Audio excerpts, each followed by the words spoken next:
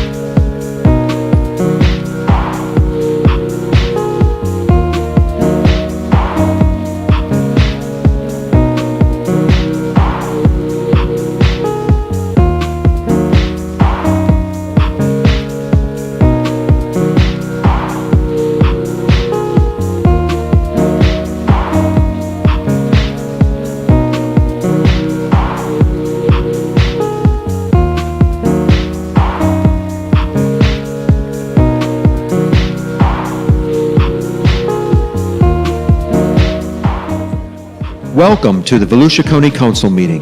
The meeting will begin in 5 minutes.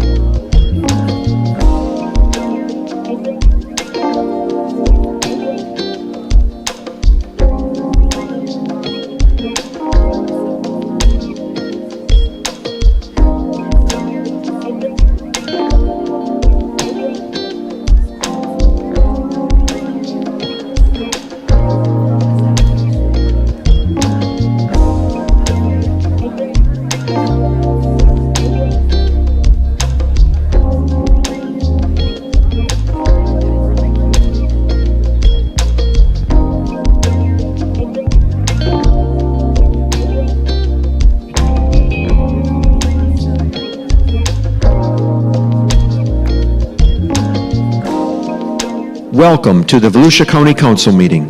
The meeting will begin in 2 minutes.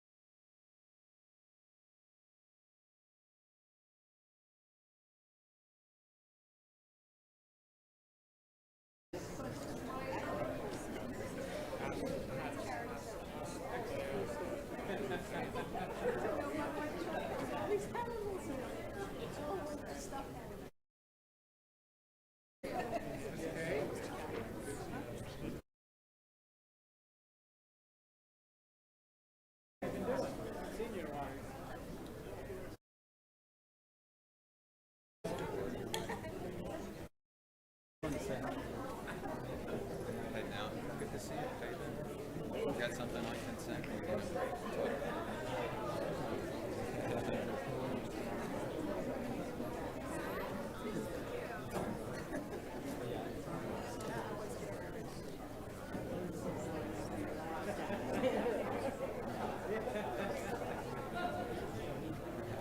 You really had that. Yeah, even I don't want it anymore. Yeah, I haven't run a discount since before COVID. I haven't been setting bills on the I need to get out of here.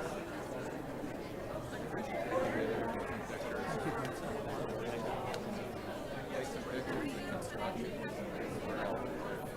Noah put there no fallout this morning. Gonna get the cattle rounded up to figure out what we're gonna do. Luckily, it's not such a short time yet. But it's a ton of money and the increase in this is so the competition is going to change. Not in a good way for us. The dam project, Army Corps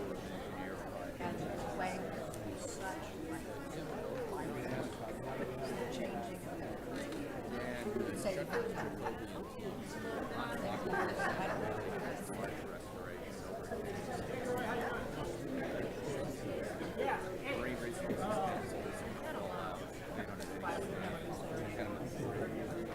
No ED, but they don't have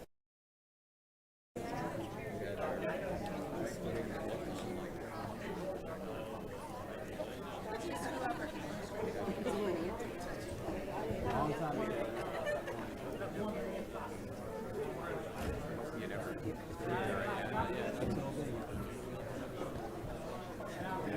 anyway, great to see you. Call it, call us if you need. Got a well-trained person on the ground. Thank you very much. Yeah. Nice to see you, Duane. Yeah, thanks. The consent agenda.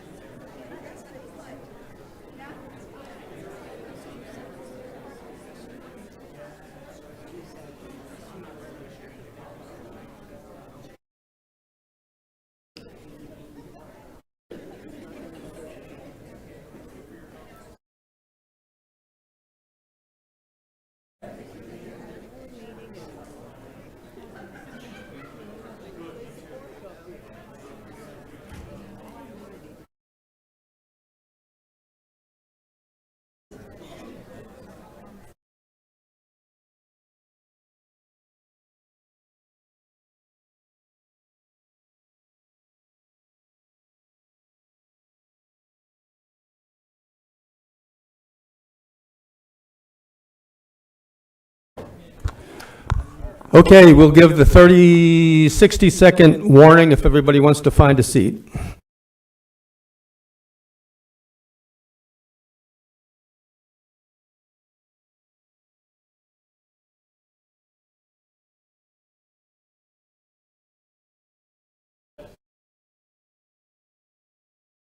We're usually good at starting on time. I apologize that we didn't start on time. And for all of you people that think that we have these backroom deals with cigars where we plan what we're going to do, unfortunately, Don didn't bring the cigar.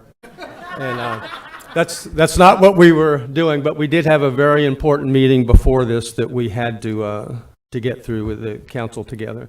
So it's great to see a full house.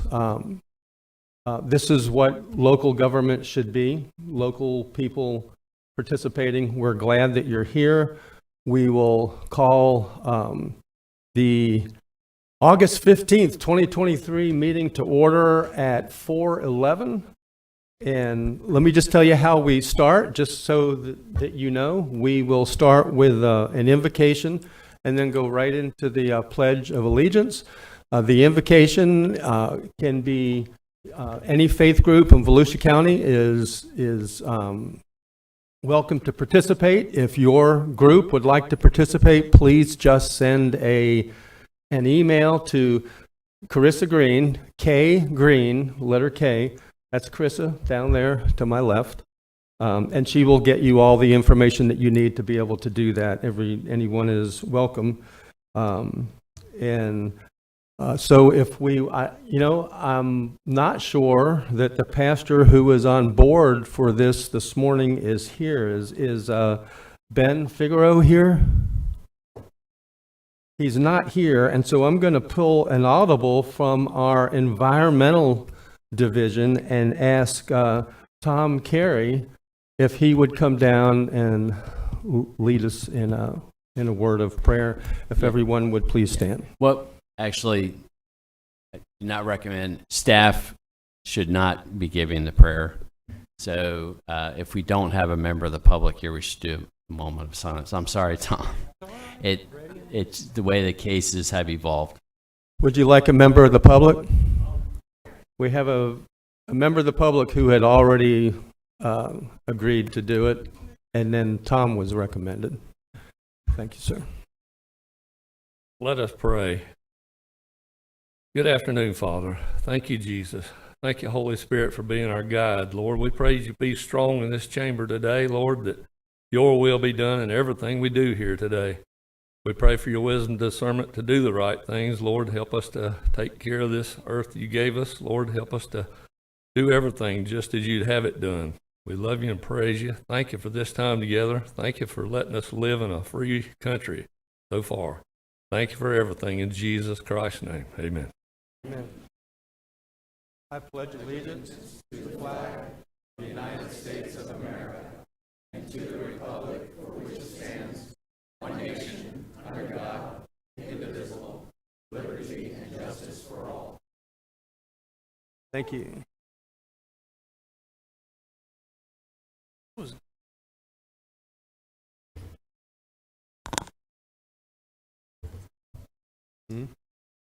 Yeah.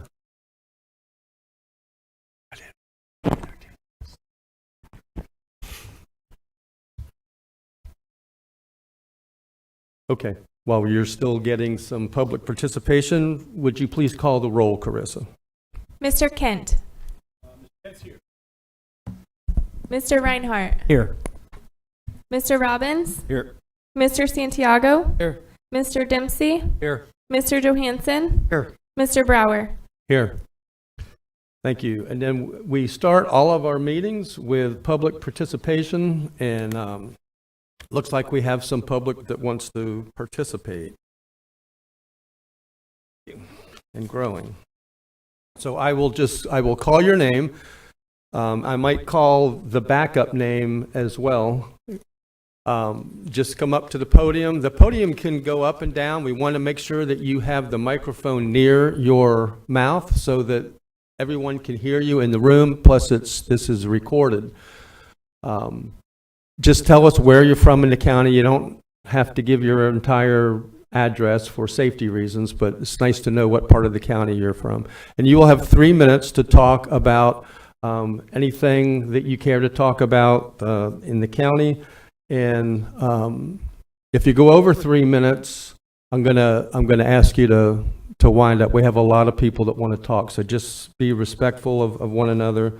And first is Dana McCool, and she will be followed by Paul Richardson.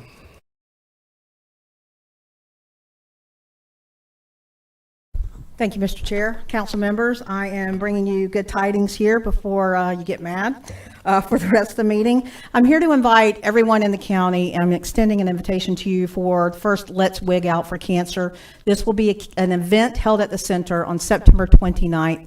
This is going to be a charity event held to benefit local cancer charities. And when I say local, I mean grassroots that help cancer patients here in Volusia County. We will also this night be launching Guns and Hoses calendar. We have our firefighters and our Volusia County Sheriff's deputies will be doing 2 calendars, and we'll launch the calendar that night with half the proceeds going back to their foundations and then half coming back to help out these charitable organizations. We will have raffle items this evening. It is the first one. We want you to wear a wig in honor of cancer patients, and we will have some really great stories that evening. We will have live auctions. I know that Sheriff Chitwood has made an amazing donation for this event, and we have other raffle items. And since via News Journal, we know that all of you have money now, I'm going to be appealing to you to donate to this cause and purchase a ticket and come out. It's for a really, really good cause, and we have a lot of good people working on this.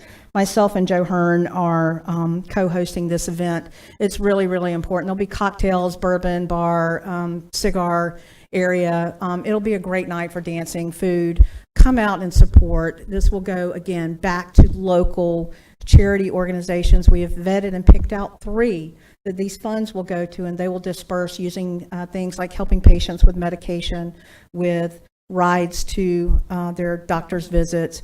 They'll be helping with wigs, of course. So I'm here to invite the county out. You can go to letswigout.com and buy a ticket for this event. And then also, if we have anyone within earshot, there is Volusia Guns and Hoses, if you would like to apply to be on the calendar. It is all in good fun, and it's all for a good cause. So I'm going to be handing the beautiful Carissa invitations for you to come out. I expect to see each and every one of your names on that guest list, because it's really, really important that we support this important cause. So thank you, and have a great meeting. Thank you, Paul Richardson, and you will be followed by Gary Cruz.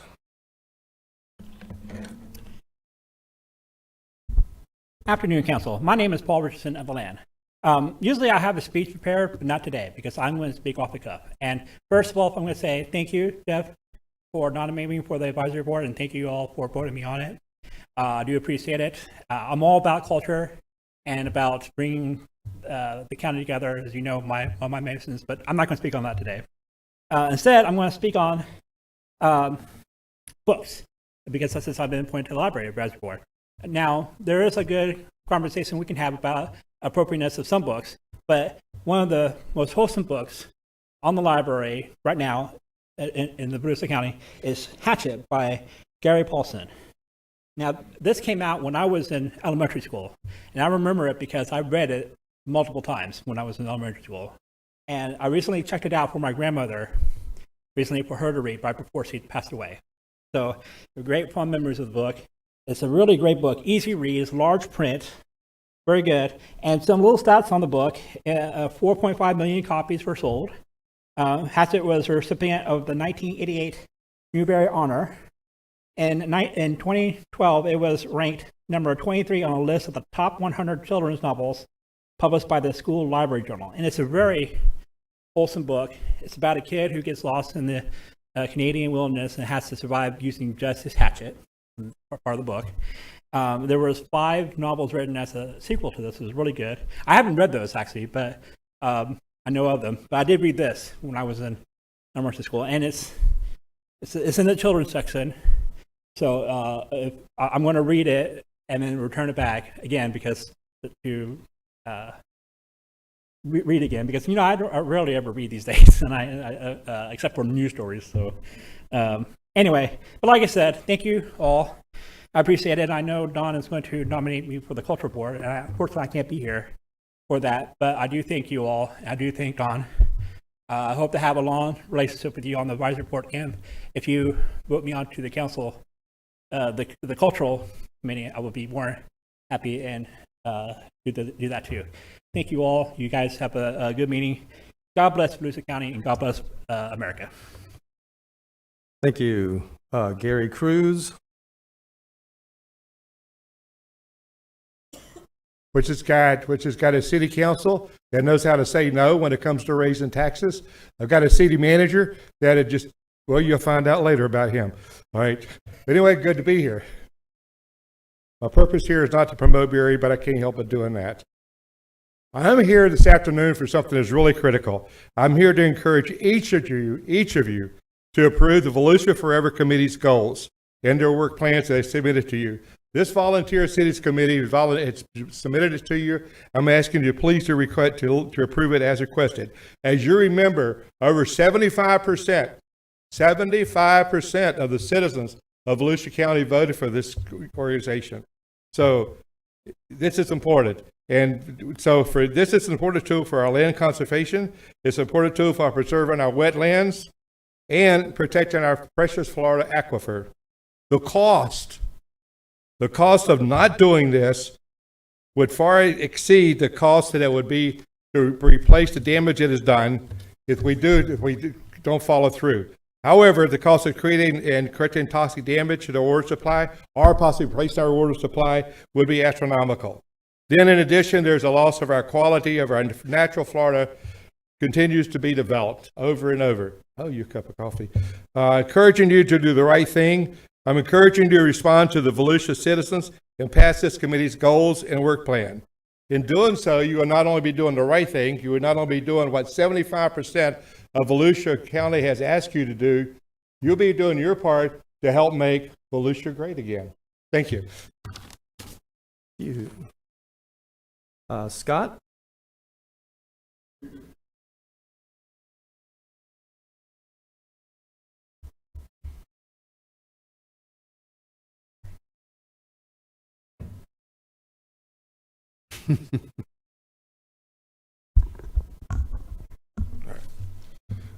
Good afternoon, County Council. Thank you for the opportunity to speak before you today. My name is Scott D'Esposito. I reside in Port Orange off Williamson Boulevard. I'm a lieutenant with Volusia County Department of Corrections. Recently, there was an article published in the News Journal regarding the staffing issues we have had the past few years. I believe the County Council needs to be better informed on the transparency of where we are with our staffing. We've had many posts removed due to being unable to fill them. We currently have 73 vacant spots to fill the building properly and safely for the inmates and our officers. Constantly, us lieutenants or the shift commanders are forced to juggle the rosters to make it work to get by. Primarily on night shift, lieutenants are forced to make the decision to lock down the inmates hours before 2200 lockdown because of poor staffing and it being unsecure conditions for staff to respond to any major incidents or codes that may arise. The cause of major issues at the jail become further unsafe for inmates and staff. As most are not aware, a little more than a year ago, we had an incident where 2 inmates were locked behind their cell door where an assault occurred, which later led to the victims succumbing to their injuries and the subject being charged with manslaughter. This is one example of inmates being confined in their cells longer than they must be. The short staffing issues come into play further with employee retention. Our staff are frustrated, overworked, and tired. Therefore, our pay is another major issue in our position. Lieutenant salaries are 30% below surrounding counties. I've been a lieutenant myself for 3 years and have yet to reach my previous ranking sergeant pay. We have many lieutenants who have worked for Volusia County Corrections for over 20 years, and they have yet to reach the salary of $80,000. Currently, lieutenants have been in bargaining state with the county for pay and working conditions. We have met numerous times for nearly a year now, and our union-appointed attorneys in the county, and nothing has changed, and we are getting tired and giving up hope. I'm speaking on behalf of myself and the other lieutenants as we feel disregarded, unappreciated, and lacking value with our years of experience, ranking, and time committed to our county.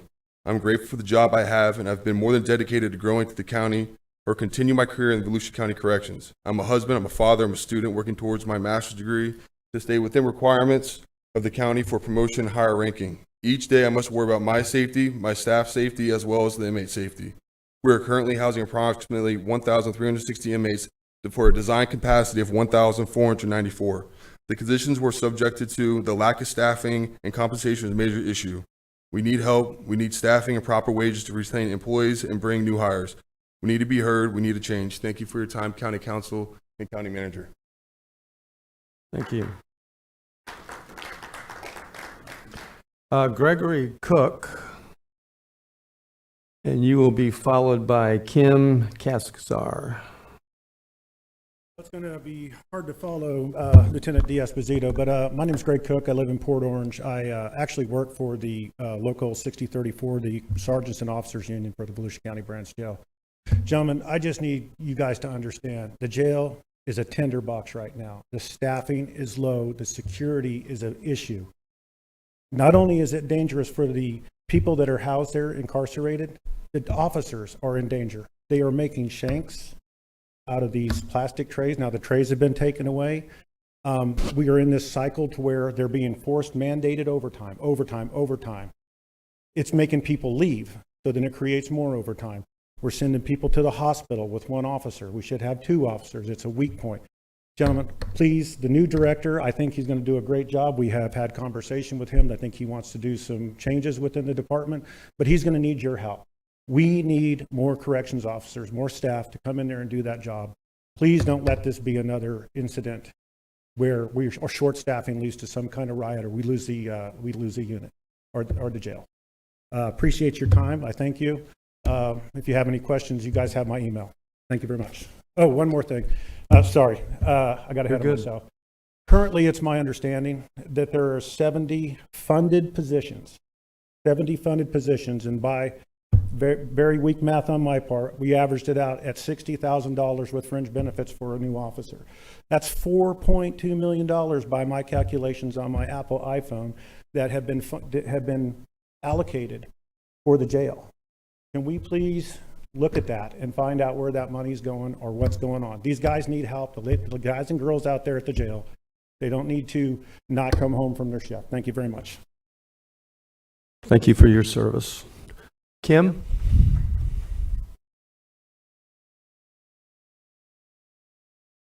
Thank you. My name is Kim Kazar. I'm from Ormond Beach, Florida, and I'm here to speak about the proposed tanker farm that they're looking to put in at US 1 and 95. Speaking with the Florida Department of Transportation, the 95 US 1 interchange construction project has not been funded yet. It takes approximately 2 years for them to be able to buy the right-of-way. So we're already talking 2025. It takes 2 more years to do anything with regards to buying, permitting, et cetera. So it's 2027 before anything is going to happen with that US 1 95 interchange. This tanker farm is at Hall Road. It is in the middle of a residential area. It's going to have 20 million gallons of petrol running through a railroad. And then it's going to have 7 tanker trucks per hour, 24 hours a day. That is coming out of Belvedere. We have spoken with Belvedere. That is our plan. 7 tankers, 24 hours a day, getting onto US 1. The Harley-Davidson motorcycles, it's just a recipe for disaster from a traffic standpoint. Not to mention, soccer fields are right next door. The airport, the Ormond Airport is right there. It's all residential. It just does not make any sense that there's going to be 20 million gallons of petrol and petrol-type chemicals, ethanol, et cetera, sitting in the middle of a residential area. I believe they just, on August 1st, changed the zoning to heavy industrial. I don't know who did that. I don't know if it was the city or if it was the county that did that, but this is not the place for this tanker. I'm sure there's a better place. I'm not saying that we don't need fuel and all that stuff, but it just right here is not the place. So I just wanted to find out what we need to do in order to, we've started the grassroots part of this, but we need momentum, and I don't know how to do that. So I'm looking for help to get that going, and thank you very much. Thank you. Andrew Peterkin, followed by John Nicholson.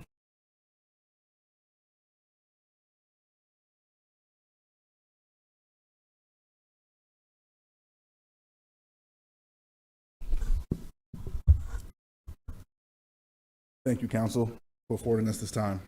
My name is Andrew Peterkin. I reside in Deltona, Florida, off of Pravat. As the LTD Esposito brought to your attention, there's a lot of change that is needed in the Volusia County Department of Corrections. Speaking positively on this subject at hand, Volusia County has hired a new Director of Corrections, Joe DeMore, who we have many meetings with and feel confident that he will be a positive fit for our department. Director DeMore seems more than willing to help in this fight to fix our broken department in any way possible. He sees the changes that are needed, and with the experience he brings, we feel confident that he will do all he can do to reform our department to where it needs to be. With that being said, Director DeMore is only a fraction of the help this department needs to be running in a safe and manageable state.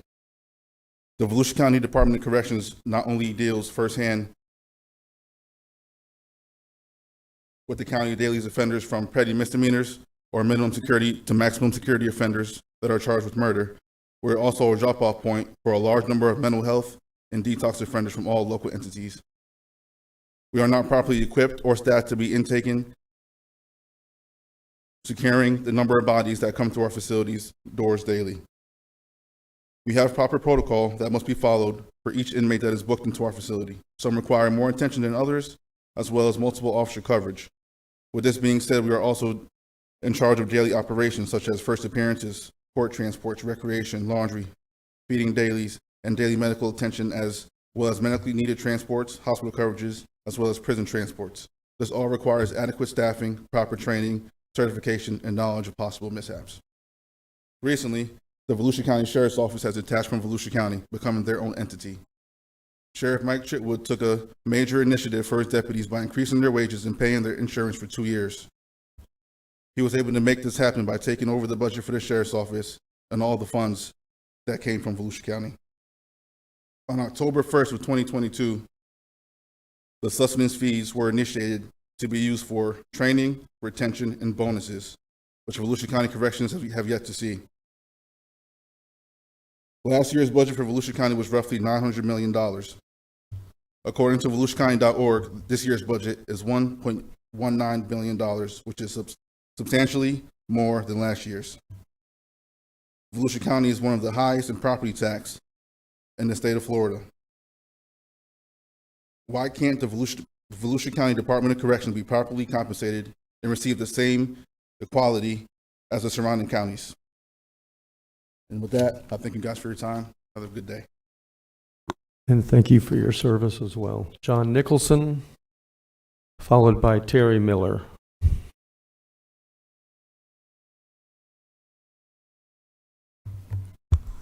John Nicholson, Daytona Beachside. I'm sure you guys read the newspaper.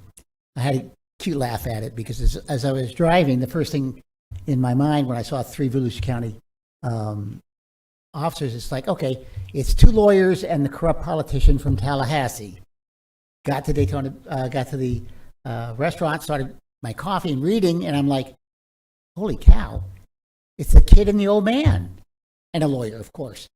So I'm looking at the paper, and I'm like, Danny's got that kind of money?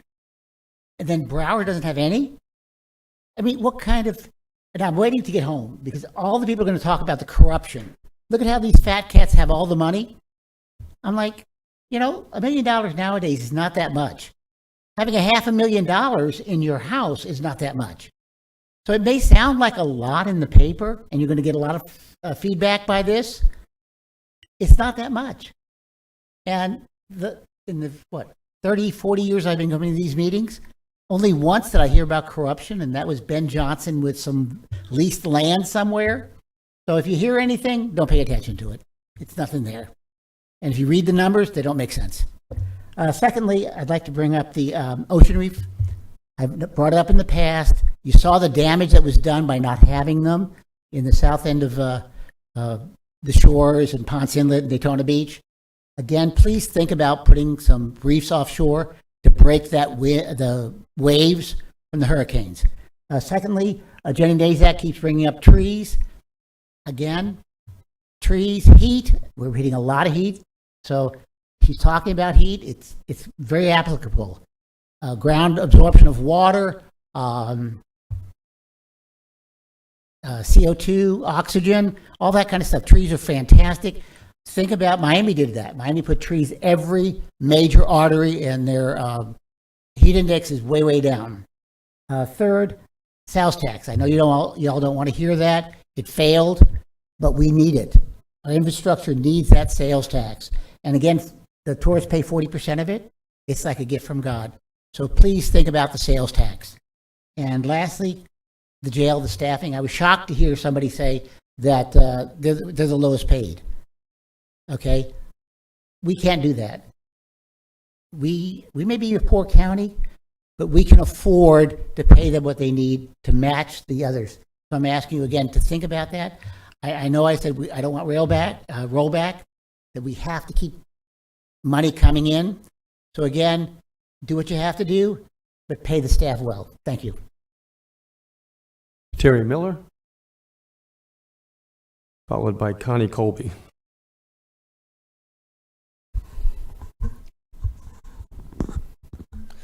Good afternoon. Hi, my name is Terry Miller. I'm a resident of Ormond Beach, Florida. I am here to raise an objection to the fuel depot and that's currently being planned at 874 Hull Road. There are three things that particularly stand out to me about this project. Number one, the parcel was changed hands with FEC. The FEC owns the property in 2005, well after Bear Creek and other adjacent residential subdivisions were developed. They are talking about running all the traffic, as you probably know. They're talking about running all the traffic out through Hull Road, which is a two-lane road going onto US 1, crossing two railroad tracks, the main track and the spur. I have lived in and been affected by these railroad track spur configurations on Hull Road, like what they're currently planning, that will cause major congestion as the train has to stop and then back up and then head out again. It will be a problem for traffic. I raise this because the closest fire EMS station is across US 1. They would not be able to access Bear Creek if the train is active. And obviously the train will be active because they're obviously planning 20 million gallons of petroleum there. There's a lot of activity. In addition, you have the trucks that have already been referred to as being a problem. I also have a concern about that much petroleum being stored that close to the Tomoka River. I just don't believe that that can be safely stored in that location. I think that it needs to be relocated to a better, more suitable spot that does not block traffic, cause a problem for the local residents that have been there much longer than this property was purchased. Thank you for your time. I appreciate it. I'm going from here to Ormond, so I'm not staying. Thank you. Thank you. Connie Colby?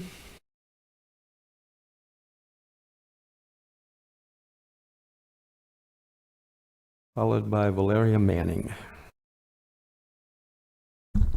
My name is Connie Colby. I also live in Ormond Beach, and I will be leaving right after this as well. I'm talking about the same thing, Belvedere, but a little bit different. Right now, there's a Volusia ground. I'm not sure what these, I can't remember what these stand for. VGMC application pending in the county, case number 23043 for a large-scale amendment to change a zoning from the two addresses at Halifax paving in Ormond Beach. As it is now, that property belongs to Halifax Paving, who's operated at that location for years under the current zoning with no issues. And they are not planning any changes. At no time during the hearing on the change for that were we told that the property abuts 874 Hull Avenue, which is the address on the air permit for Belvedere Terminal. And that couldn't be permitted without a new zone before they wanted to change it to the heavy industrial zone, which we don't have or didn't have. When this an application comes before you, I hope you will all take a good look at it and see that we don't really need that heavy industrial zoning in Ormond Beach, and especially at that location. If Belvedere needs a terminal someplace, there's a lot of railroad tracks and US 1 property past US 95 that's pretty sparse out that way, and it wouldn't bother anybody. I don't know if you'll be able to see this, but I did have a map made of the area that, I need someone to help me hold this up. Okay. Here, I got it. Okay, and right here, this red spot is where Halifax paving is right now, and that's the area that's to be rezoned as heavy industrial, so that we can have more heavy industrial up here with the Belvedere, which is right behind there. We've got the airport right here, the runway goes right over that, and the sports complex is right here as well. US 1 down here, and all these white spots, which didn't come out too well, our housing areas that are close by as well. Thank you. And thank you for listening. Thank you.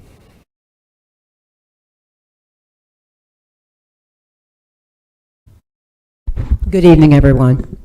My name is Valoria Manning. I am a summer camp leader.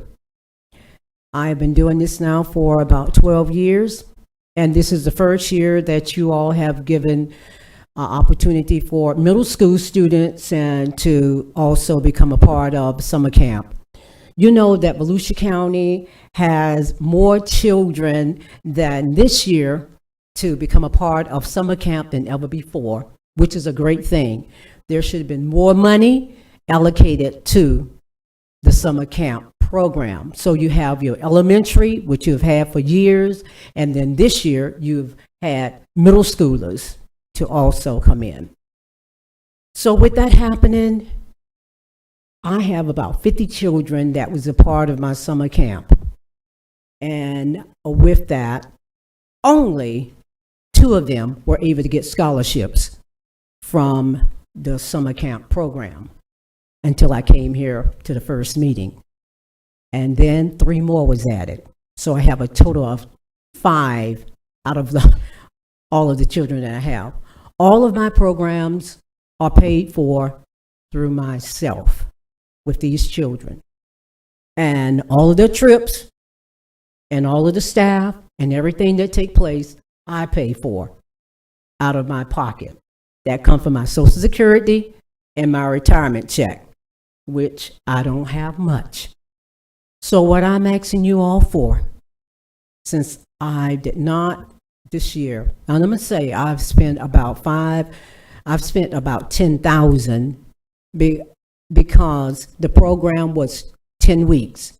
And every week it was about $1,000 that I've had to spend. How much time I have.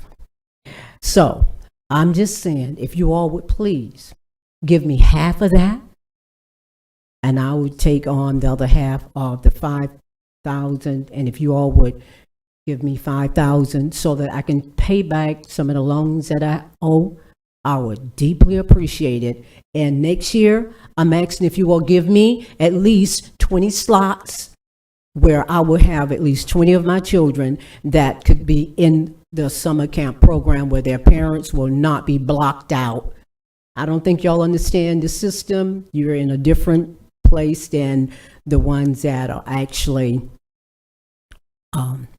operating the summer camp that are giving out the scholarships. So it's just something that has to be done about it, because we deal with some grandparents that have no idea how to do all of the technology that you all have in place for them to upload things. Thank you. 5,000, I appreciate it. Thank you. Patricia Kenny.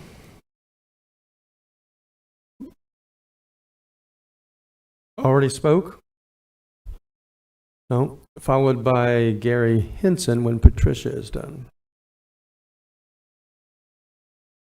Patrice, I'm sorry. That's exactly what it says. That's quite, I wrote in pencil, so I forgive you.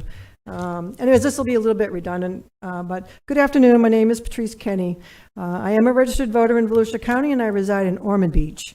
My home in Bear Creek Village is located off of Airport Road, and it does abut Hull Road.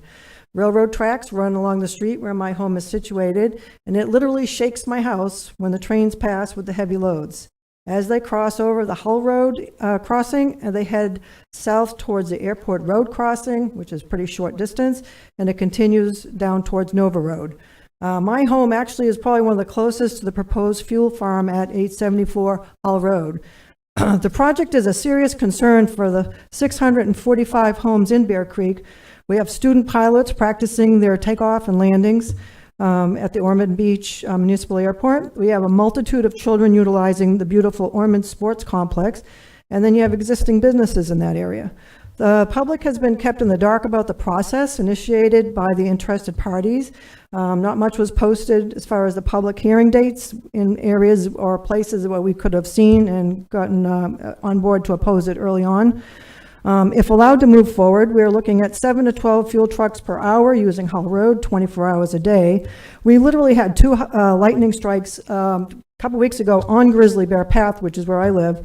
Fuel Farm boasts that they're going to have a fire suppression system, but there is no way you're going to put out a catastrophic fire due to a lightning strike.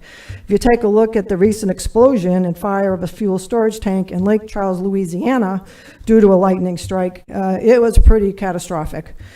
East Palestine, Ohio, just had a devastating train derailment of fuel tankers this past February. Over 2,000 residents had to be evacuated. We have close to that number in our own community.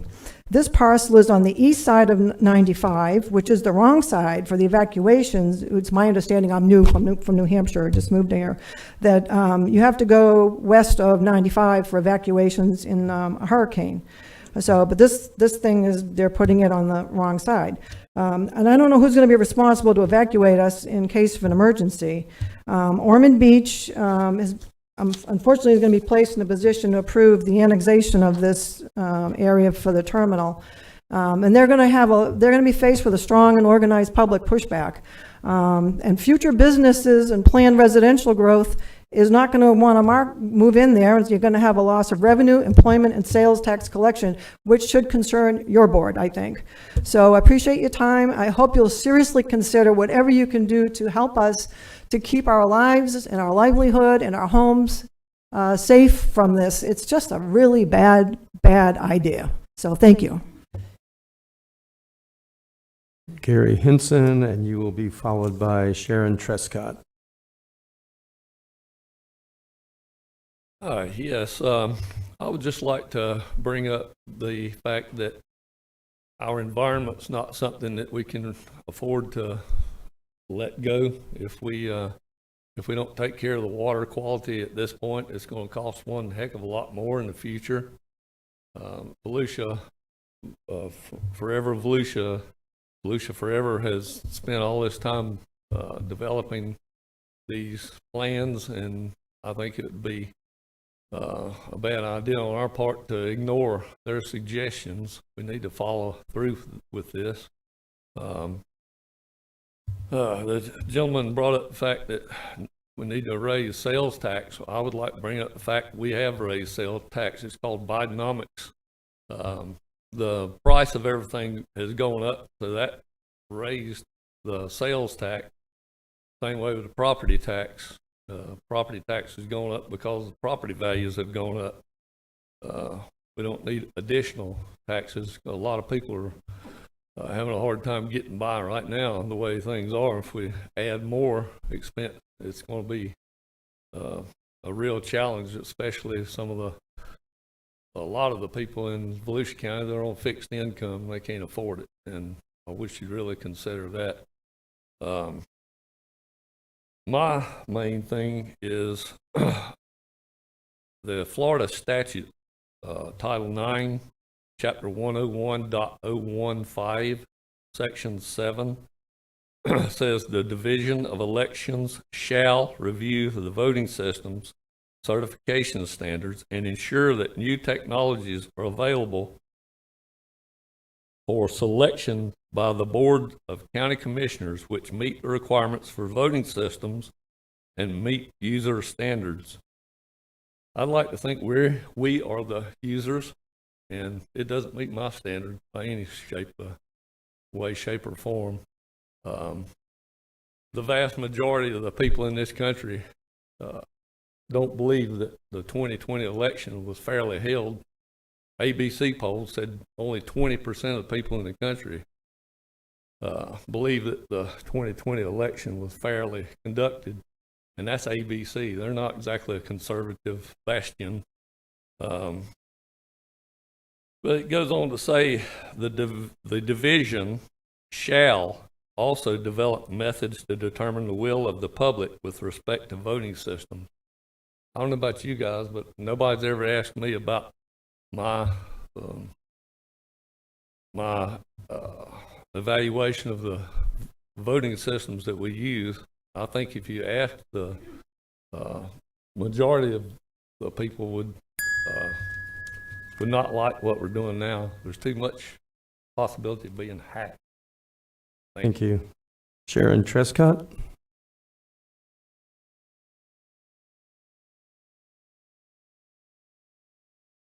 Sharon Prescott, Ormond Beach. I'm here. I was recently quoted regarding the fuel farm, and that's definitely a great concern of mine. And I'll just like to say it's almost the frosting on my cake. I've been one of the residents in Ormond that have been subject to the airport runway for 3+ years. And besides that, there's flooding issues that have been out there unaddressed.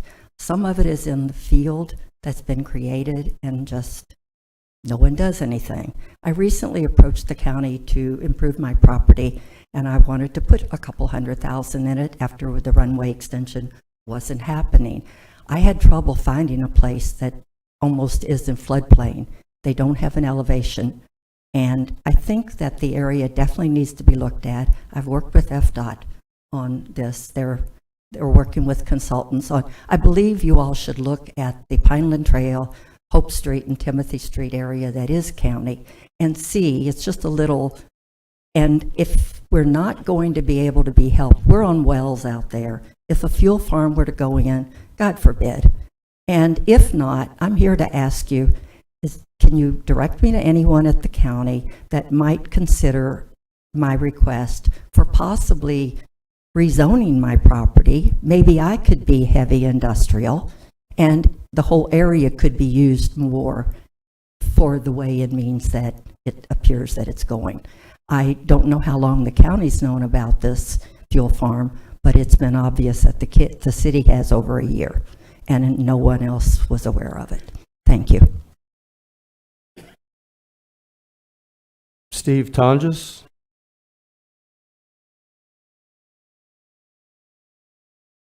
And you will be followed by John Keister.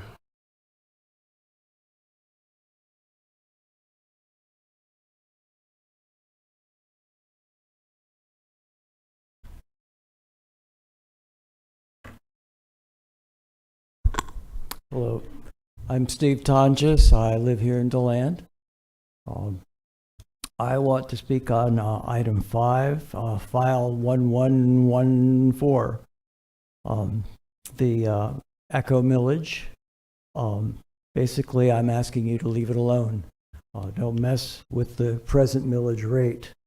One of our previous speakers had a good word for not raising taxes in DeBerry.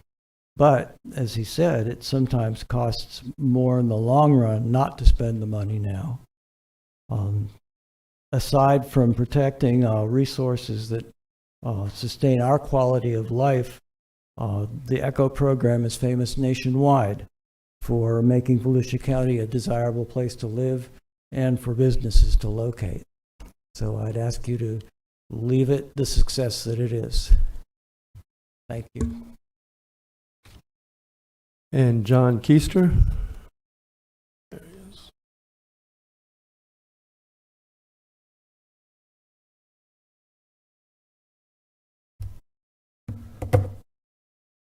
Mr. Chairman, County Councilman, I want to talk today about election integrity.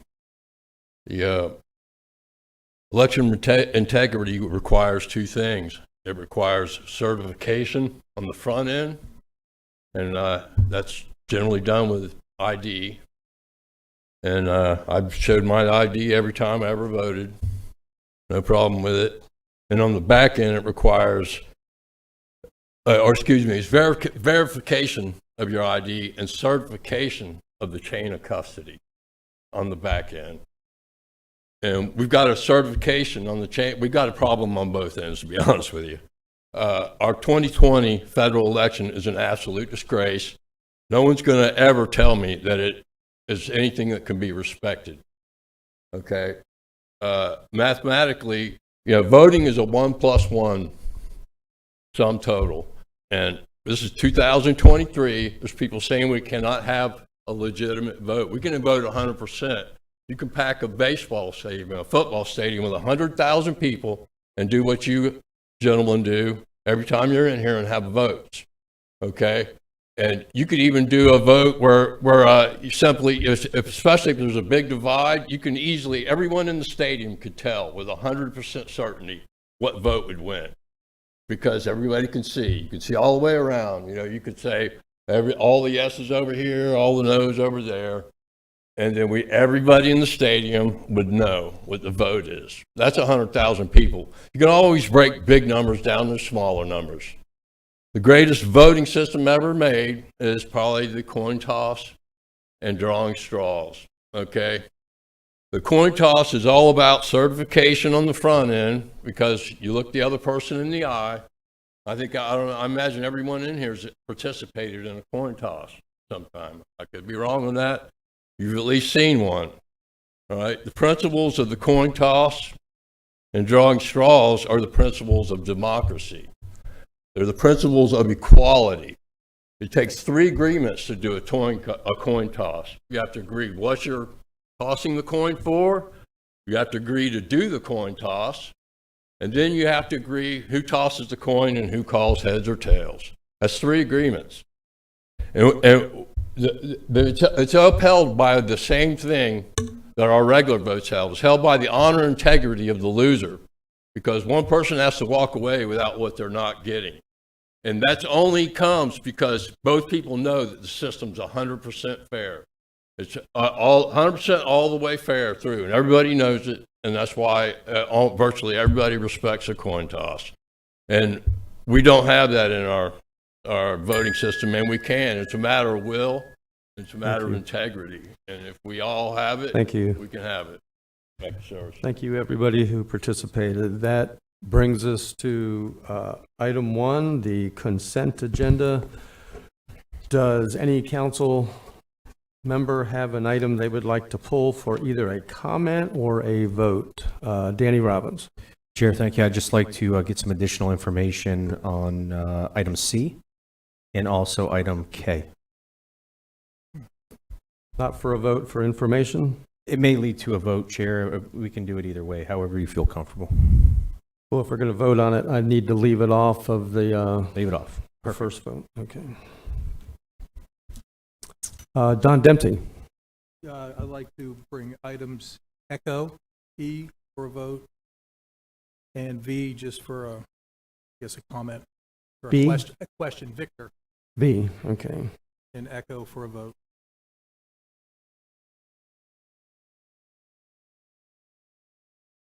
Troy Kent.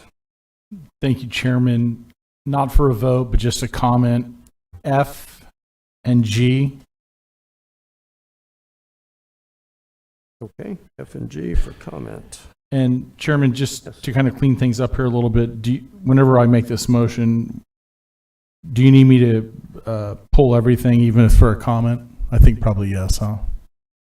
To pull everything? That was just listed here, everything that was listed? The ones that are going to be voted on, which is just E, C, and K. Okay, then I'll make that motion absent items E, C, and K to approve the consent agenda. Motion to approve consent agenda minus E, C, and K. I think I got this right. Second by David Santiago. And before I start, Don, I want to make sure you had E for the vote? Echo, yes. Okay.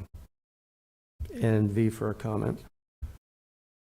Okay, so we will start with, well, let's go ahead and vote on the remainder of the consent agenda. All in favor? Mr. Chair. Yes, ma'am. You have quite a number of public comment for item H. Okay. We do. All right. We will do the public comment first. I'll just call them in alphabetical order or in the order that they were given. Bob McGuire, you will be first. Joy Brindley, you'll be next. And if you want, when I call up the follow-up person, you can just come up in the bullpen here. Don. Yeah, you just need to allow the comment before the vote. We are, yes. Good afternoon. My name is Bob McGuire. I live in Edgewater. I've come today to voice my support for this council's acceptance of the Volusia Forever Advisory Committee's work for the 2023-2024 year. As you're aware, the Volusia Forever program was first voted into existence by the voters of Volusia County back in the year 2000 and was reauthorized 20 years later in 2020 by an overwhelming vote of the citizens, with greater than 75% of voters expressing approval. As citizens, we were willing to make that decision with the knowledge that we would be paying for this program annually through our property taxes. And while most of us are reluctant to at any time want to see our property taxes increased, we also realize the value of this program and the overall positive environmental impact it would make on our county. And we have seen that carried out during the first 20 years of this program. As the county's population increases, the protection that the Volusia Forever program offers to our ecosystem enhances the quality of life, not only for us as residents, but for our visitors to our county as well. It was a wise choice to fund this important endeavor in 2000 and is even more important to the existence of our county today. This council has seen the importance of preserving and protecting our wild areas and wetlands by not only voting to add this reauthorization to the ballot in 2020, but by appointing a Volusia Forever Advisory Committee composed of citizens to oversee the implementation of the projects the citizens voted for and to see that the money appropriated is spent wisely. With that in mind, I'm asking that all members of this council unanimously approve the Volusia Forever Advisory Committee's work plan for 2023-2024 as presented. It's important that the will of the county citizens be respected and that our wetlands, wildlife, and agricultural lands are protected and preserved both now and for the future. Thank you. Thank you. Joy Brindley, and you will be followed by Suzanne Schreiber. Mr. Chairman? Yes. Can I bring up maybe a point of information? I don't mind hearing the public, but I hope they realize we were about to vote on the consent agenda, which the item you're trying to convince us to vote on, we were about to vote probably affirmative on. But they have no way of knowing that, so. But they do, because our consent agenda by not pulling it? We didn't pull it. Okay. So it was about to be voted in the affirmative, but so you. How do you know the vote of the other people? We didn't pull it. Just go ahead and. Go ahead. My name is Joy Brindley, and I'm a resident of Ormond Beach and a native Floridian. Thank you for allowing me to speak. I, too, am here to strongly encourage the council to vote affirmatively for item 1H of the consent agenda, the Volusia Forever Goals and Work Plan for 2023 and 24 in its entirety, and to express my concerns about development issues in our county.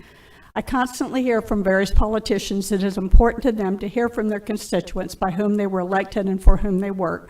I emailed each council member on the items I'm discussing here.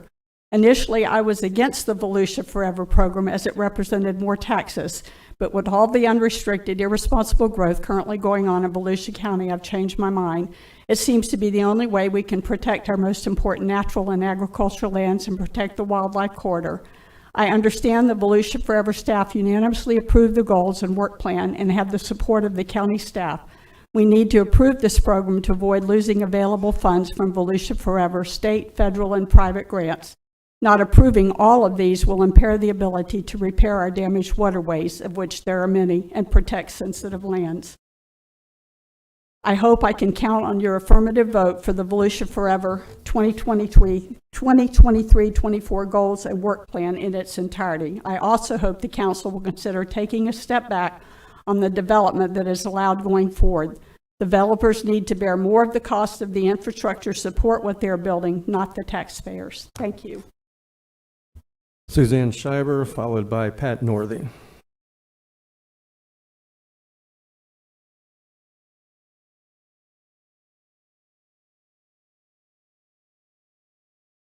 Good evening, Council. Please understand that since this was tabled last time, we don't want to take anything for granted. That's why you have so many speakers. We can't guess what's going to happen, and I signed up beforehand. So there are 10 letters of support in favor of research and ground truthing, looking into expansion of the Volusia Conservation Corridor. The Volusia Forever Committee goals align with the Alachua Conservation Grant recently passed. Letters submitted in support are from the City of Ormond Beach, the City of New Smyrna Beach, the City of Edgewater, the City of Oak Hill, the City of Lake Helen, Indian River Lagoon National Estuary Program, 1,000 Friends of Florida, Volusia Soil and Water, New Smyrna Beach Turnbull Conservation Committee, and Save Don't Pave Spruce Creek. I'm going to cut the rest of my speech short, and I appreciate your support for the program. Thank you. Pat Northey, followed by Missy Herrero. Thank you. And again, sometimes I have a list because of my brain surgery. And Mr. Schreiber is right. I understand what you're saying, Jake, but we do want to have our say on this very important topic.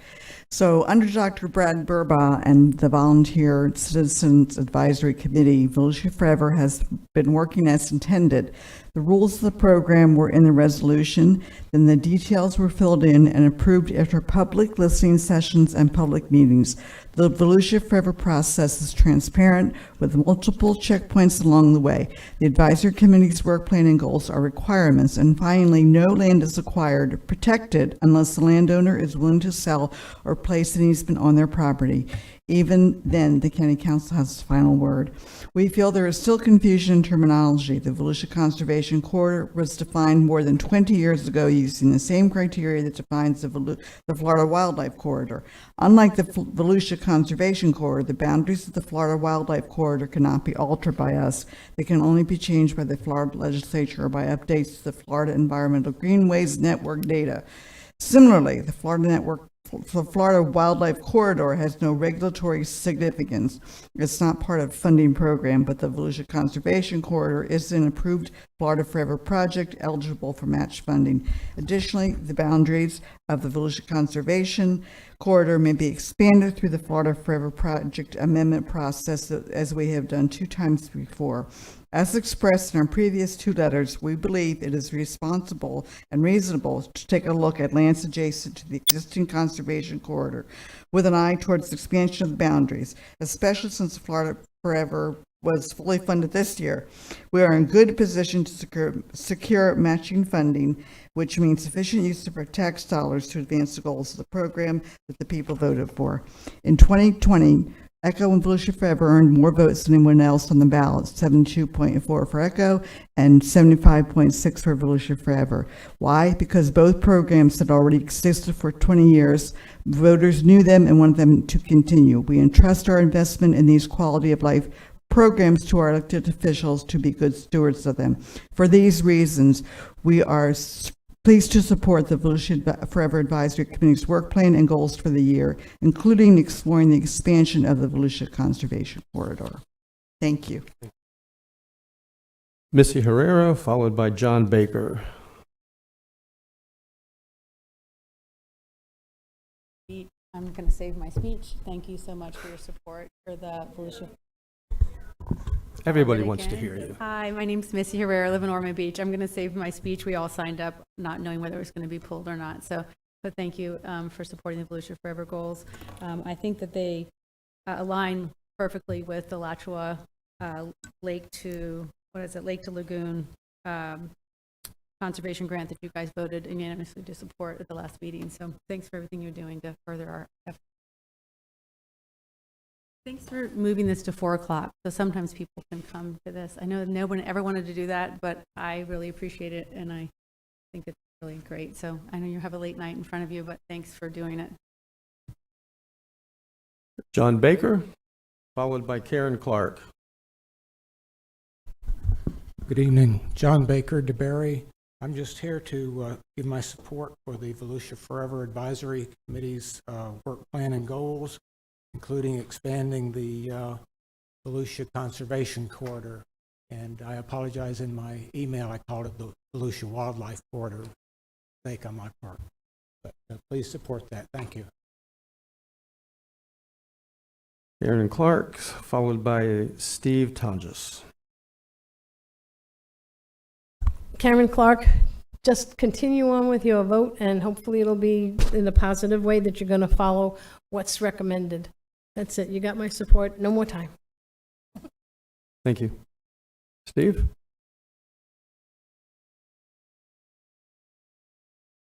I guess I was confused. I thought I heard a request to pull item H off the consent agenda. That's not true. It's still on No, there. It's still on the consent agenda. Then I have nothing more to say. Okay, we know where you stand then. No, only C and K were pulled for a vote, and E, echo, I hadn't got there yet. It was for a vote.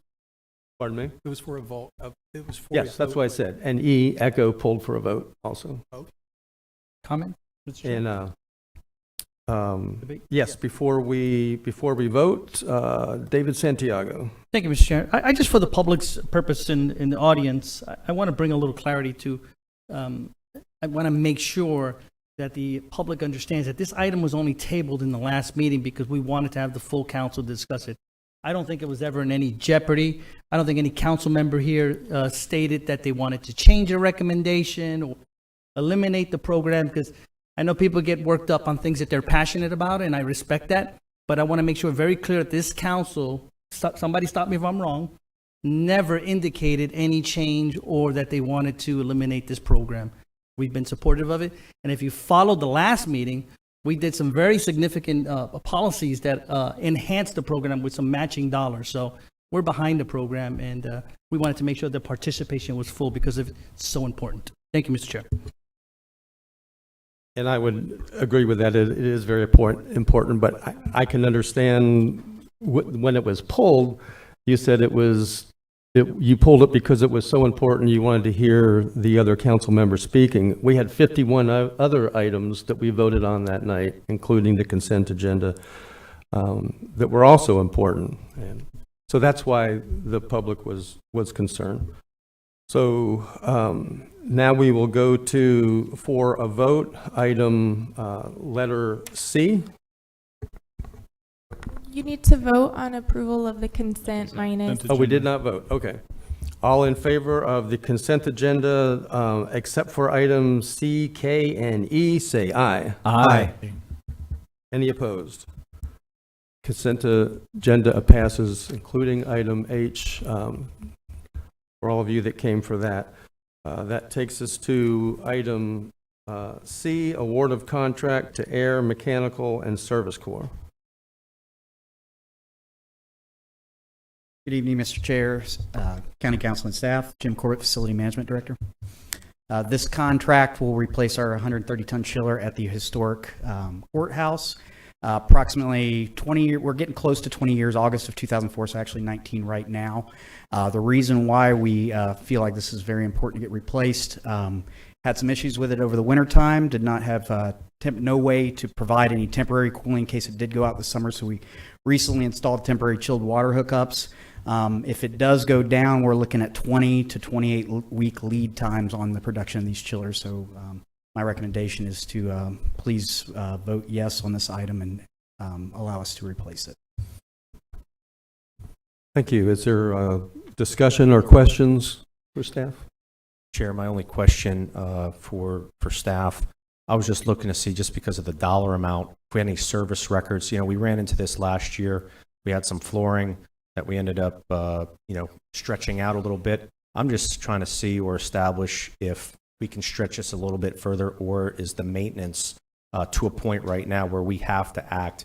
You know, we can what if this stuff to death. I just want to see how much further I we can do get out have of it. some maintenance. I do not have those present with me. I could get dollar values if you like table it for another week, or excuse me, another 2 weeks. I can bring that back to you. However, the risk is that bringing in a temporary chiller, if it does go down, is those tend to run, $1,000 a week. So again, that's the risk versus reward by voting now or kicking this down the road to next year. I'm just trying to establish if we have to replace it now. That's all. I definitely recommend replacing it now, sir. Okay.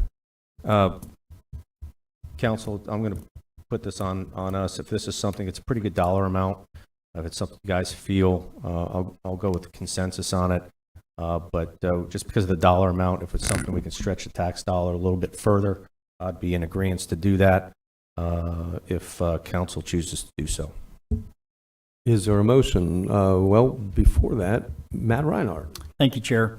I think we've all seen something here this summer alone with probably record heat, that we have seen. And I guess what concerns me is, as with everything, costs go up. So if we wait on this until the following year, we're going to wind up regretting it so I personally have to, based on that, have to agree with that assessment. And sir, if I can provide an example, we lost the Ocean Center chillers due to a power surge this weekend. That one's a lot larger. It's a 1,000-ton rental. It's $33,000 a month. Per month. And I month. did get that because being the Ocean Center's right there in my district, and I did get some phone calls on that, people that attended the dinosaur exhibit, and we got quite a bit. And I thought to myself, seeing this, that may come into play next year. So thank you. Troy Kent. Thank you, Chairman. I appreciate the idea and sentiment of if we don't need it, let's not do it. I have yet to have George or staff give me something on the agenda since I've been here, and we haven't needed it. So, you know, if that was the case, we would have a bigger problem. Right. And Mr. Reinhardt, you hit the nail on the head. It's only going to cost more money next year. So, you know, it is a lot of money. You know, I questioned the amount of the chiller for the jail when we looked at that. It was over double this price.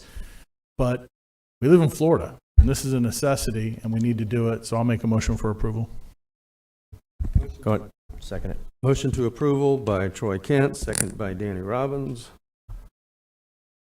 No more requests to speak. All in favor say aye. Aye. Any opposed? Item C is passed 7-0. That takes us to number E for a vote. Award of contract to DSW Homes LLC and Wise Builders, and this will be presented by Dr. Brad Burbaugh. Yes, sir. Brad Burbaugh, Director of Community Services. Here to discuss this item. It's previously approved to be funded using ARPA funds. It's a homeowner rehabilitation program. We had a wait list of approximately 60 homeowners who were requesting assistance. This is the second round that this council will have approved for repairs, and happy to answer any questions about the process. Don Dempsey. Yeah, I don't know if y'all had a chance to look at the bidding. Brad, well, let me just ask you, Dr. Burbaugh. We only got one bid. There were 11 properties on the west side of the county, DeLeon Orange City specifically, and one in DeLeon Springs, and we only received one bid. Is that correct?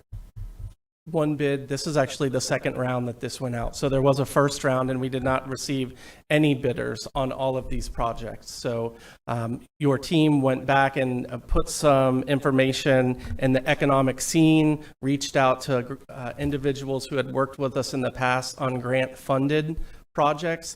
Keep in mind, these are grant-funded projects, so there is an increased administrative burden and regulatory requirements. So with the amount of work that is out there, it is difficult finding individuals who will bid on these projects.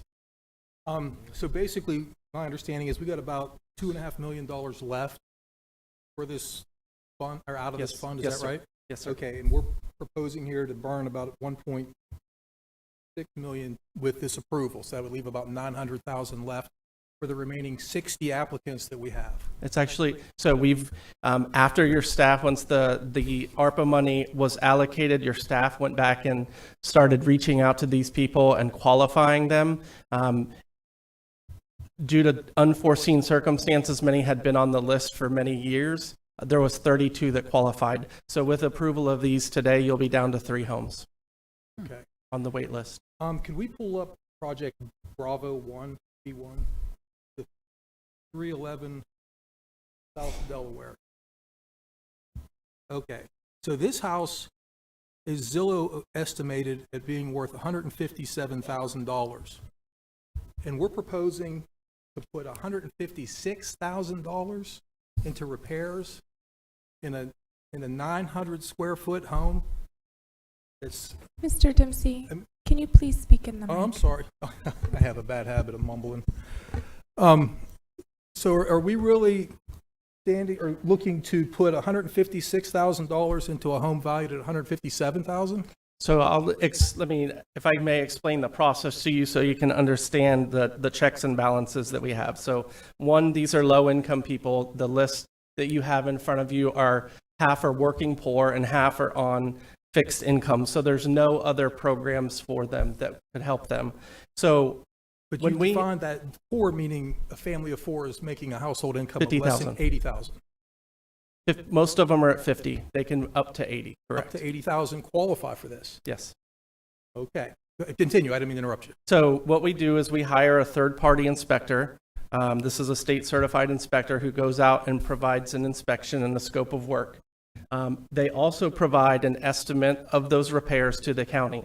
We put the scope of work out to bid. We do not share the estimate with these individuals.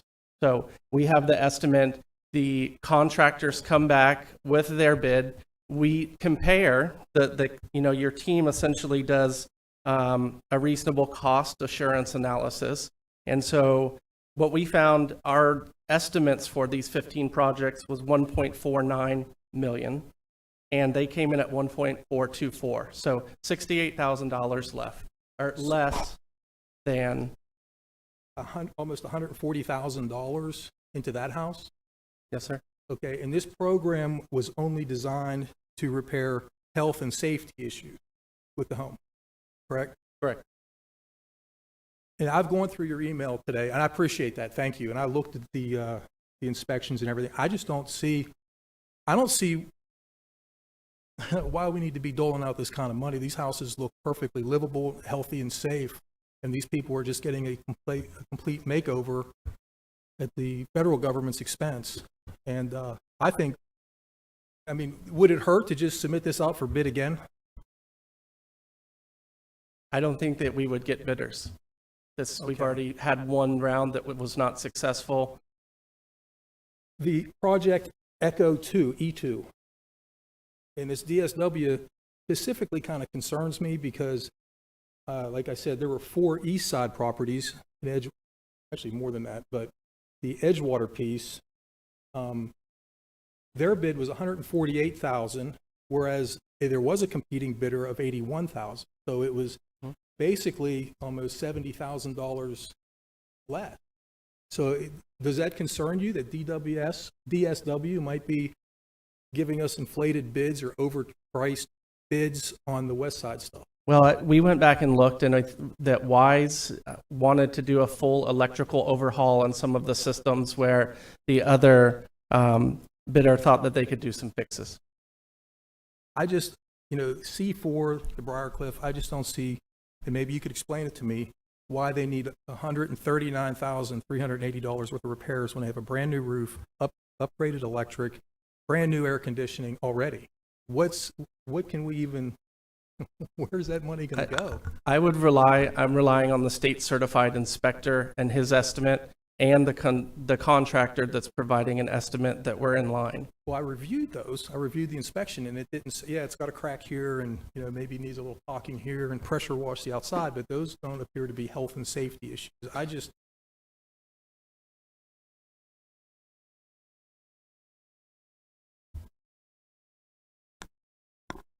If we could just look at one more, which would be the 236 West Pennsylvania,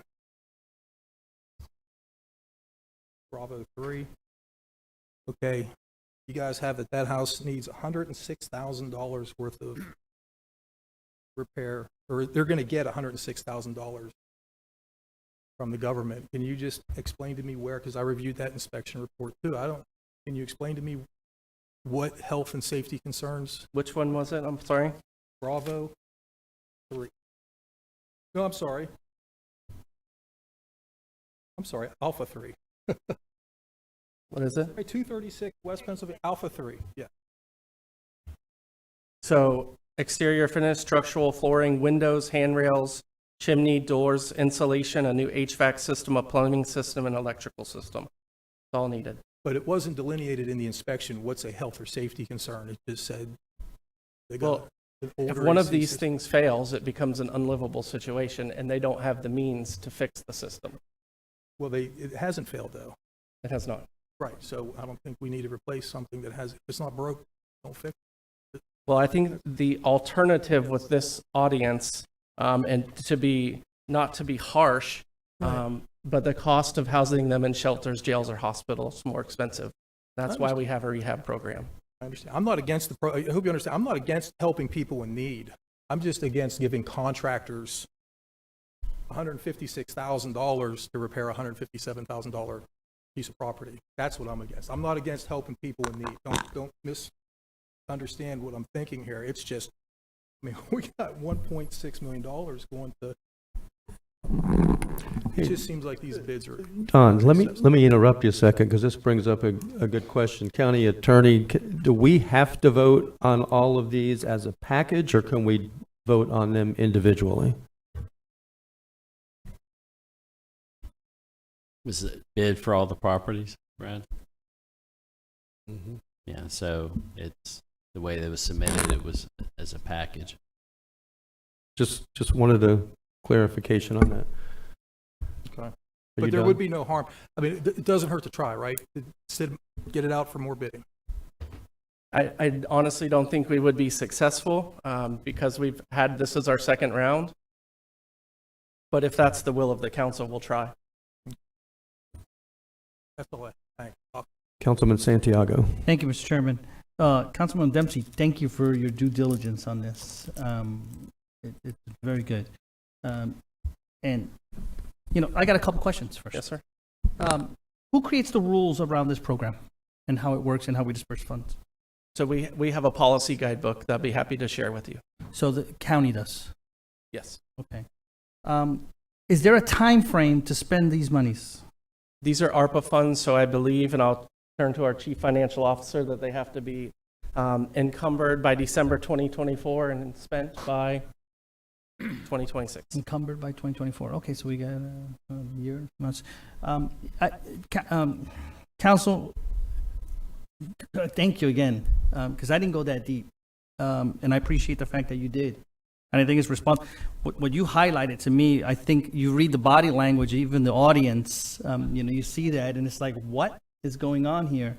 I think I would be more comfortable with saying we need to come back and look at this program, right? And see how we can tighten that up and make it more specific to life safety or health things. And I agree, some of those things that were described to me, maybe should not be on the list, but I think that's for debate. But I think this is an individual item, but Mr. Chair, I'll make a motion that we table this item and get staff to come back to us to schedule more discussions on this. Second. Danny, before you go, Michael Dyer. Thank you. I just wanted to follow. We had some discussion with staff, and while they don't have the full document with them at the moment, they do think that we could eliminate individual projects. I know that's not relevant to the motion on the floor now. I just wanted to let you know since I was asked. So thank you. Thank you. Just a follow-up comment to that, Mr. Chair. I just want to make sure that from my particular purposes, I think the program itself should be looked at as a whole. There's those other houses that are selected, or maybe even the process of, and I know we have a bidding process of selecting vendors. Maybe we can get even more creative. Thank you, Mr. Chair. Vice Chair Robbins. Thanks, Chair. They hit on everything, so I'm Okay. good. I second the motion. Okay, so we have a motion on the floor to table the entirety of item E until the, did you want to put a date certain on it, or? I think staff could get the message, you know, because they have to do some work soon. Go. They know the deadline Staff that we're will- under. Can bring it back when it's ready. And you want to look at the program itself as well. Yeah, possibly revamping the program, I think, to tighten it up. Okay. If I may suggest, one of the things that I've requested the leadership is for Carmen and I to meet with you each individually and brief you on our affordable housing strategies and kind of what we use to accomplish and where we are. So this might be part of that larger conversation. I like that. So the motion to temporarily table by Santiago, the second was by Vice Chair Robbins, is that correct? Okay. All in favor, say aye. Aye. Any opposed? And this item will come back, item E. Item F for comment, Troy Kent. Thank you, Chairman. We approved this. I voted yes on it. I just wanted the council to know and the audience to know I can't stand stuff like this. I'm not blaming Marine Discovery Center. but this cost was supposed to be $561,188. It's now $842,747. And it just didn't sit well with me. I spoke with Dr. Burball. Where'd he go? There he is. Dr. Burball and I had a conversation, and I appreciate you educating me in the sense that this was done under a different timeline, of course, with some different rules compared to what we have now. And I'll just share with the council what I said to Dr. Burball, because I have total respect for the man. And, you know, he's, in my opinion, a master of his craft. I said, we got to tighten this up. I can't continue to approve stuff like this with these cost overruns and increases. And he was picking up what I was laying down. So we voted yes for it. I just wanted you all to hear the comment. You want to go right into item G? I do. And item G is the Marine Science Center in Ponce Inlet. And by the way, let me just say about the Marine Discovery Center and the Marine Science Center, wonderful assets Volusia County has, and they are fantastic. Chad Truxell is still in the audience. I mean, this guy is incredible at what he does, and his knowledge of everything that should be happening in our marine estuary and the rookeries, et cetera, et cetera. But this one at Ponce Inlet rubbed me the wrong way because there was a change order involved. Anybody that knows me knows I don't like to use the word hate, so I'll use the word loathe. No, I'm going to use hate. I hate change orders. I hate them. And there was some back and forth about there was a delay in permitting in Ponce Inlet. And I just didn't like it. And so $93,000 more dollars and more work on county staff to get this done. It didn't sit well with me, but I didn't want to stop it from happening. So I approved it, but I'm just stating publicly, I won't be approving those things in the future because Dr. Burball's on top of all that stuff now. So thank you. Okay, and that brings us to item K for a vote, renewal of agreement for delinquent debt collection services with United Financial Management. Good evening, Council. Ryan Ostowski, Chief Financial Officer. Before you is our first one-year extension on what we would call a 3-1-1. It was originally a 3-year agreement with 2 one-year extensions. They have been our contractor for the last 3 years, and we're actually the contractor before that under the previous contract award. This contract is a contingency basis, so the expenditure that's listed here is as a result of the collections that they have made. If they don't collect, they don't get paid. The amount that's listed as the expenditure is our expected expenditure based off of historical collection efforts of this group, which range between $1.5 million and $2 million, depending on the year. The expected expenditure is based on their payment schedule. The most predominant payment is a 13% rate.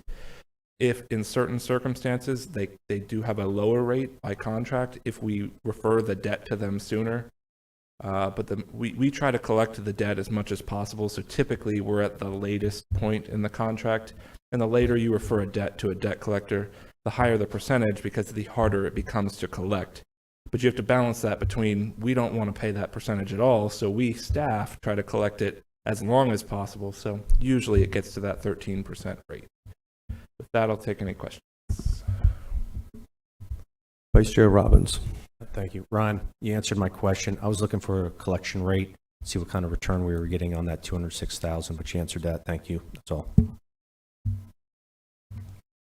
Make a motion. Make a motion. Second. Motion to approve by Vice Chair Robbins, second by Councilman Reinhardt. All in favor say aye. Aye. Any opposed? Item K passes 7-0. And that brings us to the last item on the consent agenda for a comment by Don V. Selection of Hedrick Brothers Construction. Oh, no, okay. I don't know if Tad's still here, but I was just curious. I noticed that all the bidders, except one, were from Volusia Microphone. County. I'm sorry. Can we get him a lapel mic? Yeah. Or a mannequin and a puppet. Tad, I just noticed that all the bidders except one were from Volusia County, and we awarded it to a company from Melbourne. Actually, they're based out of West Palm, apparently. Correct. How much priority are we giving to local businesses in this bidding process? Because the other four were in my understanding, they were pretty reputable companies, but we gave it to a company in South Florida. Not to dodge the question, but Pam Wilski can probably speak to local preference and how it affects our Okay. selection. I'd like to kind of keep it local, and give it back to our tax base.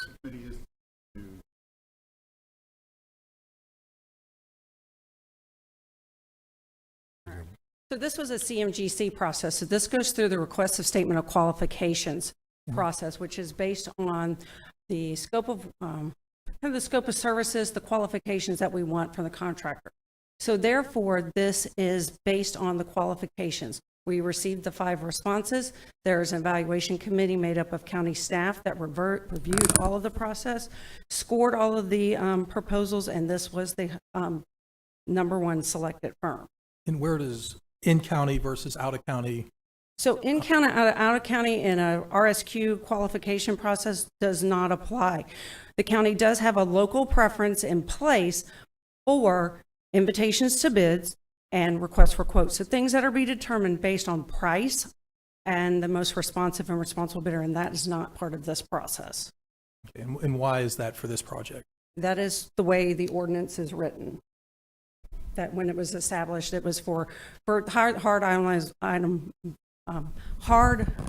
votes. It's very hard to give a preference when you don't have a number to go against as well. So that's kind of the reason how it operates. So the local preference for bids and quotes, if they're one of the local vendors, either in Volusia County or the other counties that participate that are our neighboring counties, if it was a county that came in at the low price, the other counties get a 3% preference. And so it differentiated the price. This process is based strictly on qualifications. Okay, all right, thank you. That's all, I was just curious. Okay, thank you. And that brings us to item 2, a couple of... Did we vote on Baker?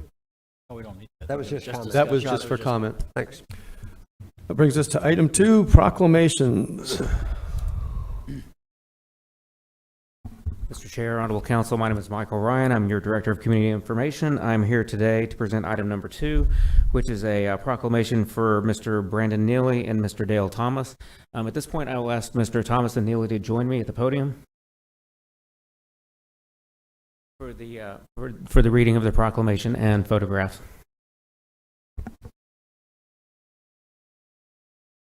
You have them? Real quick, I wanted to bring everybody together here just for these 2 young men and their outstanding achievements here in Volusia County. Special thanks to council and staff for putting this together at the last minute in such a quick manner. But it's definitely worth recognizing our up and coming youth and the next generation of leaders here in the county.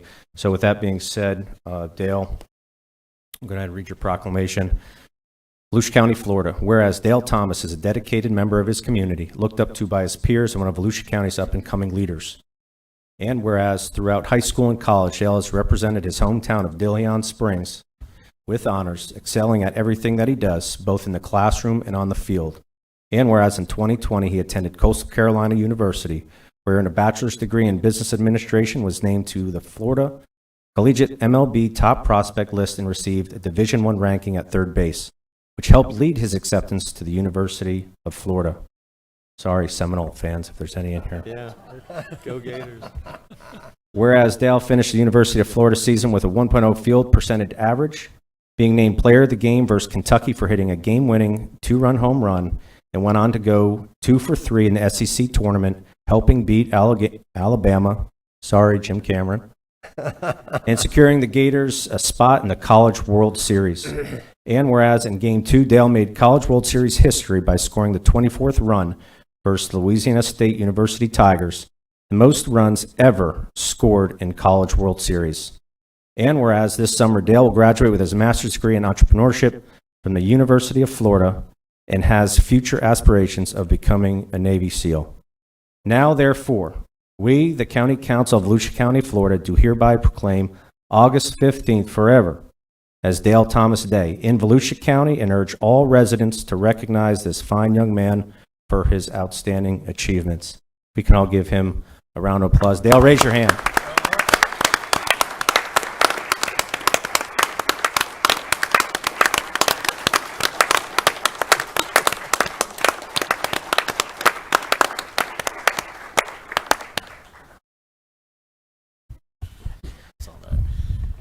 Matt, go ahead. All right, thank you. I noticed that, Chomp, and I think Danny purposely made me do this.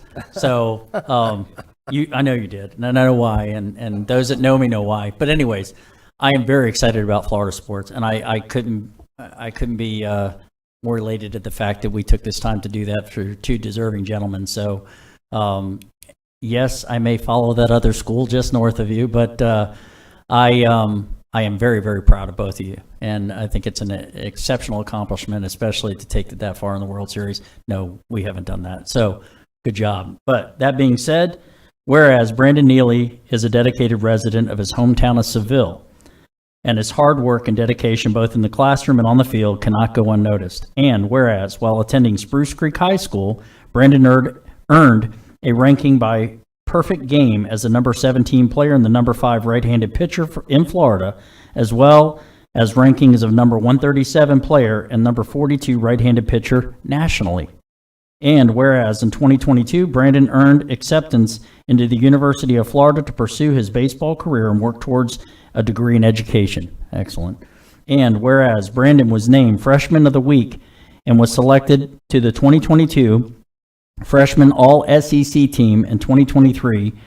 He was an NCBWA, and don't ask me what, I'll leave that up to y'all, Stopper of the Year finalist, and was named to the second team All-American NCAA Gainesville Regional All-Tournament team and first team All-ACC after transitioning to the closer role for the 2023 season. And whereas in 2023, Brandon cemented his role as Florida closer, making a team-high 34 appearances out of the bullpen while delivering a 3.58 ERA. Wow. He led the SEC with 13 saves and 14 opportunities, tying a record for 6th nationally. He allowed only 46 hits in 55 innings while striking out 72 batters, translating to 11.7 strikeouts per 9. And he posted a 3.3 strikeout to walk ratio and held opening hitters to a low .233 batting average. And whereas in 2023, Brandon's dedication and determination helped the Florida Gators secure a spot in the College World Series. Now, therefore, we, the County Council of Volusia County, Florida, do hereby proclaim August 15, 2023 as Brandon Neely Day in Volusia County and urge all residents to recognize this fine young man for his many achievements. Dated this day. Congratulations.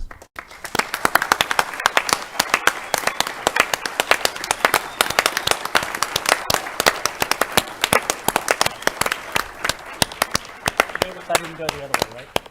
Notice I didn't go the other way, right? Yes. You didn't want to make a speech? Yeah, make Yeah, that. there you go. All right, here we go. Leave it to the pitcher. Okay, first of all, I want to thank God for blessing me and one of my best friends here for the opportunity to get an award of this stature. I then would like to thank the troops overseas and the first responders. I then would like to thank my parents, my family, and my friends for all the sacrifices that they've been through to get me where I'm at today. All the love and support they've given me. I would also like to thank Volusia County here. Everyone sitting in front of me. I thank you guys sincerely for the community behind me, full of wonderful people. I'm just grateful to call Volusia County a home, and there's no place I'd rather be. Go Gators. You're here.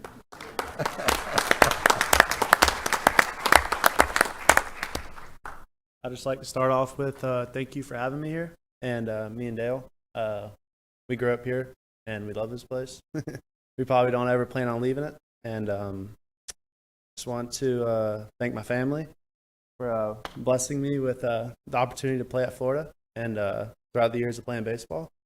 And I'm just very appreciative for having us two here and giving us this chance of recognition, and we're very thankful. Thank you.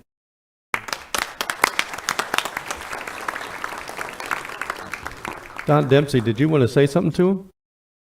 Curious about that area of the county.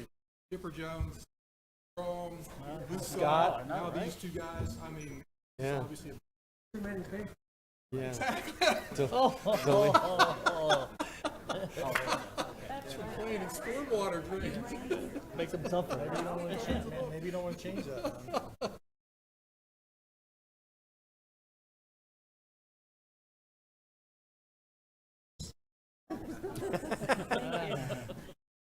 Okay, all right.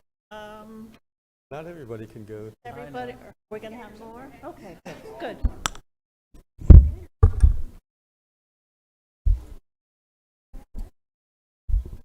Okay, you guys take two giant steps that way.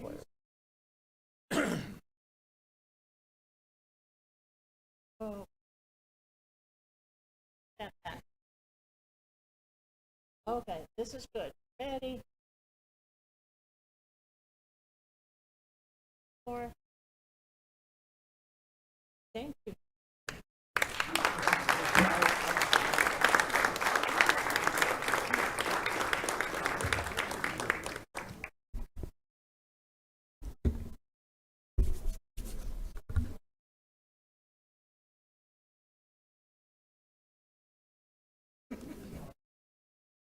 Yeah.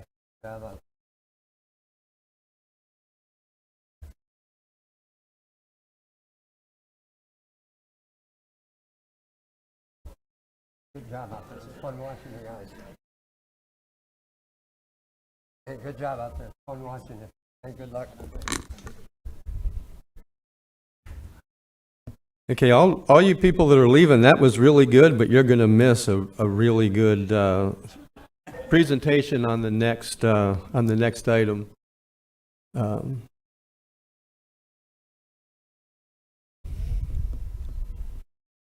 I'm going to give us just a minute to clear the room so that you have. While we're waiting, you guys can motion and vote to approve their those? proclamation. Would anybody like to make a motion to approve those presentations before they get away with them? Motion to approve Second. proclamations. Motion to approve the proclamation by Vice Chair. My pen won't work. By Vice Chair Robbins, and the second was that by Matt Reinhardt? All in favor, say aye. Aye. Any opposed? You get to keep your proclamations.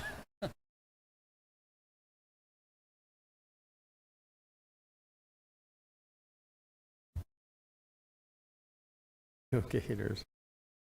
You heard that enough today?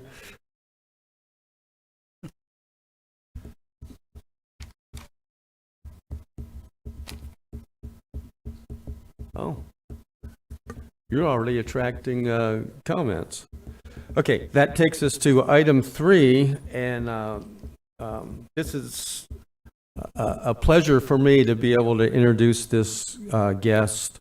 It's a presentation on the Indian River Lagoon National Estuary Program by Dr. Duane DeFreese. He's the Executive Director of the Indian River Lagoon Council. I've had the pleasure of working with Dr. DeFreese for the last 2 years as currently the Vice Chair of the Indian River Lagoon Council, and I can just tell you there is not a person that I know that works harder and puts in more time and with sharper intellect than Dr. DeFreese. I appreciate you, and I'm glad that you're here. Thank you for coming to Volusia County, and welcome.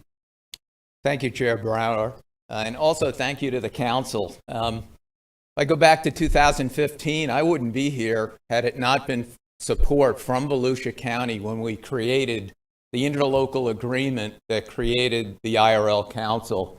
And I want to thank George Rechtenwald, your entire staff. Anytime I call here, we get the support we need, and especially Tom Carey, who is chairing our management board and making sure they stay on time on our agendas. What I'd like to do today is to give you a run through on kind of where we are. It's been quite some time since I saw you all in chambers. It's before COVID. and give you a sense of where we are, where we're going, and where the opportunities are. But I know that some of the staff and some of the, let's see if I can get this to fast forward here. I'm hitting the buttons. I can just say advance if you want to do it from there.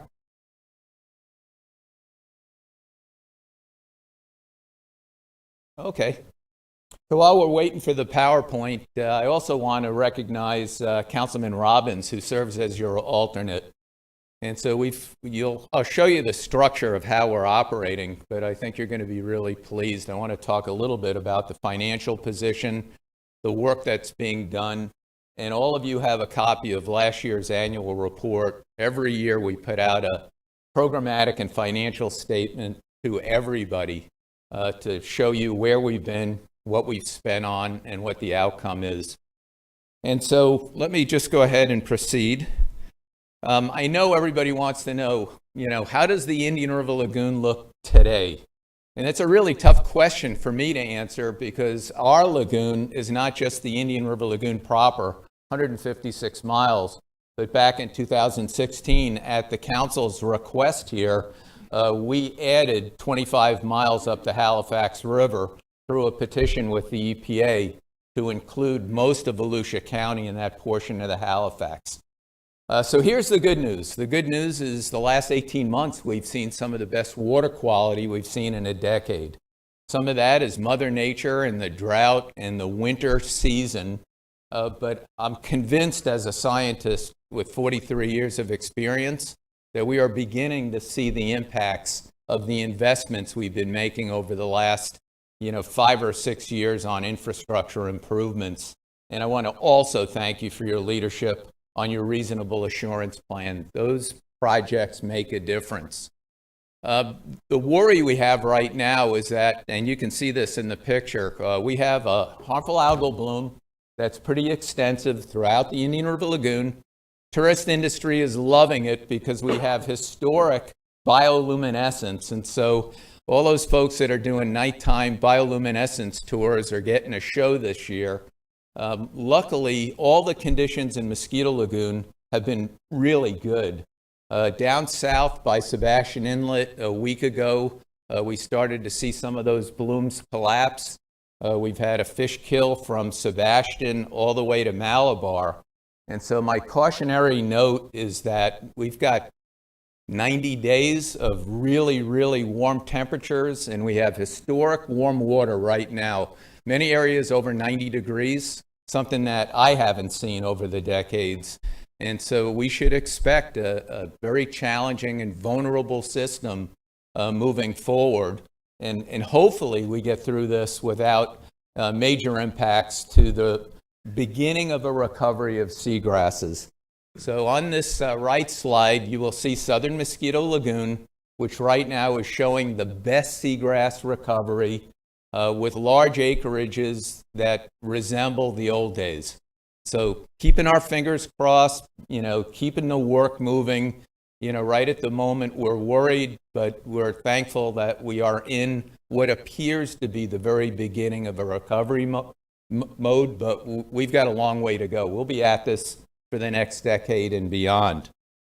So where is the Indian River Lagoon National Estuary Program in this? And so, as I said, we've got 25 miles up the Halifax River. We've got 156 miles along the Indian River Lagoon proper. But I wanted to show this map for one reason, and many people just don't understand how naturally vulnerable our system is. We've got limited water exchange. We are very narrow. We are very shallow. And in areas like Southern Mosquito Lagoon, Northern Indian River, what goes in the lagoon stays in the lagoon. So the problems that we see today are the accumulation of the last 6 decades of growth, combination of aging, inadequate wastewater, inadequate and difficult situation with what's estimated as 300,000 septic tanks in the watershed, all putting nutrients to ground, and many of those systems are close to the watershed where it goes ground straight to the lagoon. Stormwater, both large and small, fertilizer. And so our mantra in the National Estuary Program, it's not one thing, it's all things. Where we have the ability to intercede, to cut nutrients, cut pollutants, manage fresh water, you know, we need to do what we can with the available dollars and just keep the resolve to move this forward. And I'm going to show you some numbers. We are in a historic moment in the state of Florida for investment, something that I've always hoped for and now realize over the last 24 months. So who is the National Estuary Program? And a lot of people are confused about how we operate. So I want to do a really quick overview. We are a federal program authorized in Section 320 of the Clean Water Act by the U.S. Congress. We operate within the EPA, but we are non-regulatory. We have no authority. We don't get involved in permits. We don't get involved in regulatory actions. Our authority is to create a management conference, which is very much like a collaborative business model. We bring the stakeholders together within the National Estuary Program, and we work with citizens, scientists, community leaders, elected officials, trying to solve problems. If we can agree on 80%, we move that 80%. If we're in disagreement on 20%, we leave it on the table until we can find agreement. But it is science-based, consensus-driven. You know, at times it can be quite challenging, and I'm going to show you when you're working with that many people in volunteer position across 7 counties, you got a lot of moving parts. But we are very lucky to be in this situation, and we have had incredibly good bipartisan support from Congress since I've taken this job back in 2015 and before. This is what our pie chart of investment looks like. So in 2015, when we work with you to create the interlocal agreement, each of the 5 counties along the Lagoon bring $50,000 to the table through the council.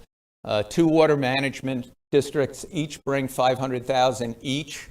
And the Florida Department of Environmental Protection has $250,000, and that's actually now in the recurring budget of DEP. And that's our operational base revenues. And then we work with our partners to leverage those dollars. We're obligated under Section 320 to have a 50-50 local match at a minimum. We far exceed that because of your participation and leadership, so thank you. We also, and you can see on this chart, we're looking at 2024 fiscal year at $850,000. I'm really proud that since we reorganized in 2015, we have had annual increases every year from Congress through our appropriation process. You know, it's a testimony to bipartisan support. And while it's not a lot of money because we leverage out, we're getting a lot of work done. This is the business structure. And as I said, Tom Carey is chairing the management board. We also have a science, technology, engineering, and modeling advisory committee.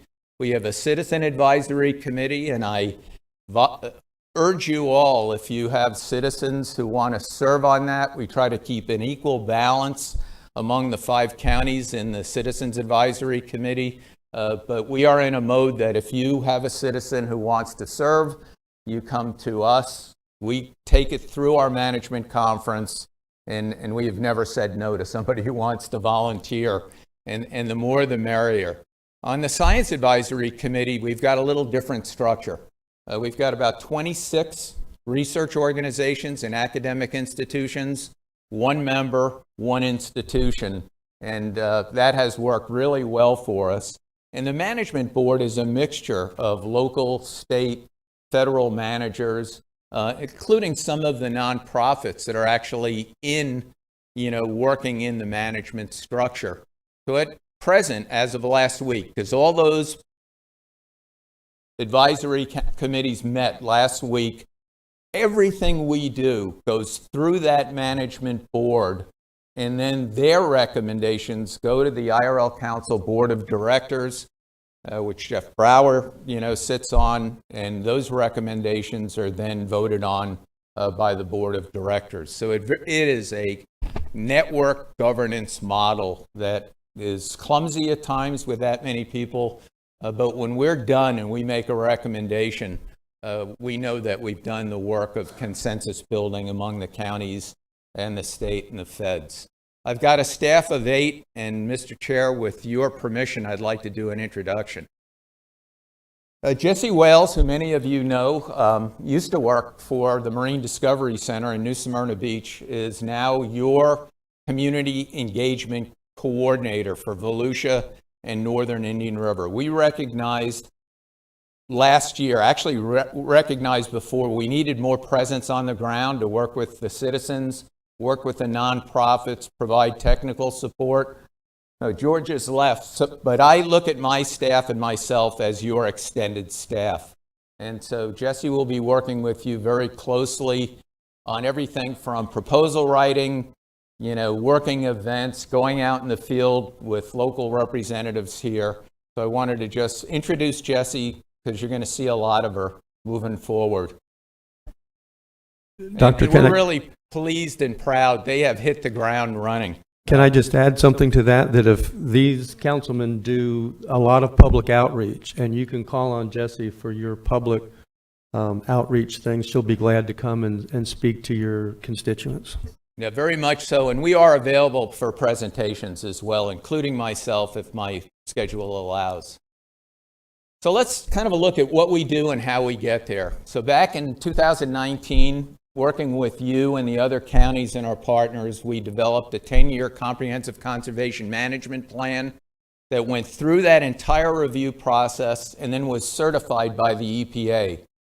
We are going to update that plan in 2025, and we're starting the assemblage of the scientific new data, and we will bring that back to staff here and to you as that plan comes to fruition.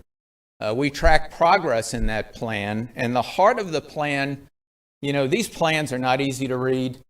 I don't care if you have a PhD or not, they're just boring.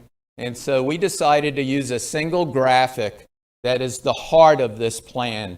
And I am not going to go through this, but we identified 32 vital signs for a healthy lagoon that includes economics and social issues, habitat issues, water quality issues, and we are working diligently to work through our priorities here and have activities right now in all 32 of those metrics. But our biggest issue is water quality. If we get the water quality right, almost all this other stuff starts to come with it. And so that has been the focus. We also do support documents. Some of these are mandated by EPA, and some of them are just the questions that you as elected officials kind of need and want to know, where we drive a little deeper. So we've completed an entire comprehensive monitoring plan just last May. It's in review at EPA.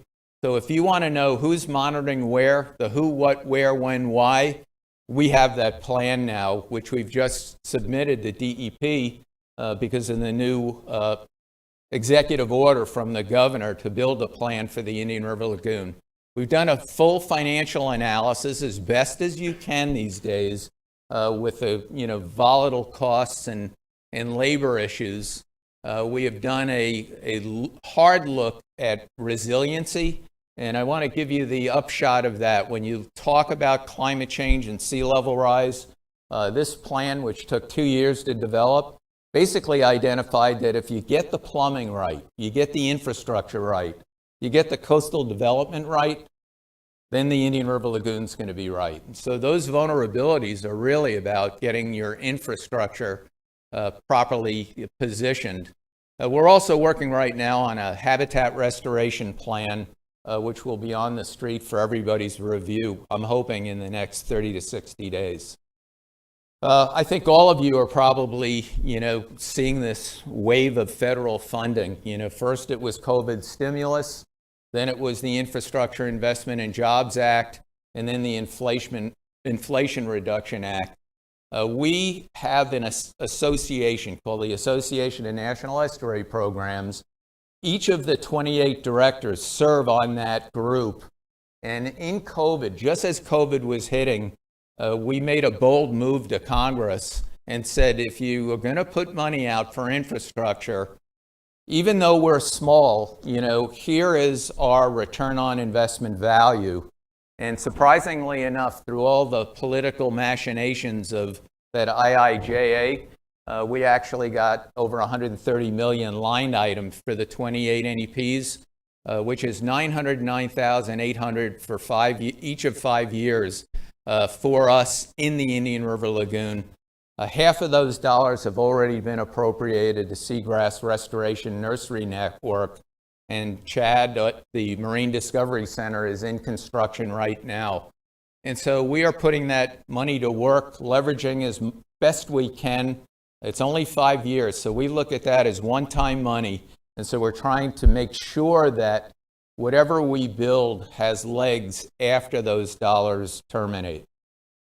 And you may be watching very closely the recent legislative session. This is a historic moment.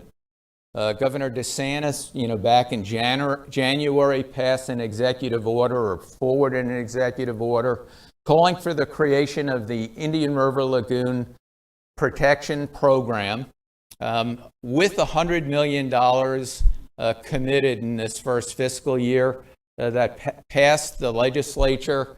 I want to let you know, and especially George, that $100 million is now in a portal, and I put the website.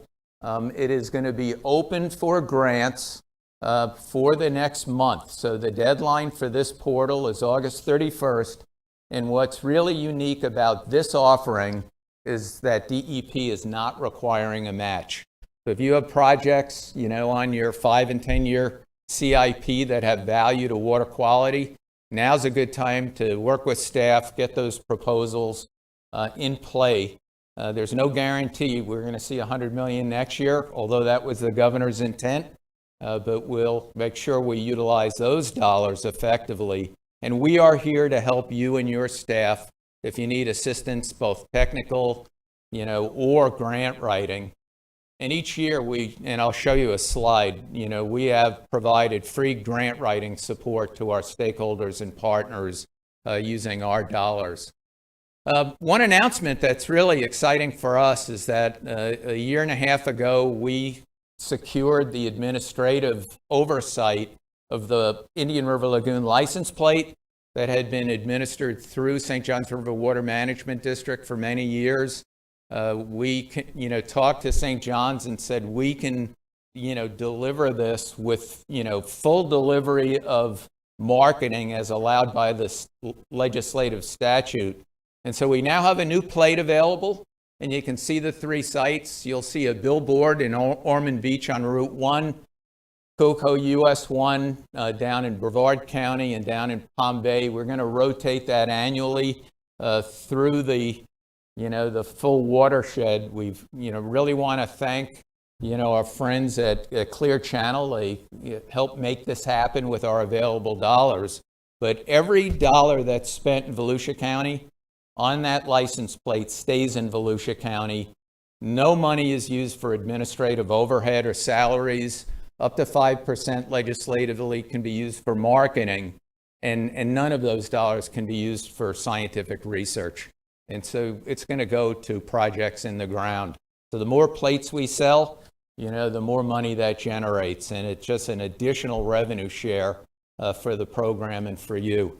This is a quick example of the return on investment of our decision to provide free grant writing. So we issued a request for qualifications.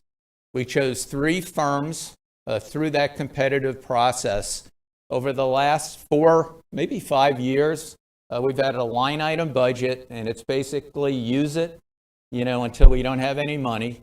I'm a little disappointed. We've never spent out that line item. This year we have $40,000 available, but you can see some of these success stories.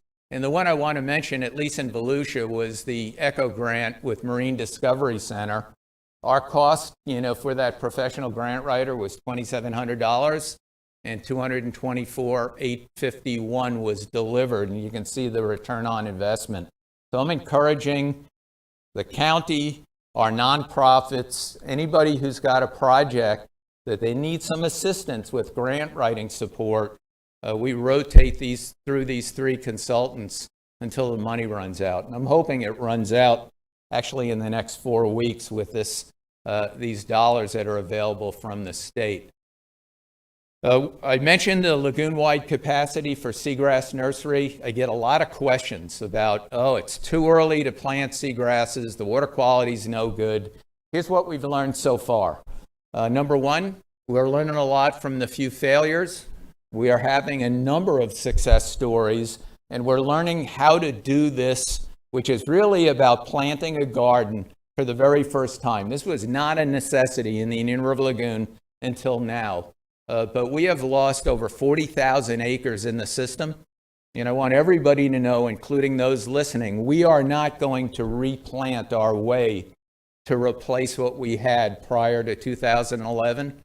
All this will do is help us accelerate the recovery in the areas where we need it most. And our hope is if we keep, the eye on the ball on nutrient reduction and water quality, that this system will rebound on its own. So the next question I get, is, well, you're putting this money into infrastructure. What if you don't need it for seagrasses? And the good news is that these life support systems can be used for fish enhancement, clams, oysters, research, education. So there's a broad spectrum of benefits having that infrastructure in place.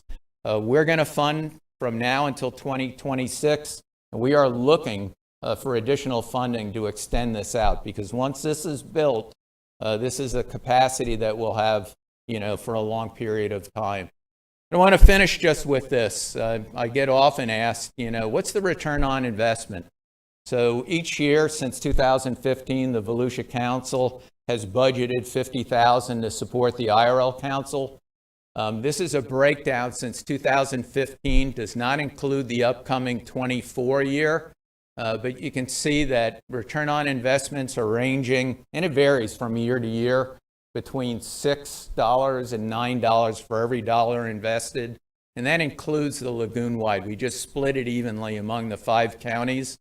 And so I want to assure you that we are very conscious and committed to transparent financial disclosure. And so if you go on our website, you will see our annual work plan with those dollars. At the end of the year, you will see this work plan, which will be expended, budgeted versus expended.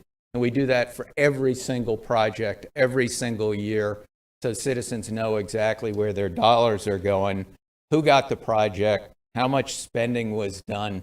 And I'm very proud of the work my team does to keep these dollar figures really accurate and up to date. And one last announcement. And this year, we're going to have 6 RFPs, requests for proposals, from our program.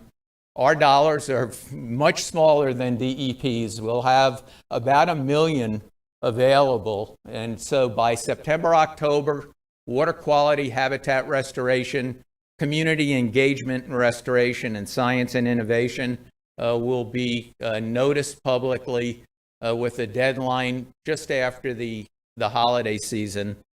We have a small grants program, which is remarkably productive. 5 to 5,000, it's an easy entry, but we review the return just as dedicated as the big stuff. So we are asking for demonstration of outcome, even if it's a $500 grant. And then we will have what we're calling a priority community special announcement in the first part of the year. These are our federal dollars that are earmarked through the IIJA for communities in need. And so we have identified 26 communities with a mapping process. All of that data is available to county staff, so you don't have to do that work. But that will be our kind of out of cycle RFP. So I just want to thank you again. We can't do this without your support. The citizens in Volusia County are committed to the environment, really committed to the Indian River Lagoon. And I just want to thank you for your leadership, and then offer myself many of you I have not met personally. If you want a personal private briefing, give me a call. I'm happy to come up and spend some time and answer any questions you might have individually. So, Mr. Chair, that's it for my presentation. Would you take a question? Yes, be happy to. Matt Reinhardt. Thank you, Mr. Chair. Dr. Freese, thank you very much for the excellent presentation. Quick question. You made reference to the seagrasses and how it's not the end-all, fix-all. I mean, we need other things, obviously, to help with that. And I'm always looking at different programs that, you come from my background at the jail, and I'm sorry, guys, I got to bring it up again. But is it possible to start a program where we could grow that, like you said, a greenhouse type deal where we could utilize those inmates for helping you and helping the Indian River Lagoon? Just a question. The answer is yes. Let's Okay. talk. Okay, I would love One of the to. things that I've really pushed, so I come out of, kind of a combination, first academia, then nonprofits, and then industry, startup company. And so I've been pushing all of our nonprofits that are involved in either clam restoration, oyster restoration, or particularly seagrasses, that this is not something you enter into lightly. It's farming. And while the science is really complicated, the science for seagrasses is nowhere close to our terrestrial plants. So we don't have IFAS, we don't have all this data about, crops and genetics, and the labor intensity of keeping a seagrass nursery is significant. And so this won't work without volunteer labor. So let's definitely have a conversation. I love that idea. And we have been talking generally at the moment about if there is enough industry capacity for restoration, is there an opportunity maybe in the next year or two to start thinking about working with the state on certification? But we've got some work to do to see. You don't want to train people to a workforce where they can't get a job that's going to keep them, Well, and it may help that you just said it too, because I'm always looking for opportunities that they could receive some sort of additional training to help them in the job area after release. And a lot of those are your sentenced to 1 year inmates. Well, So I can have- tell you and you that- have a captive audience out there too. So, And I can tell you that looking forward, the amount of work it's going to take to get this system back, looking at Chesapeake Bay, looking at Puget Sound, we're going to need a labor force, and you don't want it to be government employees. You want the private sector and the volunteer sector as an active component. And so, yes, let's talk about that. I would think love it'd to. be a Absolutely. great thing to try an opportunity here in Volusia, and then if it works here, we'll export it down south. So thank you. I appreciate that. Anyone else? Troy Kent. Thank you, Chairman. Thank you for your presentation. Certainly appreciate it. Of the 30, I think you said 32 items, and I'm pleased to hear that the number one item is water quality, which makes me go back into my Rolodex of, born in the Halifax Hospital, lived here my whole life. And the Halifax River, to me, where I've lived in Ormond Beach, has always just been it's in a sad state, just a sad state. And my mother, who, thank God I still have her and my father, my mother was moved here as a little girl, and she tells me stories of up and down the Halifax River, you could see the grass growing on the bottom of the river. And my grandfather shrimped the river year round. Mm-hmm. So I of course asked the question, well, what happened? Because everybody wants to say, it's the septic tanks, it's people that moved in, it's a runoff. But my grandfather was convinced it was the causeway that was built in Port Orange. Mm-hmm. And I just looked at some aerial videos or pictures of it. And when you look at that, you see, where, not like the Granada Bridge, but the part that's like the Granada Bridge, where you're driving over it, but there's that part where you're driving on the water, it looks like, Any plan, anything to say, hey, if this was removed and the water could flow freely from Matanzas to Ponce Inlet, we could flush that part of the Indian River Lagoon and the Halifax River and really clean this up. It's a great observation, and you're absolutely dead on. So water flow matters. But this system, if you took all of the almost I knew I 40 liked you. I knew I liked causeways, if you took all the 40 causeways out, and of course, one of the biggest impacts is over at Kennedy Space Center with the crawlerway, because it separated the southern Mosquito Lagoon, northern Banana, stopped that flow through Banana Creek to the northern Indian River Lagoon. So the answer is yes, it's possible, but it's hugely expensive. And so being kind of concerned about the same thing, I had one of our contractors, Tetra Tech, do an analysis of every causeway bridge through the entire system from High Bridge Road all the way down to the Jupiter Inlet. And where we've got the biggest problems, and the observation that your family has is the same observation I'm getting from the old guard, fishing guides. People like Captain Frank Catino, who was a kid, and he said, the fishing was amazing here. And then when they put 528 in, and then 520, that's when the problem started. So the answer is, it's not easy to fix those problems. We had a very, very in-depth discussion with DOT a couple years ago about State Road 528. They're getting ready to go from 4-lane to 6-lane. And, we basically urge DOT to look at two things. Look at elevated bridges, mainly for storm surge protection, because causeways don't do well in really bad hurricanes. And we saw that in Ian, we saw it in Michael.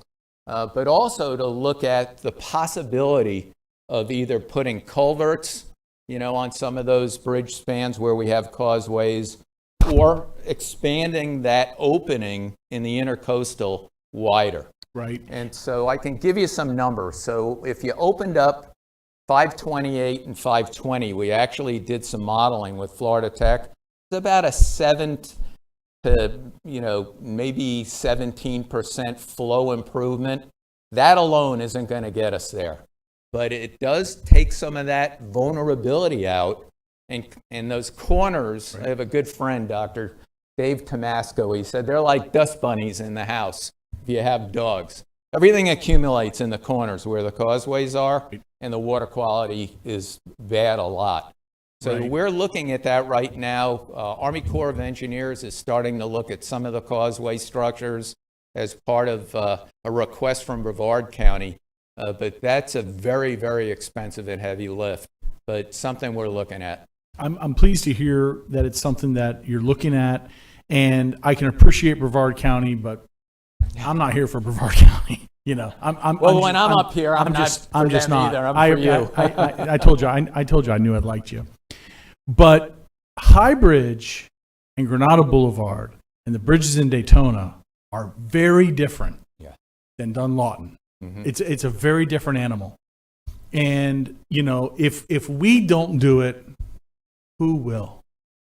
And I recently read something that was impactful to me, and it was the difference between a good man and a great man. And a great man will plant a tree late in his life knowing that he'll never enjoy the shade of it, but future generations will. And in my lifetime, sadly, I don't believe I'm going to see from the top of the Halifax River down to the bottom grass growing. You can see the fish swimming again in Ormond Beach. But man, I want to. And if I can't, I want to make sure that WK, Wyatt Kent, my boy can. And if he can't, then, or my daughter, then I want their children to experience it. So if somebody doesn't take the initiative and say, hey, and a big part of that is, you mentioned the Army Corps of Engineers, is stop the madness now. So future growth, when we're going over waterways, like, hey, we can't do what we did in Port Orange. We've got to be smarter about this, and we have to be intentional and impactful and make it better. Thank you. Thank you. Thank you very much for coming. It's been a long time waiting. I've been looking forward to you coming, and glad to hear the comments from the rest of the council. You actually have 3 members of the public that have asked us. I don't know if they're going to have questions for you or not. So I'll stand by. Don't go away for 9 minutes. And thank you again. Thank you very much for coming, for your hard work. Thank you.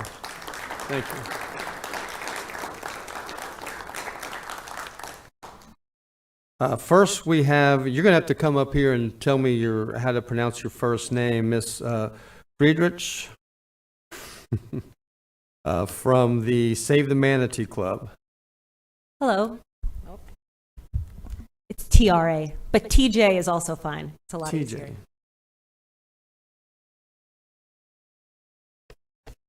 So I have 3 minutes here, so I've written down. Good. So my name is TRA Frederick with Save the Manatee Club, and today myself and my coworker Kim will be talking about the need for additional protections for manatees in the Mosquito Lagoon to protect them from boat strikes. West Indian manatees are aquatic mammals native to the warm coastal waters of the southeastern United States and the Caribbean.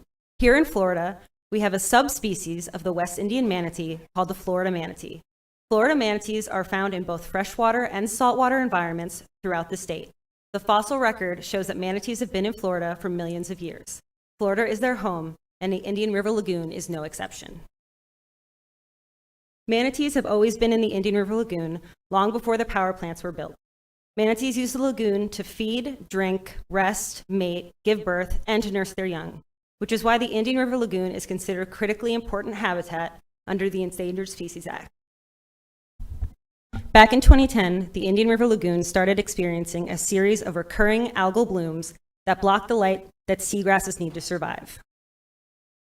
Between 2011 and 2019, the Indian River Lagoon lost over 45,000 acres of seagrass due to these blooms, which were caused by poor water quality. In this picture, you can see seagrass in 2013, and then it is barren in 2020. Much of the Indian River Lagoon was barren of seagrass at this time.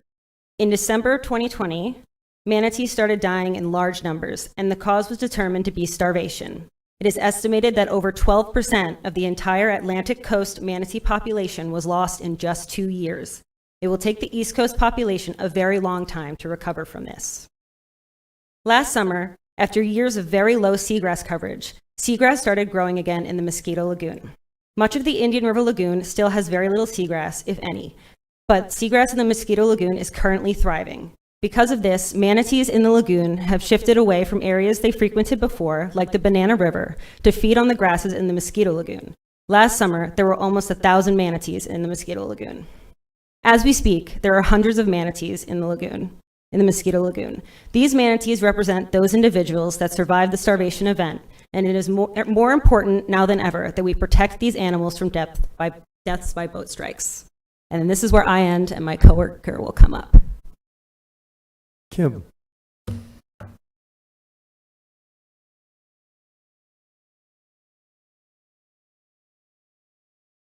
Hi, thank you. I'm Kim Dinkins with Save the Manatee Club. So throughout the state, and I'm just going to make sure I know how to use this. Yep, throughout the state, including Volusia County, coastal communities have been required to have manatee protection plans which regulate the activities that can impact manatees, including marina and dock sightings, and they establish manatee protection zones.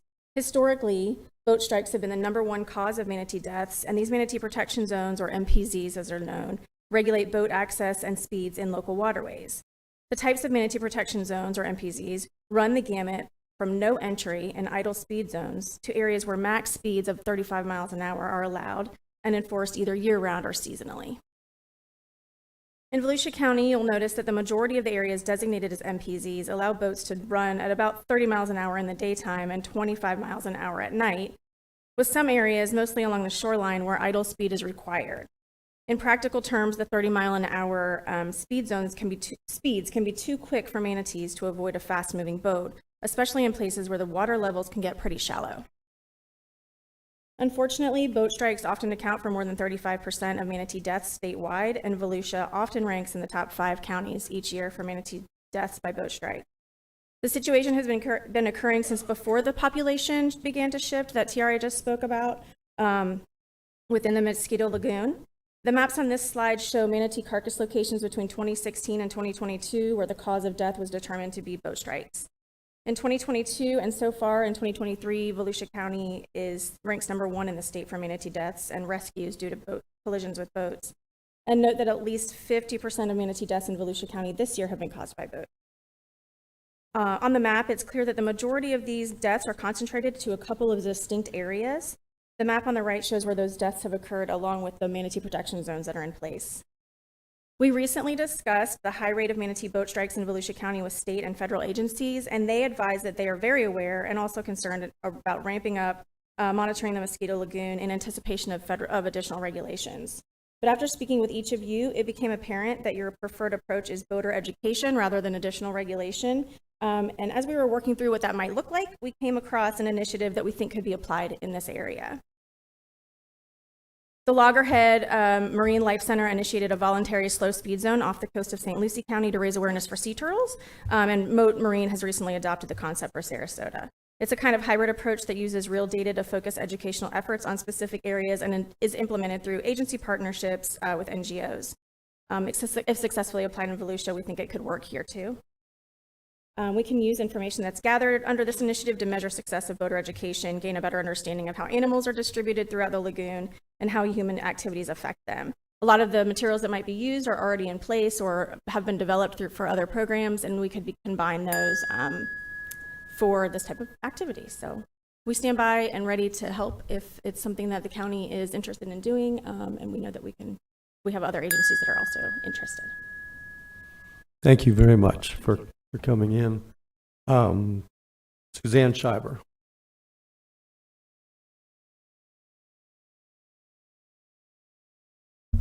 Hello, Suzanne Schreiber. I'm representing June Green Volusia. The year before last, we obtained a water goat for the city of Holly Hill, working with the city and with the county staff. And so if you don't know what a water goat is, it's a device that floats across the top of the water that is buoys that are all strung together. It's a basic concept that when the trash goes down the canal, the buoys stop the trash. It's not a very difficult device, but it's effective. The day before yesterday, we collected 150 pounds of trash. And in all fairness to Holly Hill, the canal is the LPGA canal, but there's other canals that flow into that, so it's not all Holly Hill's trash. But they were proactive in the measure of working with us to get this. So I would really like to see the county do something about the trash flowing through the canals, not only the LPGA canal, but any canal that goes into the lagoon. This year alone, we've collected 900 pounds of trash at the LPGA canal, and I'm really grateful that in District 4 we have this device and it stops it from going in, and the city of Holly Hill for working with us. Now, I do want to be clear that up until this date, all of the supplies have been paid for by the public, and that includes trash bags, gloves, nets. We do burn through them. 900 pounds of trash takes a lot of supplies. So Holly Hill Eco Friends works with us. They are going to the city of Holly Hill to request some supplies finally, and if we cannot get them, then we will go back to ask the public. But the main point that I really want to make is if county staff would work towards stopping trash in the canals from going into the lagoon and come up with a plan, that would be great. When I stood up and talked about this last year, it's really appreciated, and I'm glad everyone appreciates our hard work and Holly Hill Eco Friends' hard work, but I would really like to have a more proactive approach. And I'm not necessarily asking for water goats in every canal. I would just like a well thought out plan. So thank you. And thank Dr. Freese and Jesse Wells for being here tonight too. Thank you. Thank all of you for your participation.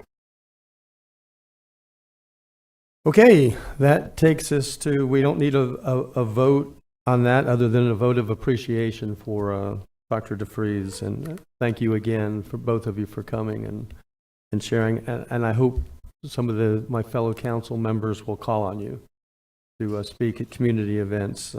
You do a great job. I'll also add that there's a plethora of videos and information on the One Lagoon website that we can all use about the lagoon. The staff does a tremendous job, as our staff does, on communications. Okay, that takes us to item 4, the fiscal year 23-24 advertising authority budget. And is Halifax going first? Yes, certainly.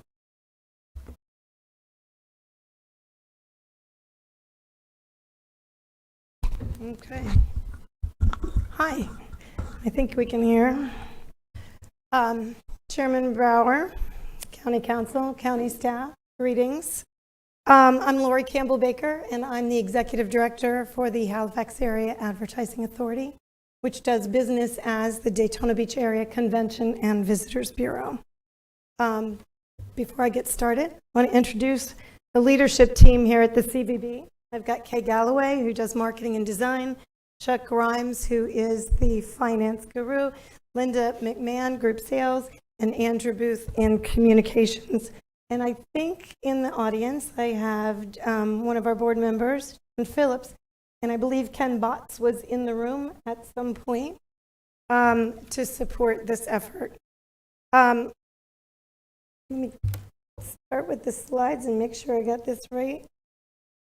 There we go.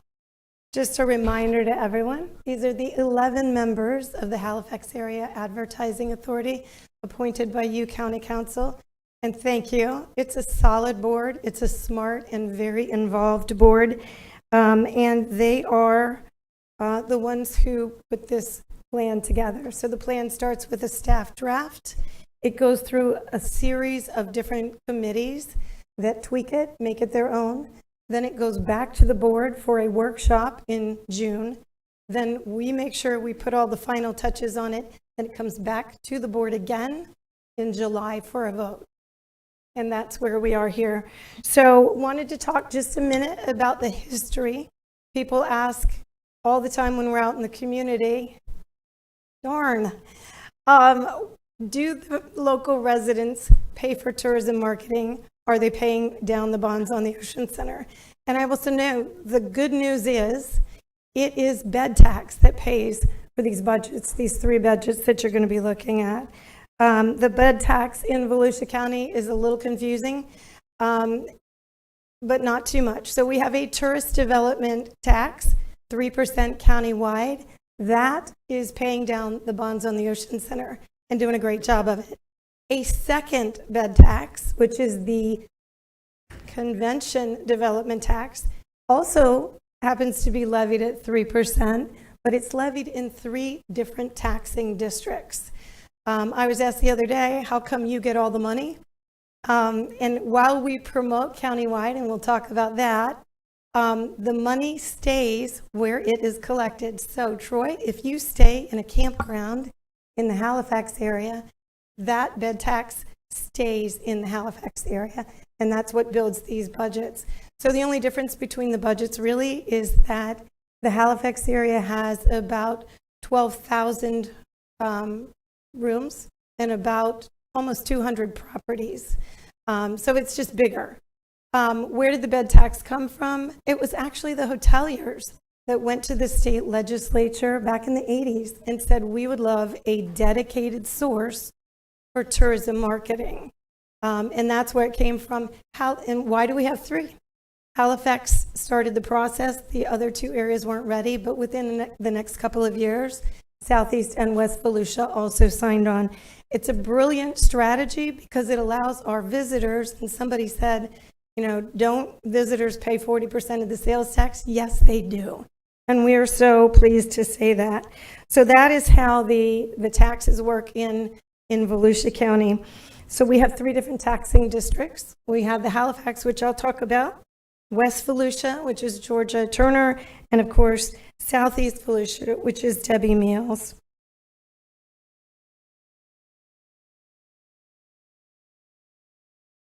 Okay.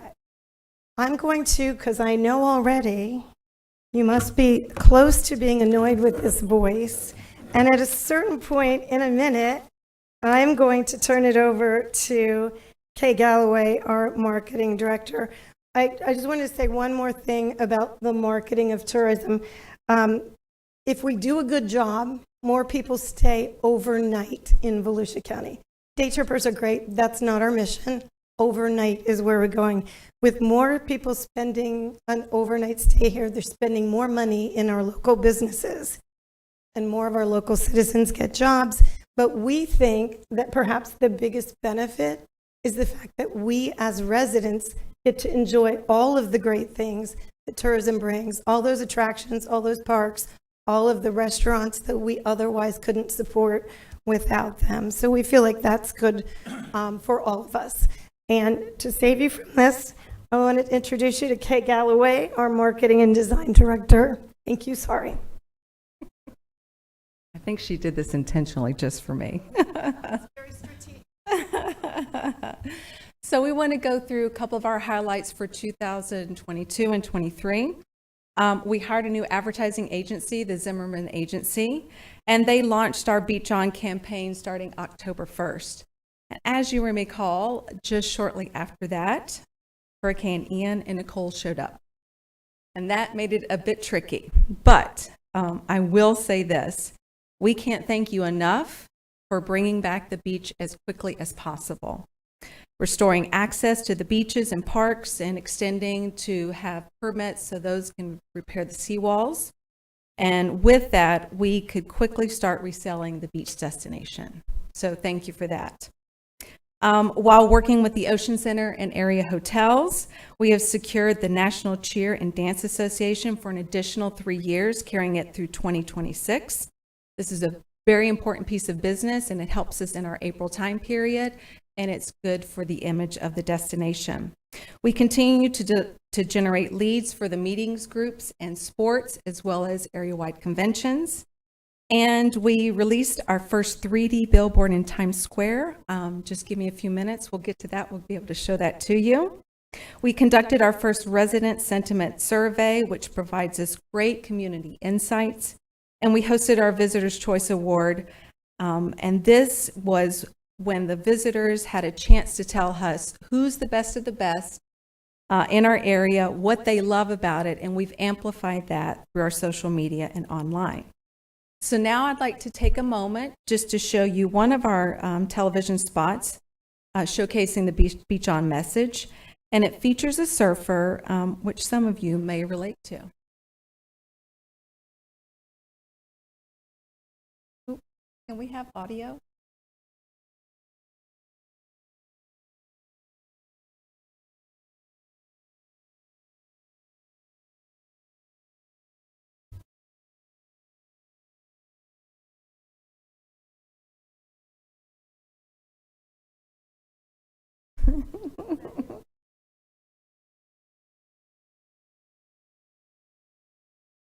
Do I need to go backwards, or we're still thinking about it? Yes, no. They're working on it in the back. Oh. I could skip just ahead to our next video, which no sound is required for. Our next video is our famed anamorphic billboard. And if you're unfamiliar with what that anamorphic billboard is, it's 2 television screens on the corner of 2 buildings. And content is created, digitally enhanced. And from the ground, it looks like and feels like a 3-dimensional billboard. So let's see if we can play that one. You see the surfboard in the background with the Beach On message.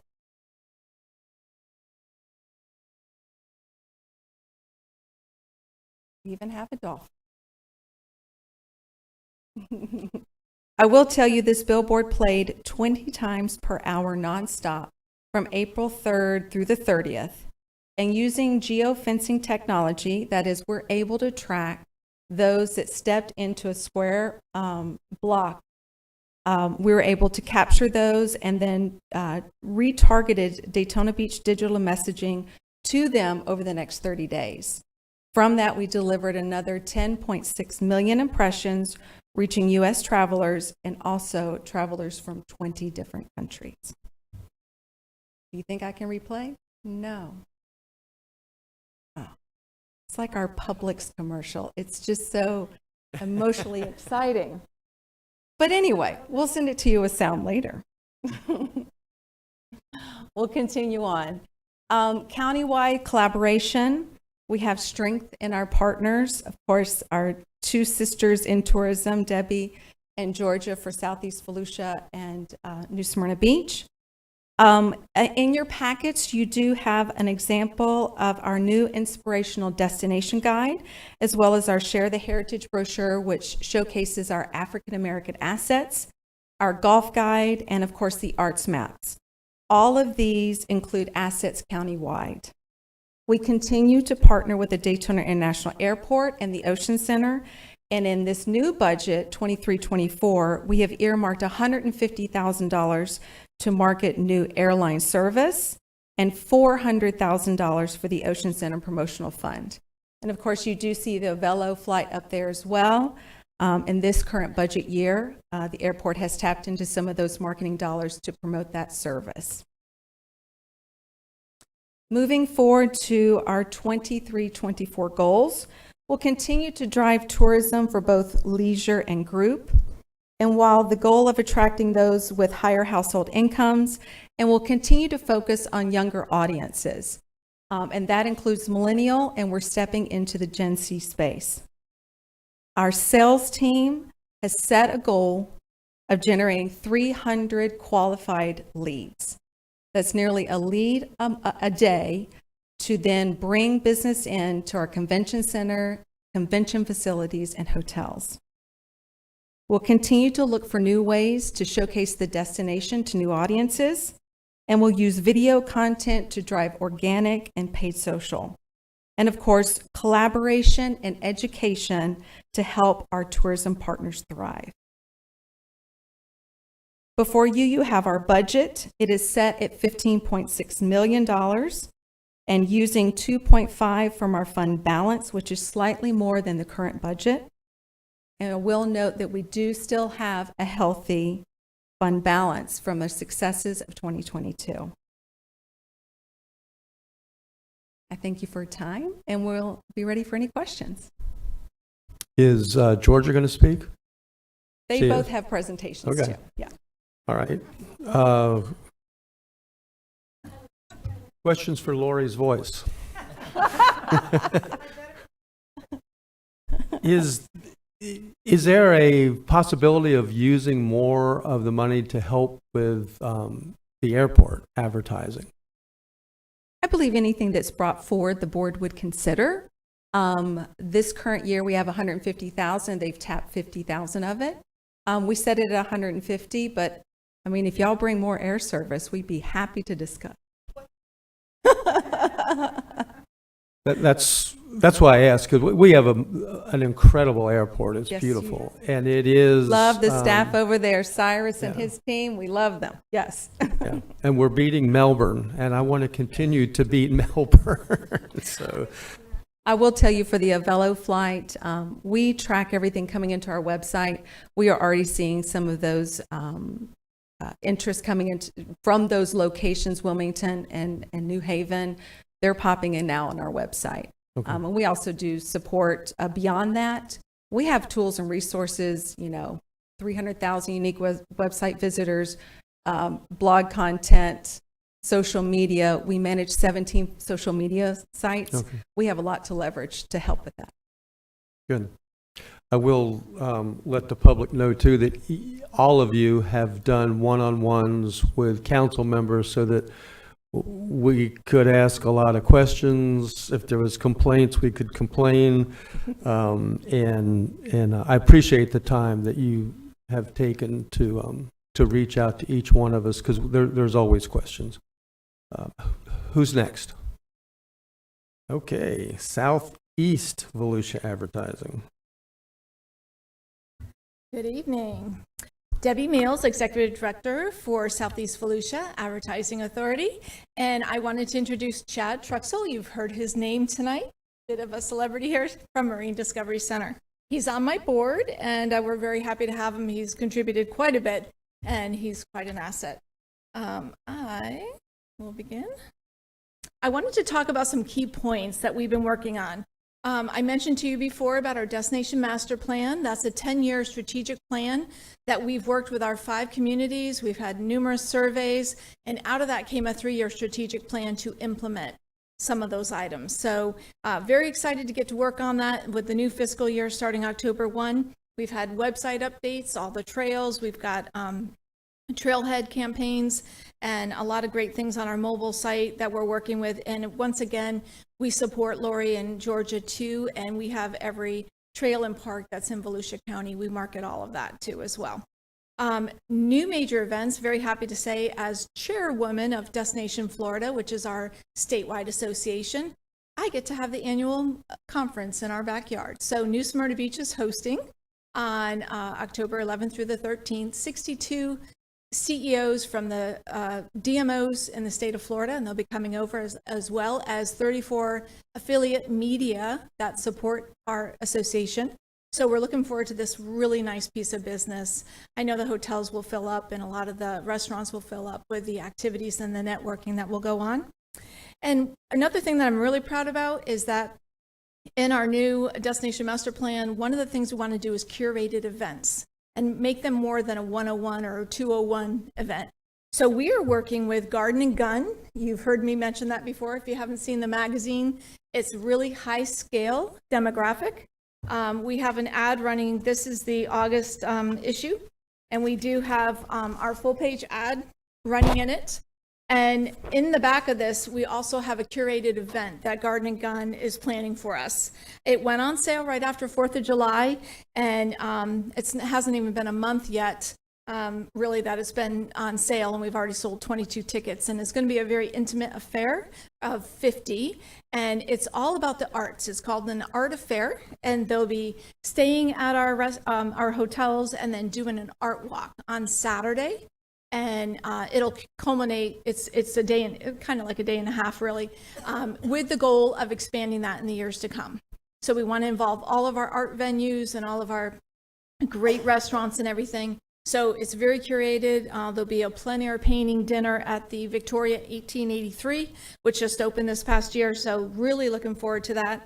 And then we have a fishing tournament that we're working with some local folks that really want to expand the fishing in the area and do a really cool catch and cook and just do some really neat things involving a lot of the locals. So looking forward to that in the spring, probably about the May timeframe, working on that as we speak. Key partnerships, of course, the DMO sisters here, and also wanted to highlight the airport, as they mentioned. With Avello going into Connecticut, where I hail from, we've already seen the Connecticut folks coming in, and it's already in one of our top feeder markets. So that is amazing. We have plans to go do a media mission in the fall and go up to Connecticut and do Good Day Connecticut and some other things around Yale, New Haven, and all that great stuff. So thank you to the DAB team over there. I wanted to highlight New Smyrna Beach Speedway. We're working with Leave No Trace. We do a lot of sustainability and a lot of health and wellness stuff with Advent Health. So great partnerships, couldn't do it without them. I wanted to showcase some top media, kind of call out a couple of these: Travel and Leisure, Southern Living, as you may have read those magazines. We literally had a free earned media story run in Travel and Leisure in July, and we had immediately 35 visitor guide requests on our website. We could see the peak. We knew something happened. We knew that article had just dropped, and it's amazing the feedback we get on stories like that. That didn't cost a penny. It's just us being out there working those channels. And on August 4th, Southern Living wrote another story. We seem to be a perennial favorite. We've been picked up almost 3 months in a row by Southern Living. And that, again, had 41 requests for visitor guides off our website immediately. So we're watching all these trends. It's great news. And some of these great publications, you really need them, and we work them very hard. And here's our Relax campaign that's going to be running in this new fiscal campaign. You can relax. The beach goes on forever. Come spend time with your family or do the trails. They go on forever. And Volusia County is pristine for trails. Relax. The fun goes on forever. You can do a girlfriend's getaway, a guy's staycation, whatever you want to do, go fishing. So this is our campaign. I know you don't see our stuff a lot because it runs out of the marketplace. So these are going in our top feeder markets with the emphasis on those areas that we have lift in being on always, and then some of the other top feeder markets, you know, going in seasonality wise. So here's more digital images of the Relax campaign. And then our current program is New Smyrna Beach, It Stays With You. So these are just some big, you know, aspirational shots that we have on digital campaigns, and just showing you some of the beautiful areas of the Indian River Lagoon. And also talking about some of the ways we reach people. We have our mobile app, and what this is showing here, the Keep It Like New, we have a new gamification on our mobile app, which is all about sustainability. We've reached out to our partners like the Mason Bar. If you pull a pound of garbage or trash off the beaches, they'll give you a cup of joe. So you can collect sand dollars by doing this game. We're hoping the residents and the visitors will take advantage of this, and then we will reward them with either a metal straw or some kind of sustainable, you know, recycle bag. So we're really trying to get people into that sustainability mode. This centerpiece is our destination guide, and then we have our destination map. We are currently working on our new destination guide. We've had some really great feedback from the Visit Florida Welcome Centers. They've been really moving fast, so we literally just shipped out 11 cases today to them. So getting out, reaching everybody.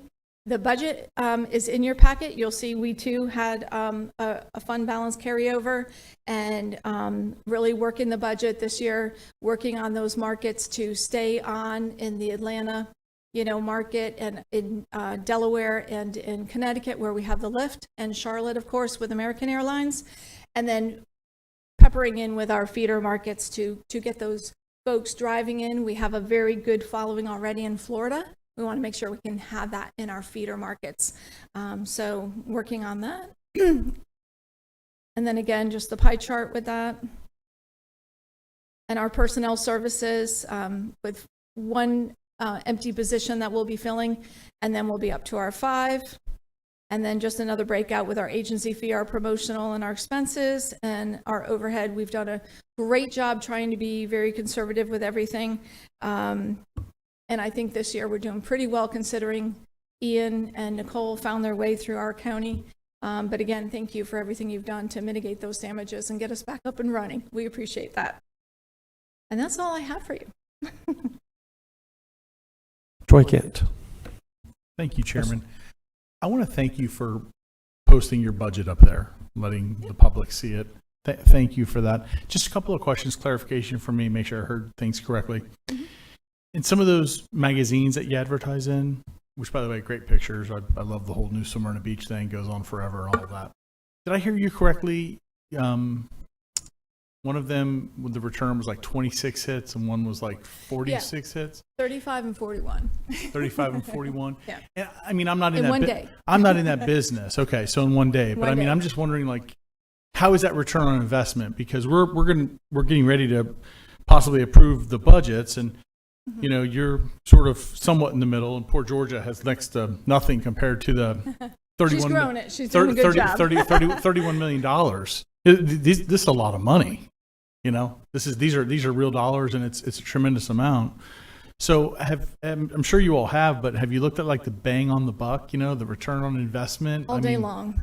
We actually hang our hat on the ROI, and that's, we have to watch that, because if things aren't working in a marketplace, we need to move on and go work to another segment or a niche market. So we watch our Google Analytics on our website. We watch the visitor guide. These are called key performance indicators. And so we have a set of those that what is our occupancy up? You know, have we heard from hoteliers that they heard from someone that they saw the ad? You know, all of those things take And you place. talked about the numbers, so I mean, I guess, are those good numbers? Like, to me, they just Really- seem very small. Well, they may, but they are very good numbers. Especially for our size, that's a very good number. I mean, if you think about 41, that really didn't happen in the course of a day. It happened actually within probably half of a day of that ad hitting, and people were so inspired they wanted more information. You're the experts. That's why I wanted to ask. We didn't pay a penny for those 2 stories that dropped. So that is just working those contacts in that earned media market over time. And then did I, just one last question. Yeah, sure. Did I hear you correctly? Are you all trying to get our visitors to pick up trash on the beach? Absolutely. It's called voluntourism. I just don't know. Like if I went to a new area and as I'm there, People wanna they're get like, back. hey, by the way, why don't you help clean up our beach? I'd be like, why does your beach need cleaned up? I don't know about that. You'll be surprised. There's a lot of folks that do it, and there's a Goodness. lot of folks that want to come back and give back. They want to live like a local, but they can't maybe until they come back and they buy that house and open that business. So, yes. I'm just wondering about like how that is viewed. I'm just thinking about myself, of course. If I went, we'll just pick a place, someplace in Southern California. And, when I got like, hey, if you pick up a pound of trash, we're going to give you a metal straw. I'd be like, did you just like, you're now sliding scale putting me as to far work here, in your community. That's right. Paper straw would be worse. That would be worse. And it's the pride in their heart. It's not so much. Thank you for sharing your numbers. I appreciate that, actually. You're welcome. You're welcome. So they're not picking us because we're the dirtiest beach. No, absolutely not. And where are you picking up trash along the We lagoon or the beach? We actually sponsor a section of the beach, so we go out at least 5 times a year. And Interesting. Yeah, and Young people, middle, older, or all? And a lot of folks do it, and especially the Gen Z generation, the younger generation, they're voting with their wallet. They don't want to see trash on the beaches. They don't want to see polluted lagoons, and so, yeah, it's very appealing to a lot of people. Pride of place. Great. All right, thank you. Thank you very much. Georgia.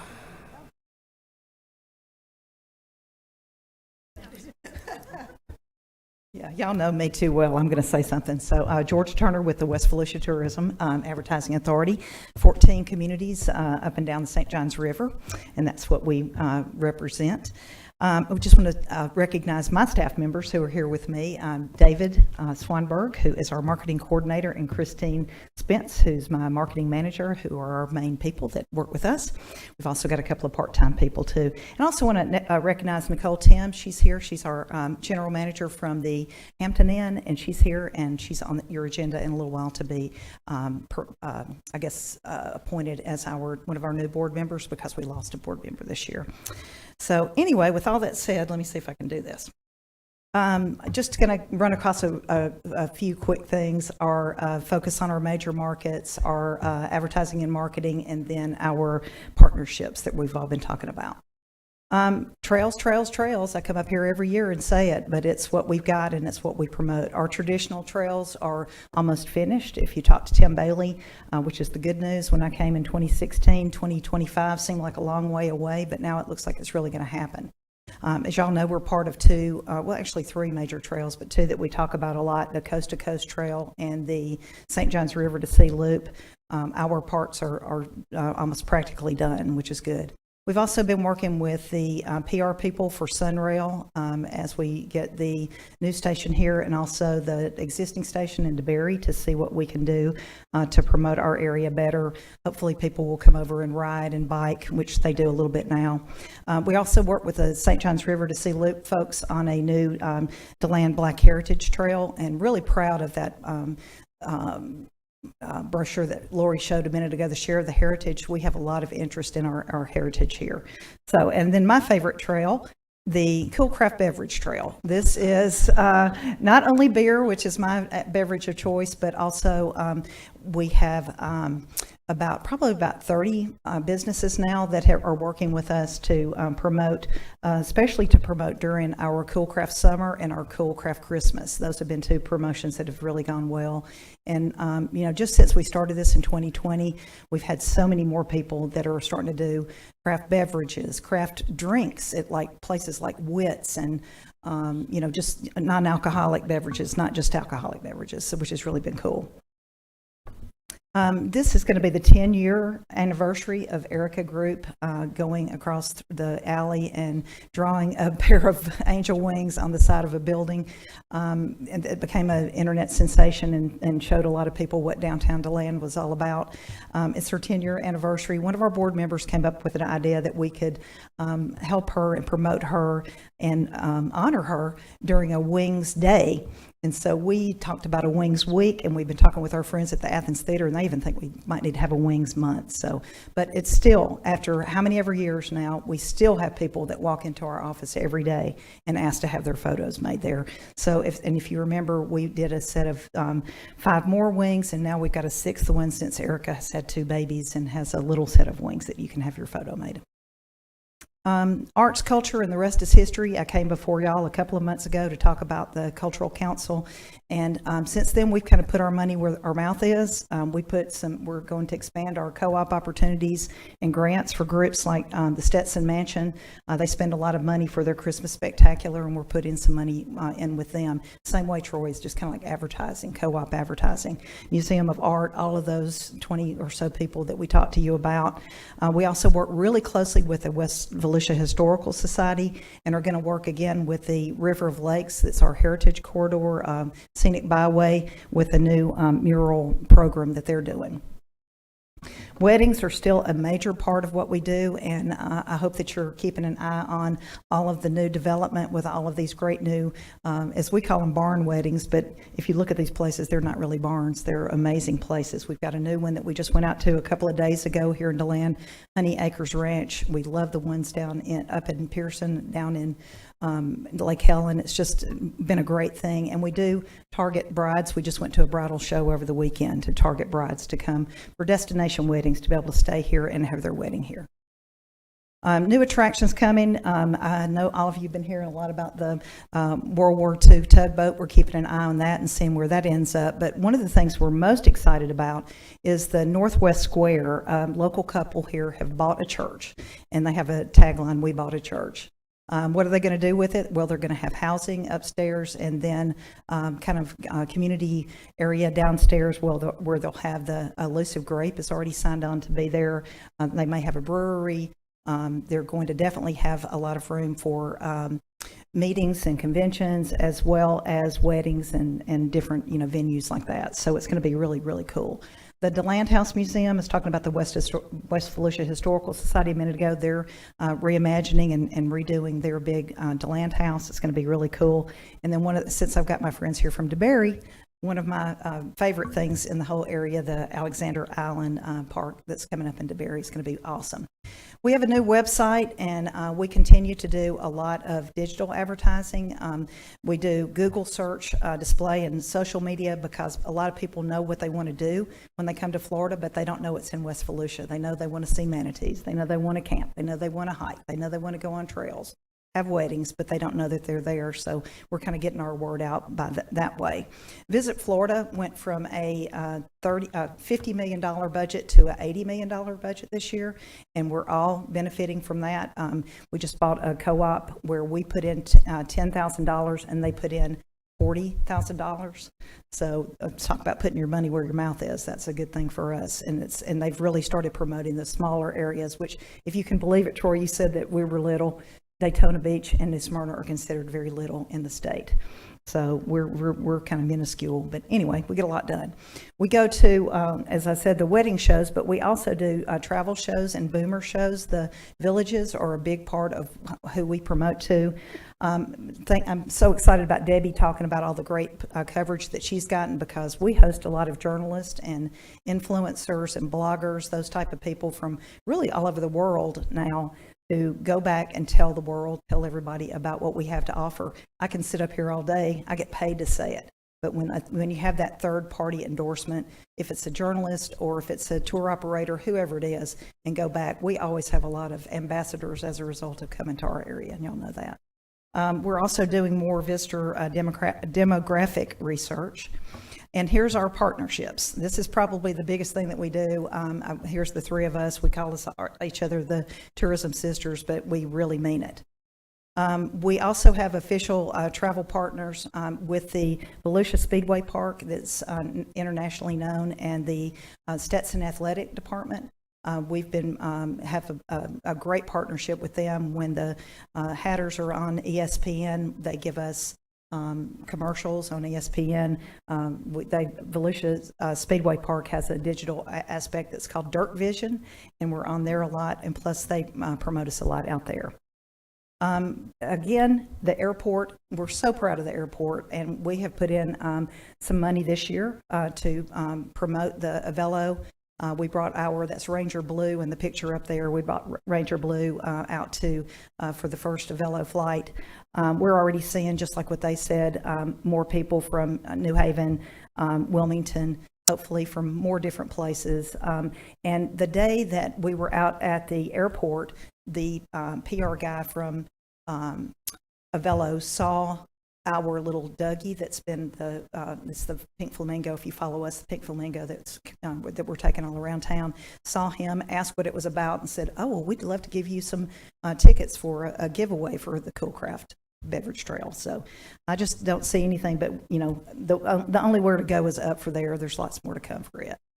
Some of our partnerships, I don't want to read all of these to you just because we have a million of them, but one thing that we're doing this year is co-oping or working with a group that has a big memorial spec tournament that's, or a crappie as we usually call it, to have a big crappie tournament here in West Volusia, as well as a internationally known blogger and broadcaster named his company's called Crappie Machine, and we're always looking for new advertising opportunities with all of our different partners.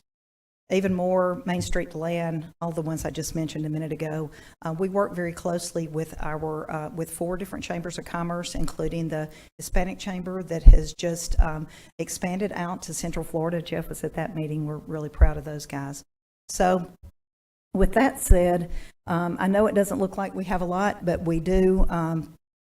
We're very, very proud. When I first came here, our budget was probably closer to about $600,000. So now we've got about $1.5 million. Really excited about that, but also excited that we do have so many great partners that partner with us, including our tourism sisters, Visit Florida, all these different people that, give us more to, to work with. So with all that said, that's it. Thank you so much. I really want to thank the staff for the county as well. I work with Jamie and with Aaron and those guys. We're by no means, I'm a tourism professional. I'm not an accountant. And so they really helped me with the budget and have for a long time, Jake and all those guys in the budget department. So that's it. Everybody wants to talk to you. So we'll start with David Okay. Santiago. All right. Go, David. Thank you, Mr. Chairman. My question is for you and your tourism sisters. Okay. Since you brought up Avelo, that brought up a good thing for me to, I figured I'd ask, because, the county has set aside some money for that to make sure that's successful, that partnership with the airline. Right. What are you and your sisters doing to promote Volusia County in those 2 destinations that Avelo's flying to? Well, they can speak to that a little bit more. And Debbie, I know, was talking about going on like a fam trip, as we call it, or whatever. But we've already been in communication with both of the DMOs that do what we do, destination marketing organizations. Our agency, Benedict Advertising, used to have Subway as an account, and that's up in Milford, Connecticut. And so they're, very, I guess, familiar with the area and have talked to some of their contacts up there. So we're going to do a little fam tour of all times in January. This little Alabama and Florida girl's going to freeze, but anyway, and and they can speak to a little bit more of what they're doing, but I know that that's what we're doing with our limited amount of money, and really just seeing what you guys need. I think that's a lot of it, and if Cyrus has a great opportunity somewhere, they'll reach out to us. Joanne reaches out to us all the time. When everybody was coming in on those original flights, we sent some of our tchotchkes and little information and all that kind of thing up for the visitors that were coming down on the flights on the way back up. So, we meet all the time with the airport and are very, very into what they're doing because they've done so much for us. I'll add this because you mentioned Visit Florida also and the additional funds that have been allocated to Visit Florida and have been helpful to you all. Yes. Visit Florida is, from what I remember in my legislative days, is to attract people into the state. right? Right. To come here. And so I'll just make a statement. I hope that you all can utilize some of the dollars you're getting from Visit Florida to help be a multiplier effect for the money we're spending through the airport to make that line successful of bringing tourism to Florida. Everybody's So- probably shaking their heads. Yeah, I just wanted to Looking at 'em, encourage but that. that's Thank you, Ms. exactly what we're doing. And when I was meeting with George and Suzanne, I was saying that I'd love to see Greenville and some of these other ones that are in other places, that are great markets for us, and we continue to work with them. Yeah, I'm going to ask Cyrus in 6 months to see how many checks they wrote to help you, Cyrus. He knows. He loves us. Councilman Kent. Thank you, Chairman. And Ms. Turner, thank you for sharing your information. This question really isn't necessarily towards you. It could be, but to all three of you. Okay. One thing I was a little surprised one thing that I was a little surprised not to see was I didn't see any enthusiasm for the new dog-friendly section of the beach that we're going to have as far as advertising goes. I say that because we heard from many people that said they won't travel to places where they can't bring their dogs, and if they could, then they would. I'm hopeful that you all have a plan and that I see a thumb going up, but I'd love to hear something about it. And I'll just say, not going to beat a dead horse with the comment about coming on vacation and cleaning up a beach, but I'll just say that Daytona Dog Beach, they do monthly beach cleanups. Right. And with their volunteers, they give them a breakfast item, a dog treat, and a little token of something, as a thank you. So Well, and I'll speak to how we are in our part of the world. Is a couple of weeks ago, I had a journalist who was here who brought his dog with him. And so we found out, on all of our websites, long before all of this, that we would always talk about the dog-friendly, places that we have. That's a huge thing. That's a huge part of what we're doing. So, okay. Yeah, when it was announced, we added that directly to our website, and then created blog content around that to help with our search engines to pick up to let them know we have dog-friendly beaches. Of course, we already had one in Ponce Inlet. And even more than that, travelers come with their pets. And in the section of our website, we have hotels that are pet-friendly, and that's what's important. If they get that information, then they'll find the content about where they can take their dog. We've been marketing pet friendly because we have Smyrna Dunes Park, which has got the pet park. And as a dog lover myself and taking my dog there, we have had actually most of our creative has been having dogs in it. So we have a photo out at Smyrna Dunes and we have a pet trail. So we market that as a campaign trail for folks to bring your dog, all the places to go, things to do, all the veterinarian clinics, all that kind of stuff for animals to travel with. thank you all for sharing that. I'm appreciative of it. And, I'm going to say that $31 million budget again. I'm hopeful that with that, you all can look at some creative ways besides just a little extra something on the website, Well, and we were, I was in Flagler, for a couple of years, and that was a huge selling point up there. And it was, it was really a big thing once we did it. So we'll make a big deal about it. We definitely will. Is that it? No. Councilman Reinhardt. Thank you, Mr. Chair. Georgia, thank you very much. And I also, as everyone else, had the opportunity to be able to sit down with each of you and ask some questions. I have the utmost confidence. Obviously, Cyrus does in you, and I do with Cyrus and all of our county staff, but I refer to you as not as the tourism sisters. I just refer to you as the sisters. So I appreciate what you do, and the fact that you're not afraid to answer those questions, it's appreciated. As we always say, we had the opportunity to meet with you prior to, but it was nice to hear this so the public can hear, because it is a lot of money. So for them to know that we are trying to think outside the box, and I appreciate Councilman Kent's comment about being innovative and thinking outside the box. I got to tell you, I keep telling people all the time, the board that's in New York, I'm ready to take a trip to New York myself just to go see it, and I'm from Daytona. So, I know. But that is kind of neat, and that is the kind of innovative thinking that we need, and I appreciate that, and continue the good work. The crappie tournament, I actually just got a phone call from, I grew up on the west side. Yep. So, Don, I'm here for you. It's not just about the east side. So I can't wait to see more about that, because they were asking questions that he will actually get in contact with you. I think you know Yeah. who I'm talking about. So, so I'm looking forward to that as well, because any help that we can do on the west side of the county and get Don off our back, I'm all for that. No, I'm just kidding. I'm just kidding. So thank you very much for what you do. I appreciate it. Thank you. Speaking of Don, Yeah, I was gonna Don say, Dempsey. Thanks for the segue, Matt. I appreciate that. Now, I guess, George, my question is, do you think, obviously, 22 million versus 7 million to your 1.8 million is a huge disparity. Do you think that 1.8 is sufficient for you to properly boast? Well, with the I West- wish I had 60 million for all the opportunity that comes out. But I mean, for us, the good news is these guys really do help me, and that's just not just lip service today. They go to I don't do anything in the international market right now. I just don't have the money to do it and all of that. So they're representing me all over the world, really. So they bring fam trips or, journalists, all of that kind of thing to me every day. So does Visit Florida. I mean, I'm just really, really fortunate that people know and love our area, and we do get a lot of freebies. And we do get a lot of things that people are taking care of us because they love this part of the area. So, I mean, I feel good about that. But I mean, if I could have whatever I want to have, I'd say, yeah, just give it to me all. But no, I mean, we can always use more money. But right now, I mean, and I told you this the other day, I mean, I have like 1,900 units. So that's what's coming in.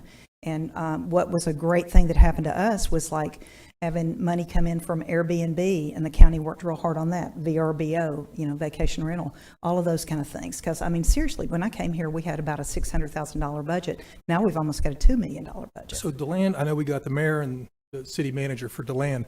And like DeLand, we got best small town in America, Randy McNally, and Steel Chainsaw. We got great fishing on the river. We got a lot of outdoor things to boast. Right. We don't have the speedway, so to speak, or an airport. I got my speedway. I guess, do you believe we're adequately promoting like the dog parade and DeLand, all these downtown events? Yeah, the I mean, and restaurants? that's, when I showed you those 4 pages of partners, I mean, we have anybody that's ever been in DeLand, and the reason that we win that kind of thing for like Stetson Mansion getting the TripAdvisor #1 and, all of that. We just have so many ambassadors. I mean, there's no other way to say it. I mean, anybody that's ever lived in West Volusia is all about West Volusia. I mean, and two, every day, look, these gentlemen that were just here, sorry, Troy, I'm still talking.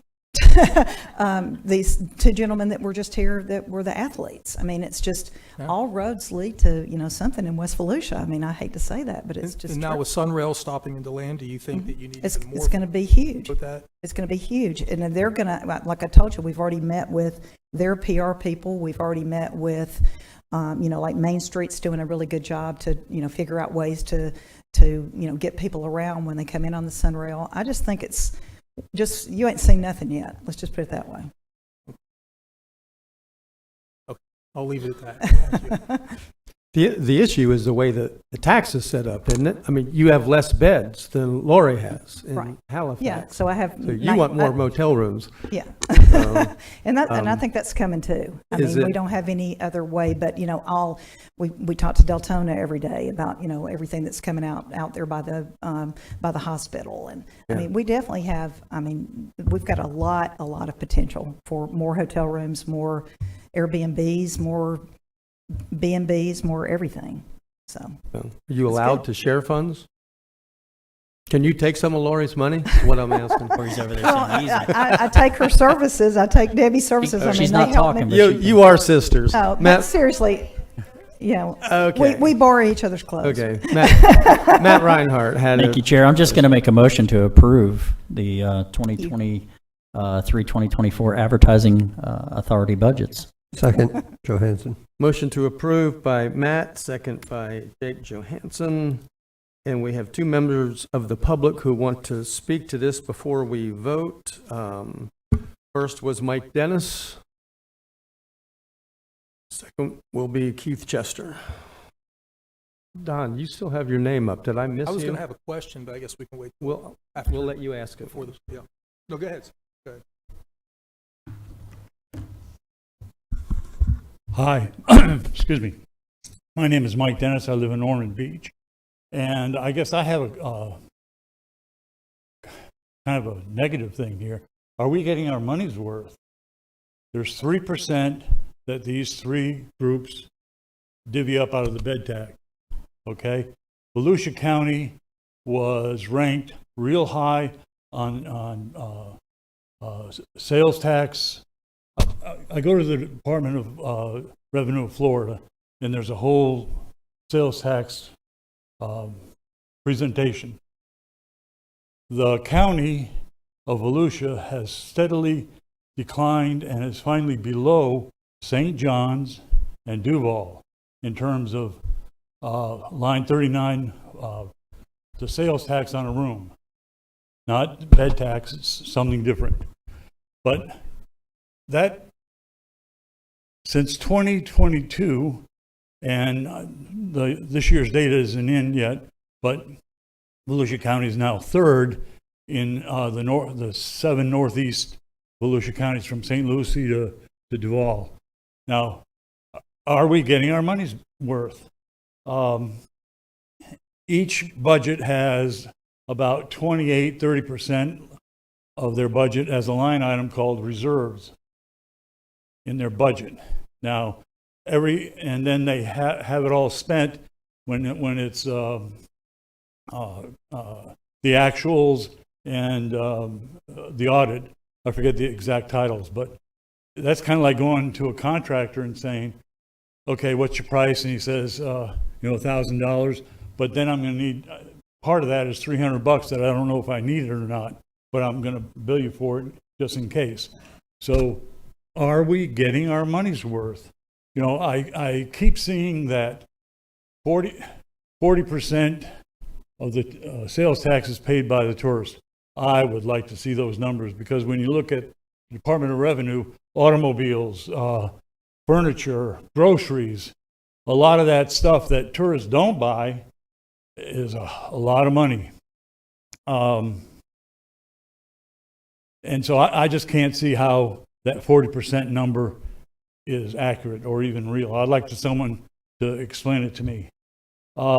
Another bragging point was that $952 million in wages are paid to the hospitality amongst 34,000 employees. That's $28,000 a year per person. That's not economic strength. The advertising authorities can use some of that 3%, but some of it could go to beach maintenance. And I'd like for you guys to consider that. Thank you. Thank you. Keith Chester.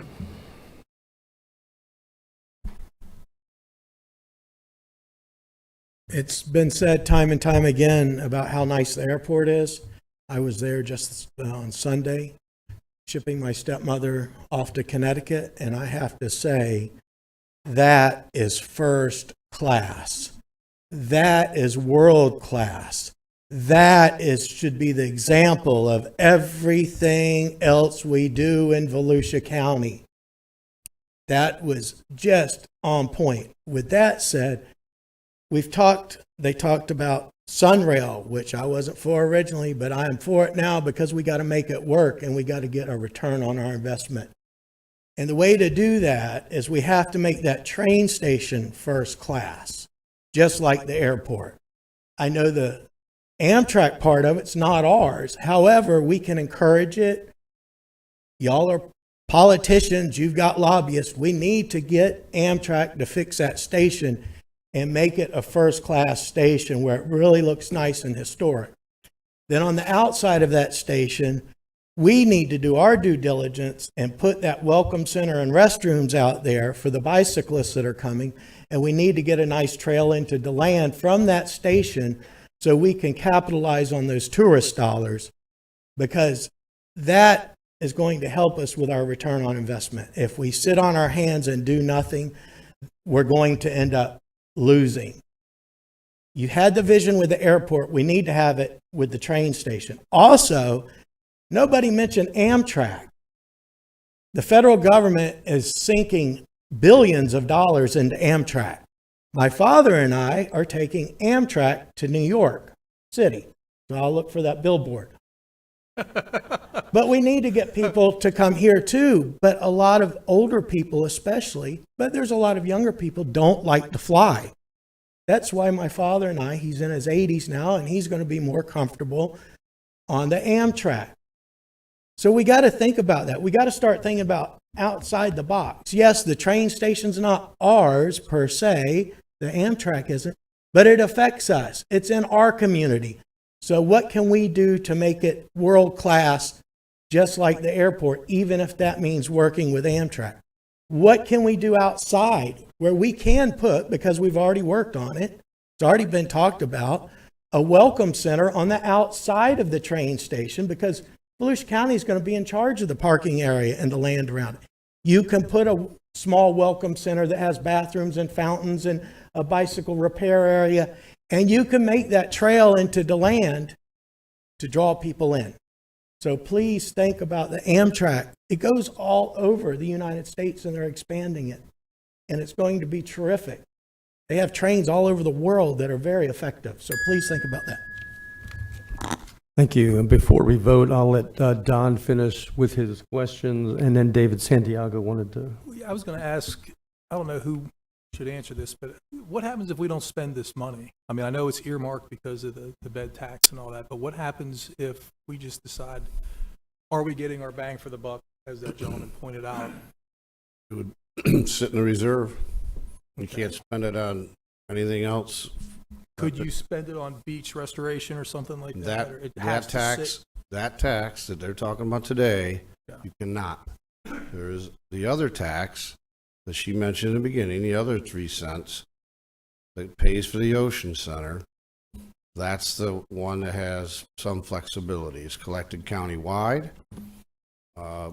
Right now, it pays the debt of the Ocean Center and the operating of the Ocean Center. Other than, we try. It's not, the Ocean Center is not a profit-making center. So how much of that goes to the Ocean Center now, you say? I'd have to get the collection of what, Ryan, how much did they get? 3%?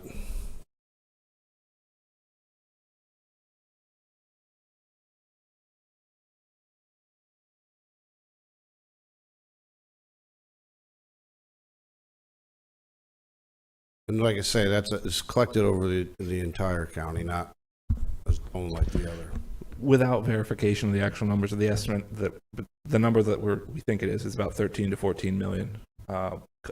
Collection of the convention development tax, which is the tax that goes to the advertising authorities, and then another 13 or 14 million of the tourist development tax, which is the tax that funds the debt service, that has broader application that could be used. The convention development tax is a separate statute, and as mentioned by George, the convention development tax, Chapter 212 of Florida statutes, can only be used for a very limited purpose of promoting and advertising. So, I mean, I don't know how Mr. Santiago feels, but, at first blush, and thanks for picking up on my persistent whining about the west side being kind of left behind. I mean, can't we take $1 million of that or $2 million of that and give it to Georgia so she could effectively prop up the new Sunrail station, all the other outdoor activities that we have here that maybe don't require hotels for people to benefit from them? But I mean, downtown DeLand, we have all kinds of events that maybe don't require hotels, but would draw in a lot of people from Orlando or Jacksonville to come to our dog parade or come down for bike rallies and stuff like that. You're really looking at the way the statute was set up here. You have 3 advertising authorities. So they're each having their budget, what they are generating. It's not a typical sales tax, it's a bed tax. So it's generated based on the folks that are staying in those hotels. If you had one advertising authority, it would all be one pot. But the way it's set up here, the statute separates it geographically into 3. In our particular county. In Volusia, right. I'd like to make a correction. I got the actual number down. Uh-oh. It's 18 million of the CDT and 18 million of the TDT. And so is there any way the county could kick a couple million of that goes to the Ocean Center over to West Side advertising? Well, like to pay our bills with the Ocean Center first and the debt that's associated with that. Maybe when that comes off in about 15 years, we might be able to do something. But we can look at things. I mean, if it's the desire of the council to add more to that effort, that's something we could look at. I mean, the only thing that I would point out, and I'm not going to whine, but the last ECHO presentation, I think of the 32 projects, 2 went to the Northwest. Seems like all the equally taxed ECHO funds seem to go to the east side to prop up the east side, which therefore creates an increase in tourism. So they're taking our ECHO money from the west side, but not letting us reciprocate through advertising increased tourism. That's all. It just seems like, again, just a little bit of inequity to the west siders.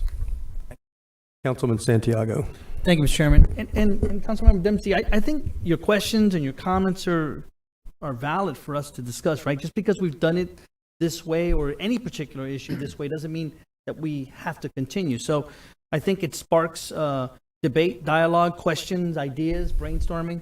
The gentleman's comments sparked a good point for me, so I appreciate you came. So, Mr. Chairman, I'd like to ask a question. In particular, I'll just start with New Smyrna.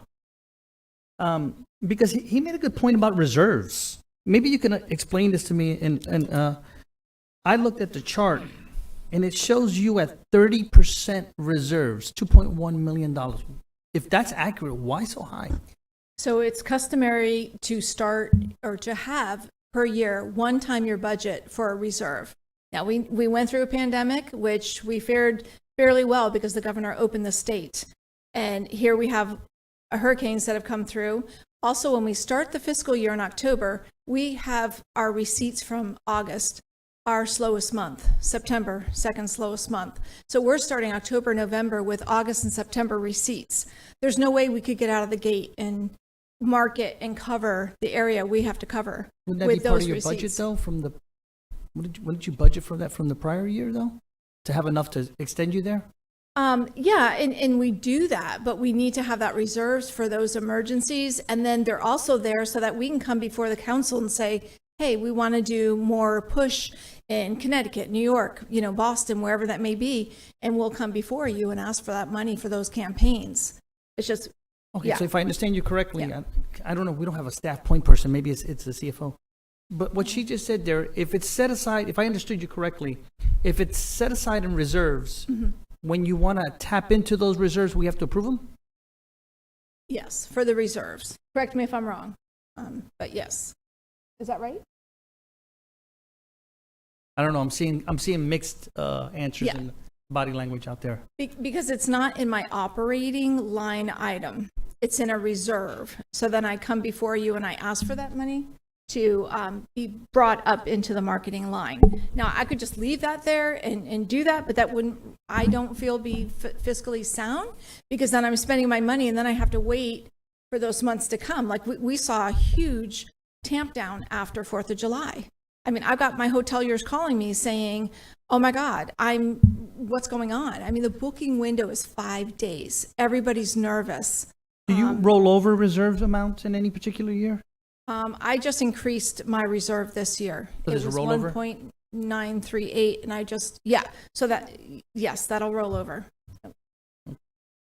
Might as well, she's in the hot seat, I might as well ask Halifax, how much do you have in reserves and what percentage of your budget is it? Okay. What he said.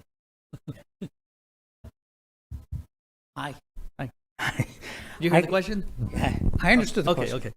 okay. The best way I can answer this is that we try to keep enough in reserve to cover expenses, just like as explained, because we get our monies 2 months later.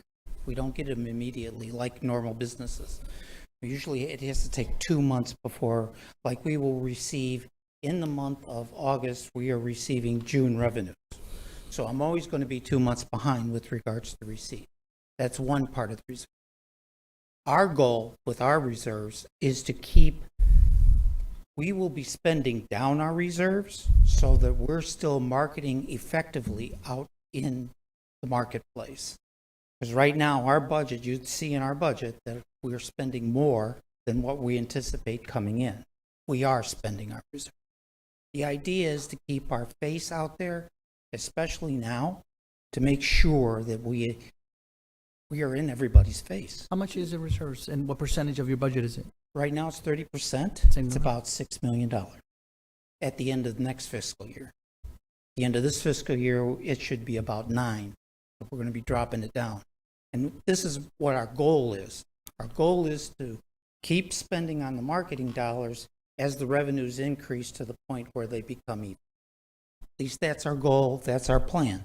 Just remember, we're very fluid. We can change things. It's easy for us to adapt. How much do you have in reserves? I might as well put everybody on the spot. Sorry. Want to be fair. I have 29%. Little bit of blessing, Yeah. though. And ours, a lot of it is the, it's board oriented. I mean, our board talks with us about how much they want in reserves. And, like when COVID happened, the Stetson University took a lot of our rooms, like about 200 of our rooms. And so, we were down really far down, and we'd had to, tap into our I'm going to reserves put you at on that the time. spot since you're the last one again. That's okay. We have 67 counties in Volusia. You may or may not know this answer. Okay. How many counties in Volusia, in the state of Florida have more than one tourism board? There's several of us. Okay. There's several of us. They're more down south, right, Lori? Yeah. Yeah, we That's might three. be the only one with 3, but like it's Miami and a couple of different ones that are down south, because when I first came into this job, I talked to them a lot. Thank you. And I'll just finish off with a comment, Mr. Chair. Don, again, you always spark good dialogue, at least for me, and questioning internally. And maybe it's something that, I know the tourism sisters may not like this, right? But maybe it's something for us to evaluate, maybe not today, but for future budgets, to see, should we need 3 different boards? I mean, we're dealing with one right now on the other side, the hospital authorities, right, where we're having problems. And we don't have problems here, but I think it's worth a discussion for future budgets to analyze whether it still continues to work, because of potentially some inequities, or how we can maximize our dollars for the entire county, right? So I just want to leave it there. I'm going to vote for this, but I think it's worth discussion, and I'd like to hear from my colleagues. Would that be a legislative issue? Yeah, that's what I was going to say, that the setup that we have is by special law, I believe, but it's definitely a legislative issue, not something that we could control here. It's in the statutes. It could be part of your legislative platform, or if you want to direct us, bring back information, and that it does result in having 3 districts or authorities. Excuse me. It would require us to work our local delegation to run the local bill. And you're here today because your ordinance requires them to come to you to approve their budgets. So, and that rests with you and your legislative decision. Okay. Right. Matt Reinhardt. Thank you, Mr. Chair. My question goes probably to Ryan. Going back to the Ocean Center, because I know that question's still lingering out there. And we talked about paying down the debt on that, which is vitally important. How much of that, and it could go to either or, goes to not construction, but the upkeep of it and refurbishment, things of that nature? Because last time I went to the Ocean Center and I went out to the and I brought this up before, to the parking garage, you can look down at any metal piece of that structure and see the amount of rust that's there. And in light of buildings and structure issues that we've seen across the country, that concerns me. So I want to make sure that we don't take away from that and create a dangerous environment for our citizens or our visitors. So, I mean, I thought that if you could point that out to me, how much of that goes to that? We can get you the number. He's pulling it up, but just so you know, we program it with a pretty hefty capital improvement program. Like, for instance, the seats in the arena right now are the same seats that were there in 1986. They're breaking. There are problems. Of course, the Ocean Center has 2 distinct parts, and one of those parts was built in 1986, and the other part in 2010 when it opened. or 9. So you're already approaching some times there. And when a building of that size, there's no little projects. So We just saw it with an air handler. Right, when they want to do a repair of the roof, it's a massive repair. When they do upgrades on things, it's very large. You also, there are other questions in the community about either other improvements you would make, possible expansions. Those are all part of the equation as well. But you're correct, the high maintenance issue because of And a lot of that money comes from that. It's 400 feet from the Atlantic Ocean, which is a great tool, and it's 400 feet from the Atlantic Ocean, so it means it needs a lot of love and Absolutely. care. Absolutely. I mean, I where we live is off of that in Daytona, and we do experience it even inland. So, but a lot of that, what you're saying, so a lot of that does come from that 3%. Oh, yeah. That's what I thought. I mean, Go ahead. You give you the. So this would be on page 394 of our recommended budget book. This is the 5-year forecast for the Ocean Center. That was right when I fell asleep reading it. I'm sorry. If you got that far, I'm proud of you. I didn't say how many nights. The transfer from the TDT into the Ocean Center for operations, which does not include debt service. The TDT goes directly from Operation. the resort tax fund to fund debt, and then it also goes to the Ocean Center to fund the operations of the Ocean Center. That transfer is $12.7 million for the Of the 18. FY24 budget, and that funds the operations and capital of the Ocean Center. There is a transfer out of the Ocean Center fund, which is primarily funded by the transfer in from TDT, Mm-hmm. to a capital fund for the Ocean Center of $4.3 million. So that pretty much takes up that entire 3%, correct? The 3% is That is fully divvied between debt service and the Ocean Center. That is where that goes. The Pretty entire- important to right keep now, that the going. TDT goes entirely to the Ocean Center. Thank you. Councilman Trent. Kent. There he goes again. Thank you, Chairman. And I'm glad that Councilman Santiago just walked back in because those questions you asked were the exact same questions I had whenever I was on a Zoom meeting with these three ladies. It was about the reserve and how much money. So when I appreciate, Councilman Dempsey and him saying maybe the West Side needs more money, but when each of them are running with a 30% reserve, I'm not interested in them getting more money. They have that. And I'll just say, I'll share, I had a conversation with the representative from New Smyrna, and I asked specifically, so what are you going to do with that money? Sort of what you said. And one of the conversations we had was, they're looking at maybe a new building.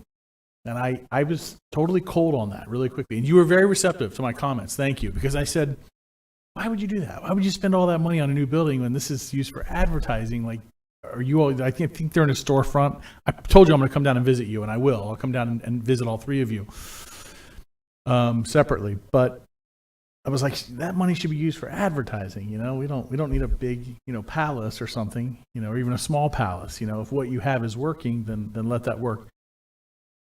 I just wanted you to know that I had those exact same questions, and running with those kind of reserves, there's no need, in my opinion, for extra money to be given. Michael Dyer, were you done? George?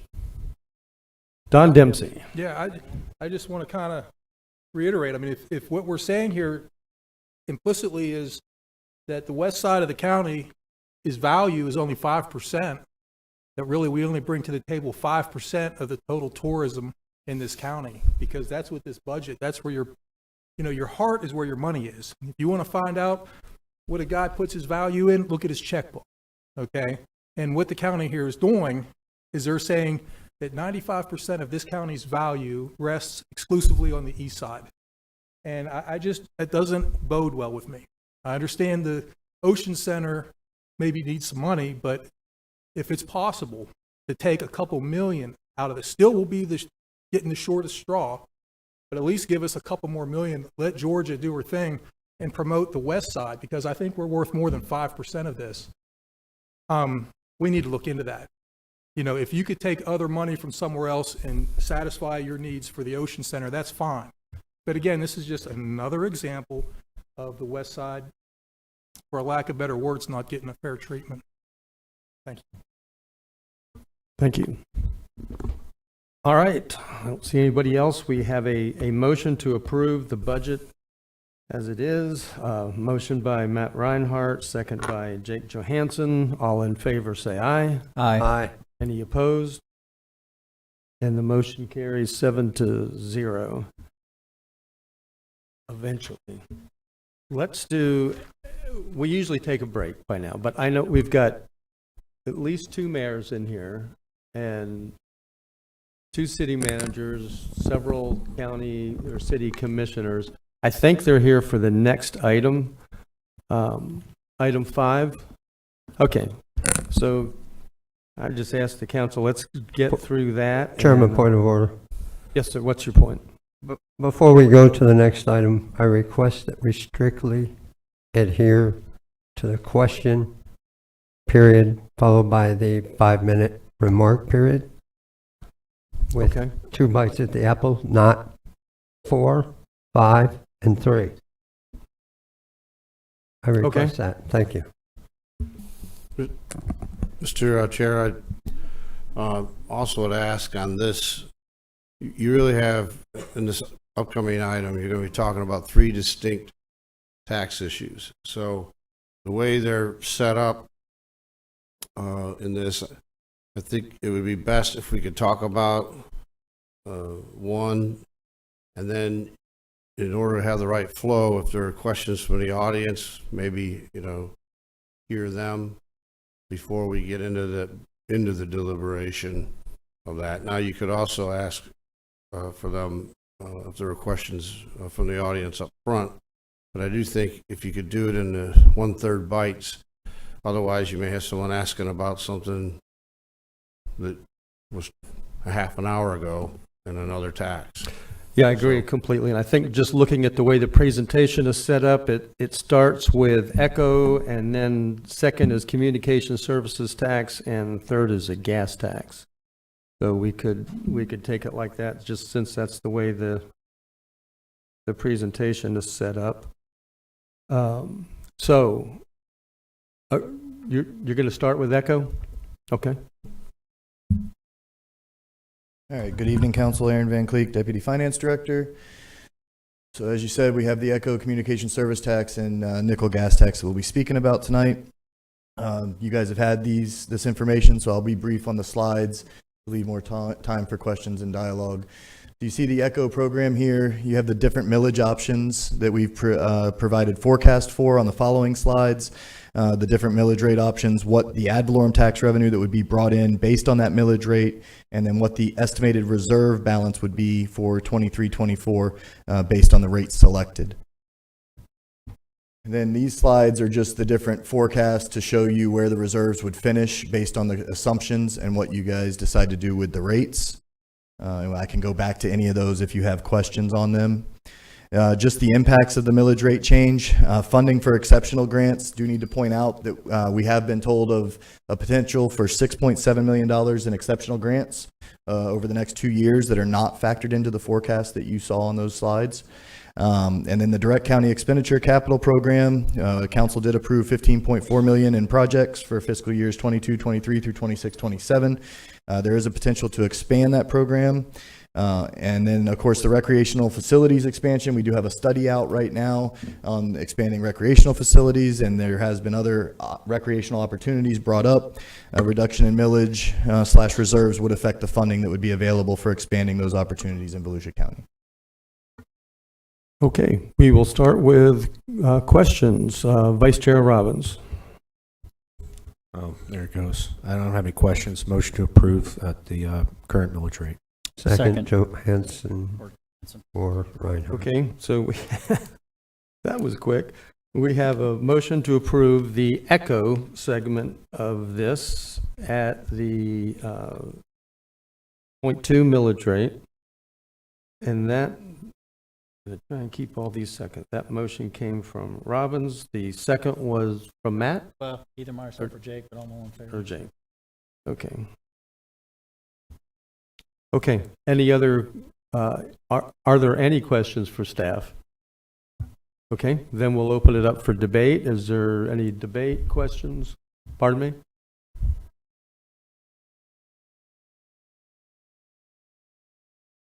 I can go through here. I think here's one that's written for Echo. We can do public comments. I would do that before the vote, but I don't see any names coming up. So if I can do that now. William Sell.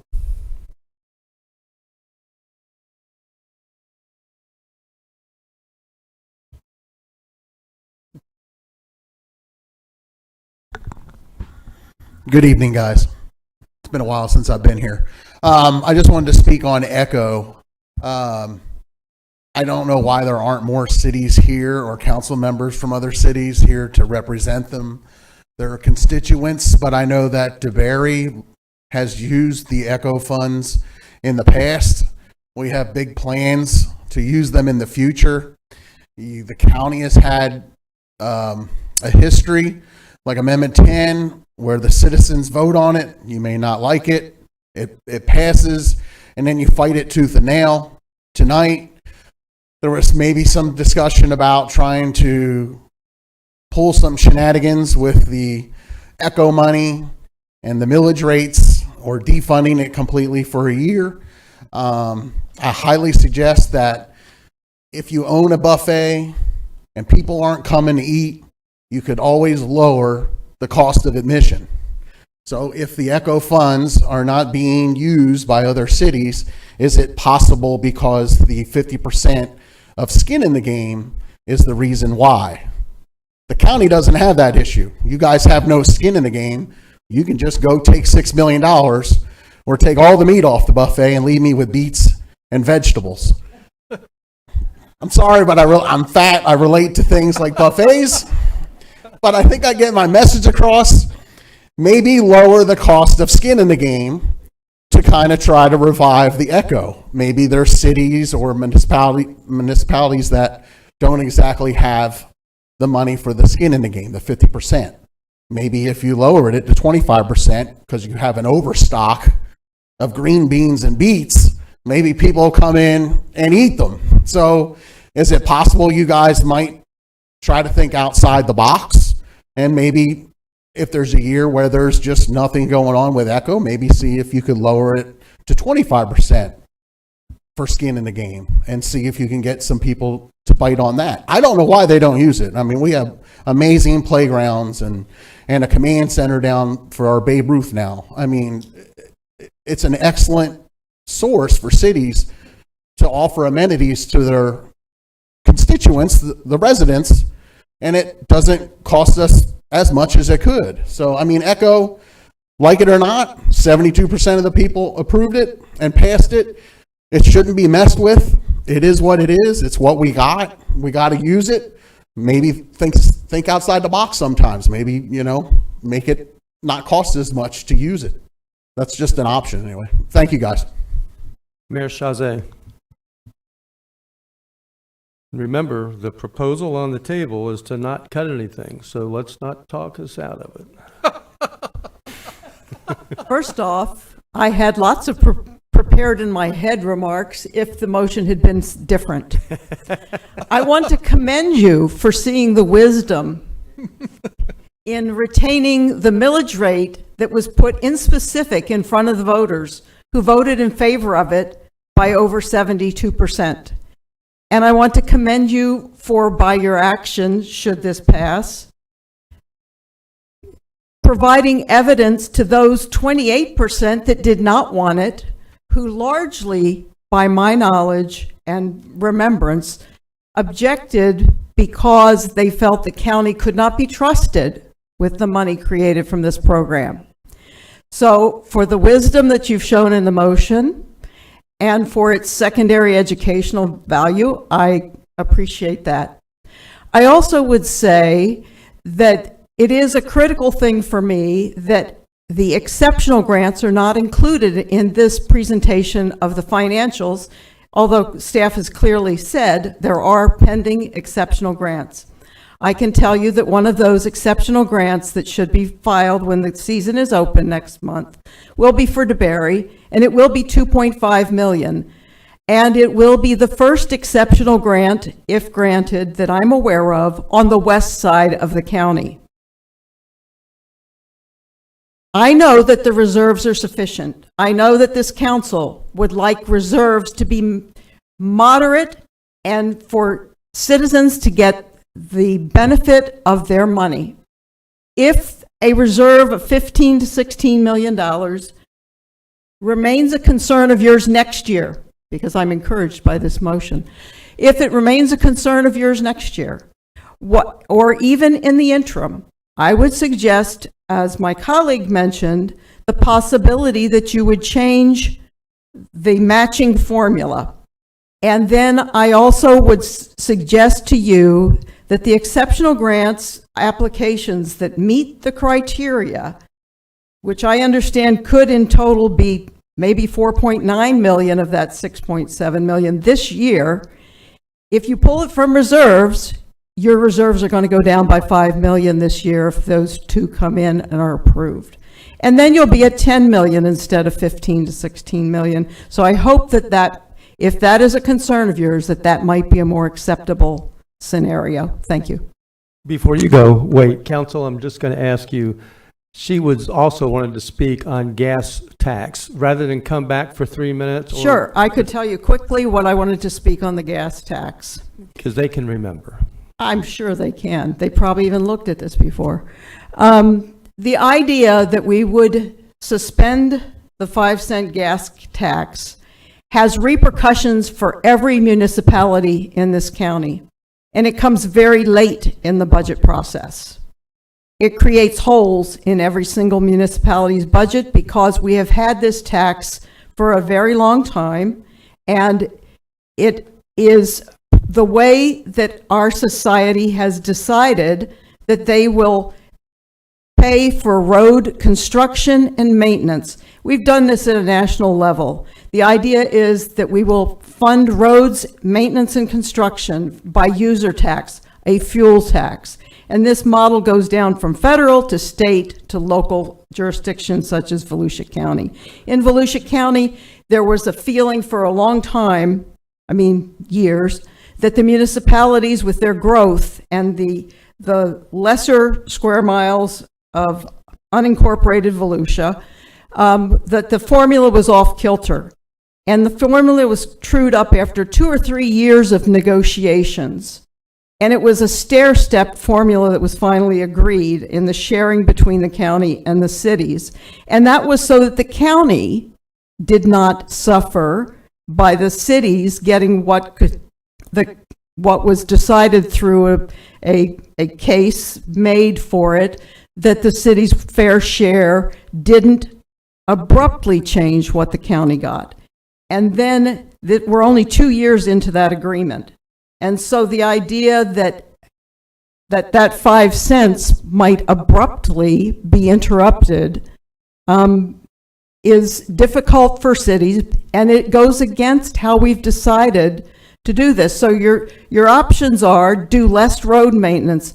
All of the public that I speak to believes that whether it's my city or it's your county roads, there's a backlog in road maintenance, that there isn't sufficient money being thrown to road maintenance, that there aren't roads being built to serve the current population and the ones that are coming that are under construction now.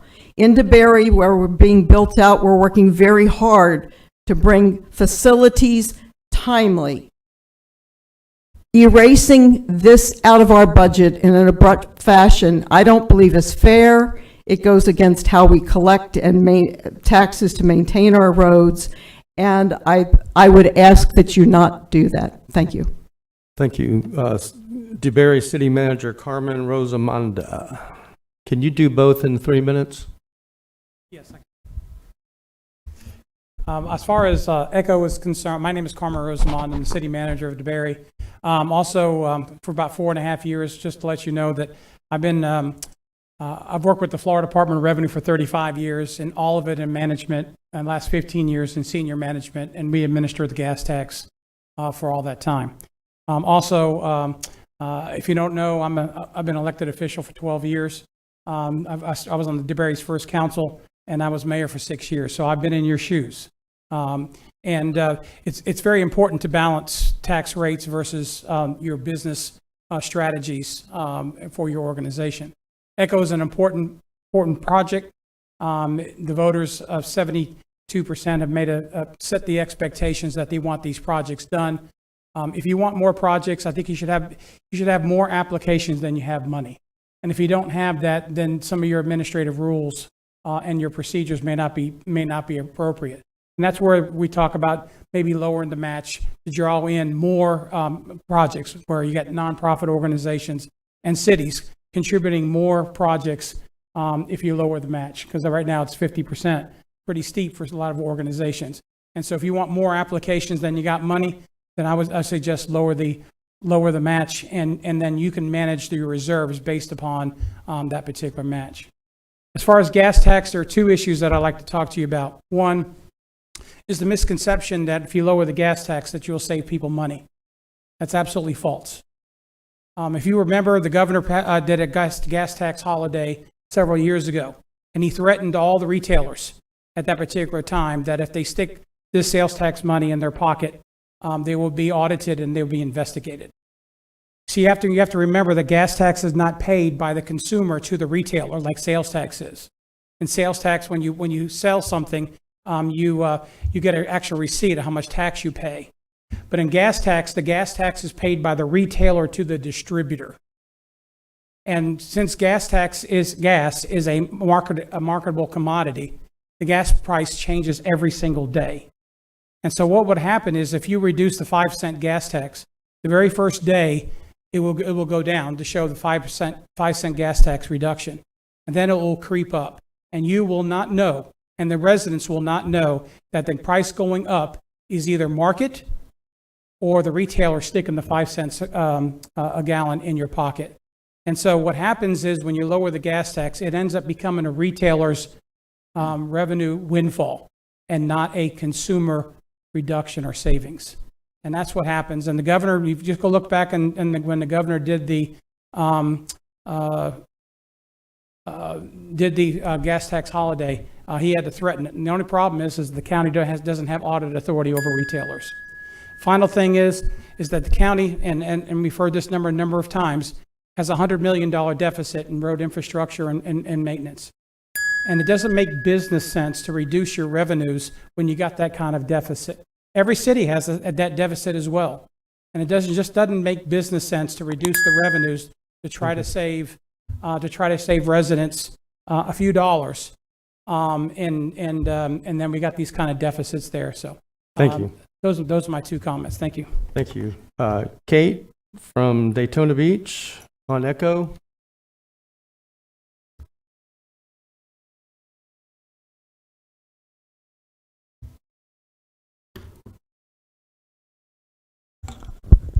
There you go. Hi, my name is Kate Muldoon. I've lived in Volusia County for 5 years, and I've been a resident of Florida for 56 years. And given that it's a foregone conclusion that all of you are going to vote to keep the ECHO funding at the same millage, I just want to add a couple remarks for emphasis.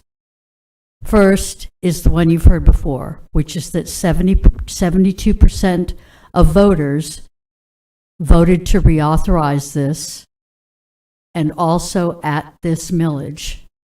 Secondly, given that you're spending $31 million on advertising, if I heard that correctly, and ECHO goes a long way toward providing structure and infrastructure for cultural, historic, environmental, like trails, and beach access, I don't see any reason why you would want to cut this. So I commend you for thinking this through and keeping the millage at the same rate. The average household pays between $30 and $60 per year on this. We, the citizens of Daytona Beach, have levied this on ourselves, and it benefits not only us, but tourists. So businesses, take heed. keeping Echo at this millage is the way to go. Thank you. Thank you. Pat Northey is no longer in the room. Dana McCool is no longer in the room. David Hartgrove is no longer in the room.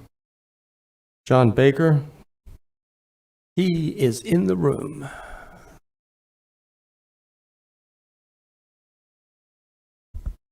John Baker in DeBerry, and I support maintaining the millage as it is. Thank you. Thank you. Susie Peace. Followed by Mayor Cloudman of DeLand. Hello. I think I'm still awake. This is my first late afternoon meeting, and I don't know how you all do it. I'm sure it's going to go on a lot longer. Anyway, thank you for hearing my message, and I too am excited about keeping the millage rate the same. As I look at the graphic, I think straight on Echo 0.20. And I also listened to what Mr. Kent mentioned about the good man who planted the tree in his old age, knowing that in the future it would provide shade and habitat for animals and so on. And so when we voted for Echo in 2020, we voted for 20 years. And I don't know about you, but I'm not going to be here in 20 years. And yet I voted because I wanted it to be something that the future of Volusia County could enjoy and could, improve the quality of life. So thank you very much for everything you're doing. I'll see you in 20 years. Chris Cloudman, the mayor of DeLand. Well, good evening, everyone. I'll try not to be repetitive, and I think you would appreciate, just as I do, some real world examples. And so just on Echo real quick, I think it's been a valuable tool. I like it personally because there is skin in the game. It requires a map. It requires to have public access. So it is providing something to the general public. And if that public access isn't being provided, then those funds would have to be paid back. Just a quick example, we just had the honor of reopening Jackson Lane Park here in DeLand, and that was a project that was a partnership between DeLand and the Echo Board and those funds. The park that existed for many years, my girls played on it when they were little, and now there'll be generations to come that get to play on the new version of it. I was given the blessing of my my whole council to be here tonight and speak on their behalf.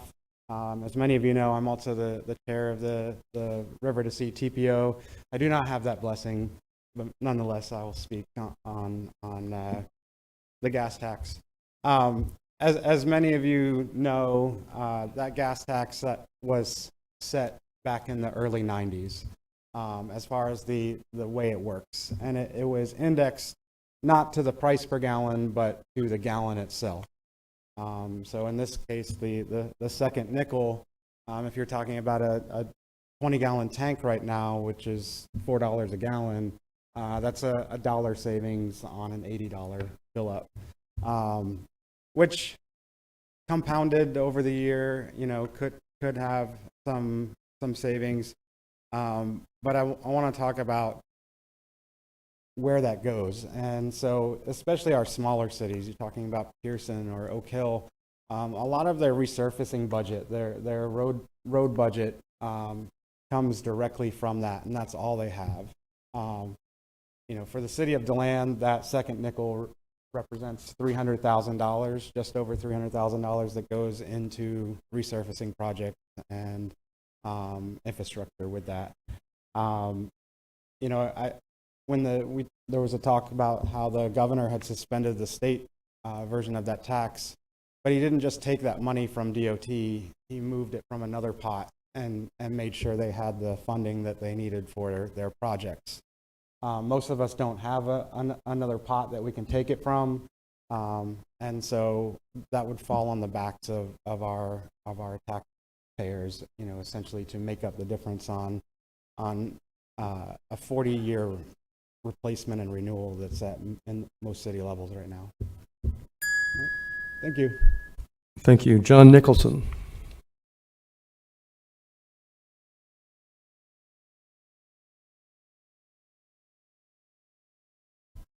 John Nicholson, Daytona Beach side. A couple of things. One, on the gas tax, absolutely not. It's not going to help, so don't tease us, because we're going to pay it anyway. Secondly, $100 million deficit in your infrastructure, your roads. Two people now have spoken, because I asked you earlier about the sales tax, so I mentioned the sales tax. And I'm going to mention it again in the future. You cannot avoid it. We need it. You all need it. City of Daytona Beach needs it. I know Ormond doesn't because they've got an infrastructure already built in, but everybody else does. So that sales tax is going to come up. Please pay attention.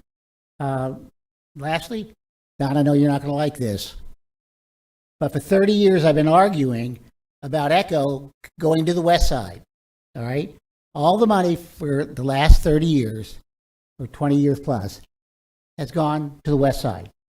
They don't raise any. They don't put any money into the game. A couple of dollars here and there. But they don't have the $10 million in tourists that are paying this. All right? We have 12,000 hotel rooms in Hovborn, give or take. All right? The city of Daytona Beach has 10,000 of them. DeBerry has how many? How many hotel rooms in DeBerry? In De Leon Springs, how many hotel rooms? 5,000? 10,000? How many tourists does De Leon Springs get? You look at the budget, 22 million and $1 million. Which is the bigger? So when you're talking about, well, look at this, we're not getting money, we're not getting this. One, you don't have 10 million tourists. Two, you don't have the population. Three, you don't have the need for it. How many Peabody auditoriums could you possibly build in De Leon Springs and fill it 365 days a year? Ocean centers. Okay, Mary McLeod Bethune centers. We have plenty of centers that we need because, one, we have the population, the inherent population. But our balance is like one of the gentlemen says, if you look at the residents, all right, we have 500,000 residents, give or take, in Volusia County. If we have 10 million tourists, it's 20 to 1. 20 times the number of people are in the east side because that's where the tourists are. That's where the need is. When you talk about your baseball fields, we have 4 fields stuck out in the middle of nowhere next to Are you going to talk about Echo or the both. gas I did tax? my gas tax already. That's a given. You're not going to do that. You're back at the Hob board. I'm high board. I'm also mentioning item's something that when somebody says we don't have anything for Echo, we need Echo. Okay? Nobody said And that. this is why, yes, but this is why somebody says Okay. they don't have it on their side. Okay, Keith Chester is our last speaker for all of the items on item 5. For those of you who know me, it's no secret that I was one of the most opposed people to Echo going back before the voters. I felt that it was done in a very sneaky way, very underhanded, and all the information was not put out to the public. The other reason I don't like how Echo was done and forever is because it's done on the property taxes and it's done based on the value of a home. It should have been done as a fee. I pay into Echo, unlike we talk about the average, we always use these fuzzy numbers that make things sound good. But the fact is I only pay, as an old guy that's lived in my house for decades, only $9.10 a month into Echo. So who in the hell am I to come up and say, hey, take more money from my neighbor who just moved in and they're 25 and they're paying the full boat of property taxes? I have a young friend that's paying $94 for Echo. So, but on the flip side of that, I see the positives of Echo and I see what it could do. I just wish that it was done properly to start. It should have been fee-based. Every household pay the same little bit. and not where the burden's more on others. That's one of the biggest problems we have with our taxing system that starts from the federal government all the way down. The harder you work, the bigger home you build because you work so hard, the more you're penalized. And that's not fair. It's a very unfair system, and let's face it, America, we fought a revolution because of unfair taxation. So that was one of my biggest problems with ECHO. However, on the flip side of that, the fact is we have big projects we need done. We have that we're way behind on. We have ball fields that need to be built.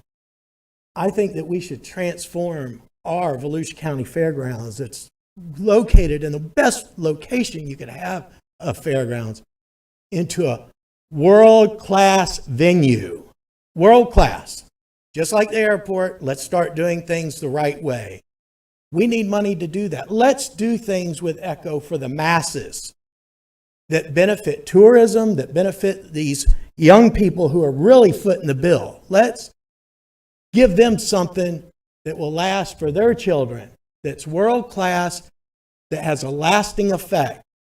Let's start looking at how we're spending our ECHO dollars. Let's do a better job.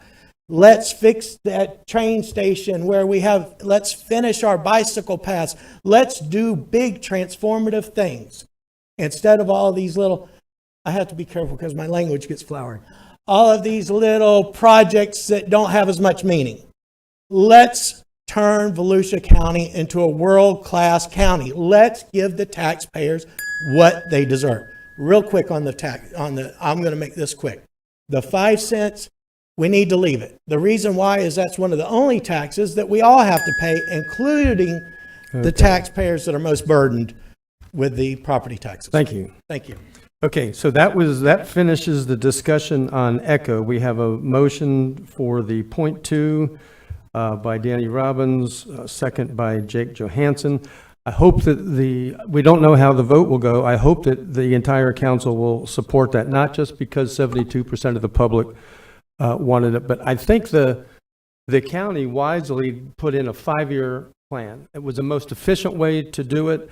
I would argue with my friend William Sell that we don't have any skin in the game, because I know, looking at the budget, that we do have skin in the game.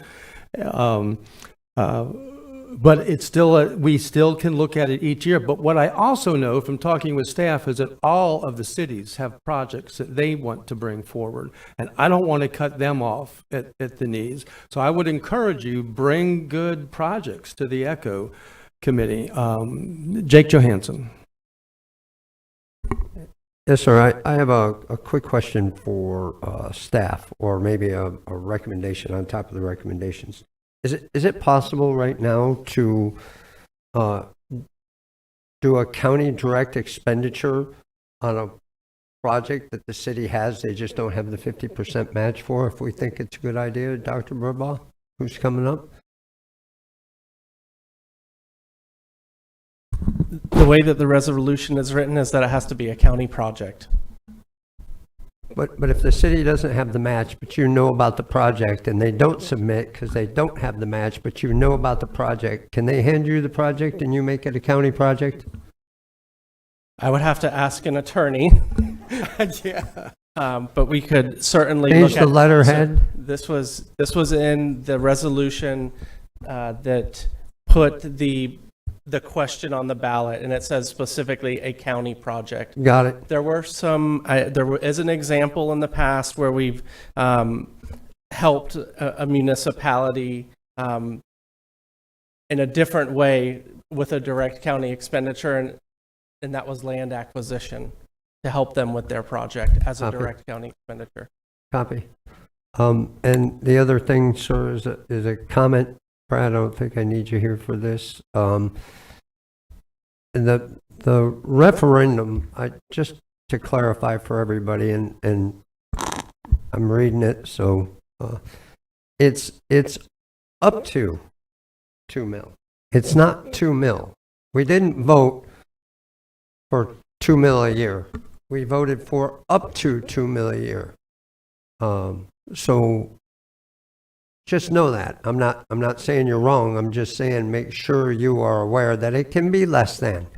in a troubled year, which is where we think we are. So that's why I brought it up. That's why it's on the agenda.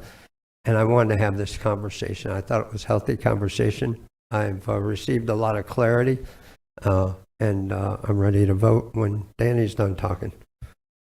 Okay, Danny Robbins. We could take the vote. This is for after.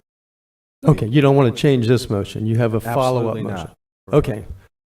All right, we have a motion on the floor to approve Echo at point 2 by Vice Chair Robbins, second by Jake Johansson. All in favor, say aye. Aye. Any opposed? Motion carries, and you have a follow-up motion. Chair, I'd like to make the motion to take about a 30-minute break before it gets western here in just a few minutes. Okay. I guess everybody got to speak on the gas tax. We will, it's 8:30. We will take a break until 9 p.m. Thank you again, everybody, for coming. Hey, Keith, how you doing, buddy? We broke it up for the public comment. They wouldn't have been able to take this break. That's it. That's as far as it goes. It's meant for short people. I was started. Yes. And even though I'm east side, I grew up west side, so.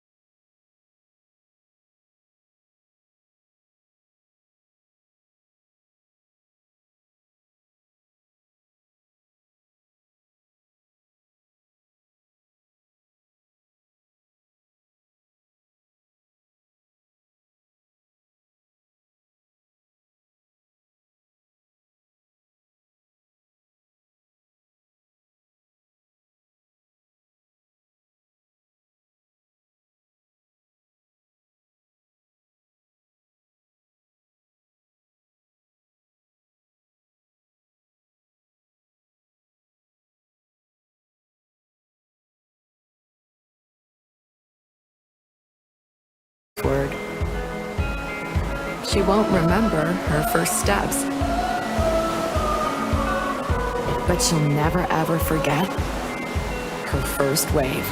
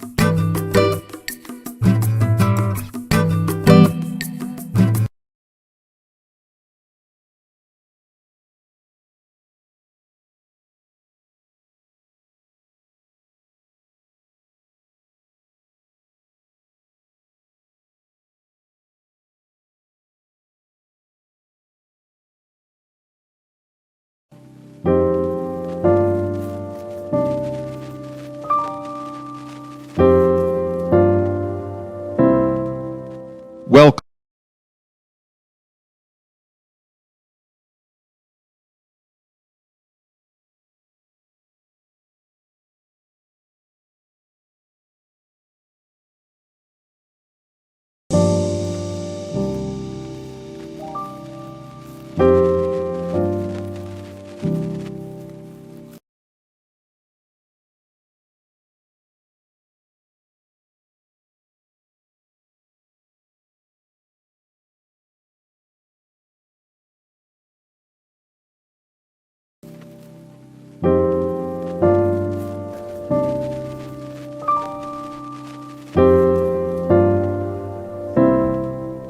Welcome to the Volusia County Council meeting. The meeting will begin in 10 minutes.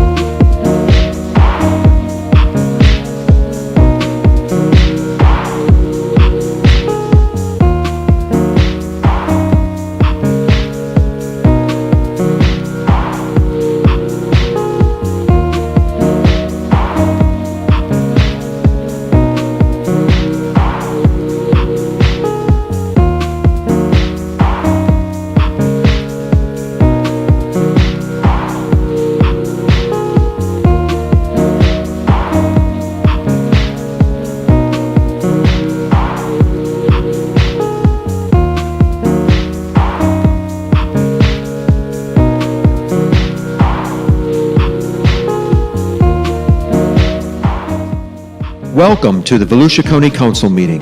The meeting will begin in 5 minutes.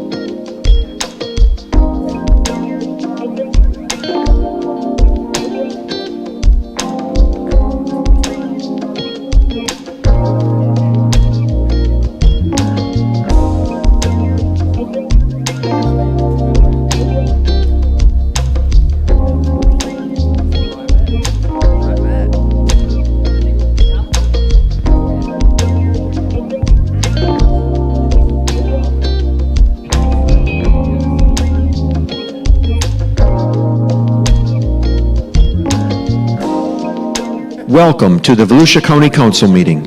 The meeting will begin in 2 minutes.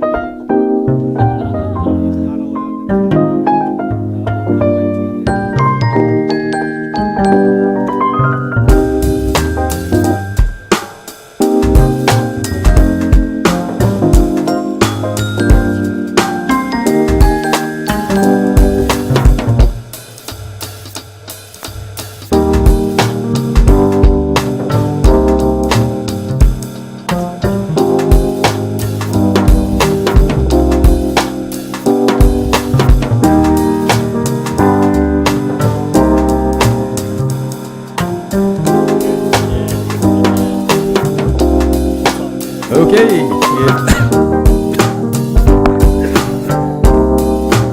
It's 9 o'clock and we are on the communication services tax.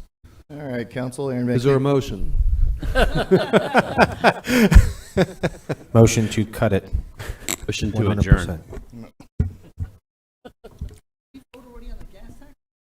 No, gas tax is. No, that's the last one. We only voted on ECHO. Go ahead, communication. All right, communication service tax. So we brought back some options for you based on council direction. Just to recap, 5.22% tax rate. It is $3 million average revenue in the MSD. It is paid only by the residents living in unincorporated Volusia County. You see, we have two different 5-year forecast options: reduce the tax rate by half, or eliminate the tax completely. Those are the forecasts, the updated MSD forecast that we provided to you. I won't go over those, but if you have questions, I can go back to it. And then the impacts of reducing or eliminate the communication service tax. It does affect the rollback options in future years for the MSD fund. We are already set at the rollback rate in the MSD for this year. However, when we presented the original 5-year forecast, we forecasted the ability to potentially go to rollback next year. Taking away this revenue source will affect that rate in future years. We will have to look at it next year and see where we're at and see what that rate would have to be. And then it reduces the flexibility with reserve balances. And then we can talk about more of what that is if council desires to. You. Yep. Also, if you do decide to do anything different with the communication service tax, it will require a special meeting. We have to notify the DOR, Department of Revenue, by September 1st of what the rate is going to be. It takes effect January 1st. So you would have to have a special meeting based on the advertisement of the ordinance. The special meeting would have to be held on August 30th or 31st. That's correct? right. And so you'd have to have that special meeting in order to notify DOR. However, if we were to vote at a future council meeting, we could implement the tax change in the following year. So you do have that option as well. Thank you. Councilman Santiago. Thank you, Mr. Chairman. And I think this was, one of the items that I pushed strongly for, and just want to, reemphasize to the county council. We've talked a lot about reducing taxes. We had a few opportunities, and those didn't go through, based on discussions. But I think this is one that is solely only affects us as a county governing body. It is only in the unincorporated area, but it's a tax that affects businesses, the rich, poor, individuals, private, and quite honestly, I've never been a fan of this tax. I tried to get rid of it on the state level. There's been movement on the state side to continue to chip away at this tax, but I learned in the process that many governments have bonded against these funds. So it's been difficult to get rid of on the state level unless you just set a future effective date. My understanding is we don't have any of these funds bonded or encumbered in any way. And it's a $3 million amount that I think we can absorb with our reserves. We talked a lot about reserves today on strong reserves. I think the county has strong reserves and can absorb this. And certainly next year we can take a look at it. And lastly, I think it's a good message.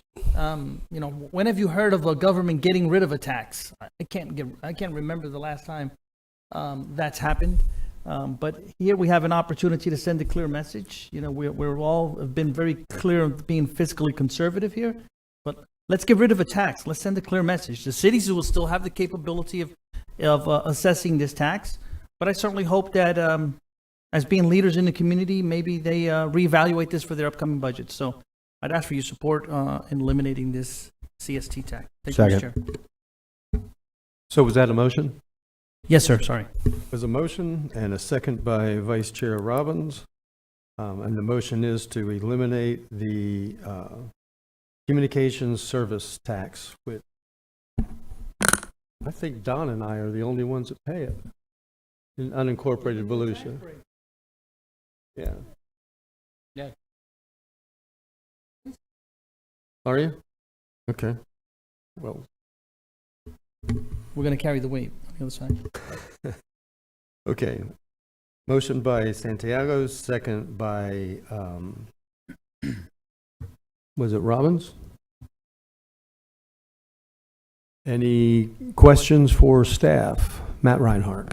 Mr. Chair, so if we pass this, then we have to set up, it doesn't mean it's passed, we have to have a special meeting? Is that my Yeah, in understanding? effect, your motion really is To set direct the us separate return meeting? with an ordinance. We got to, our plan is to do it August 30th. Call a special meeting. We have to advertise it. We have to advertise a special meeting. And then you adopt it. And then the following day, we have to send it to the Department of Revenue. That would be August 31st? We're When? I'm sorry? pushing for August 30th. I'll be, just for the record, I will be out of town. Can I add to that? Is there constraints as to what that date has to be? Yes. You have to be at a, It just has to be before the 31st. Or noticing Yeah, requirement. we have to do a 10-day ad in the newspaper. So by 10 a.m. tomorrow, we have to have the draft title ad sent to the paper to make that happen. We could push for the 31st. That gives us, I mean, we have to have that ordinance in Tallahassee the next day. So that's why we're pushing for push the for 30th. the 30th would be the preferable date if you did. And that week I'm out, so that's fine if you guys want to have that If you special want meeting. it as For this year. Right, for January of 24. So if you wanted to do it next year, if you want to look at this again next year, we're not bound obviously by the same time constraint. That's correct. So would you like for me to reword my motion, withdraw it, or withdraw it and do a new motion? Just depends on what, I'm talking about for the dating notice. yeah, I mean, well, would you be comfortable saying, I'm interpreting your motion, you schedule a special meeting for August 30th to return with a proposed ordinance to sunset the communication services tax? That was my intent, yes. Yes, that's what I thought that you meant. No. Tax relief this upcoming year. Now. You have to do that. Yes. Okay. Jake Johansson. Yes, sir. Just to make sure we have a quorum, it seems like everybody's going to be there, but I'm going to be at a conference, so Okay. there's two of us. That's true. For you, it would have to be. Yeah, I don't want to advertise for the 30th and then. No, exactly. And then right off the bat, we're voting for something that Jake and I will not be here for. Well, so I hear you talking about time. I'm at a conference. We can get back from, you're at this? Wait, we're losing it here. So finish your. So if Matt and I are at the same conference and that's the last day of the conference, we might be able to make it if you make it at a time that we can. We'd have to make it. Could you both make the 31st? I can, yes. We could do it August 30th late in the day because Mr. Kent is going to be at school till 3 o'clock anyway. Yeah, I can leave the affordable housing conference at a time to make anything after 4 or 5 o'clock. If we did the morning of the 31st, oh, Troy can't. Yeah. So. What about the 30th? But yeah. Can we do the 30th? 4 o'clock. You took your jacket. They're out of town until afternoon. So, Chairman, I'm just looking for a quorum. I don't mind not being here if you guys, as long as you got it, quorum. I could be here.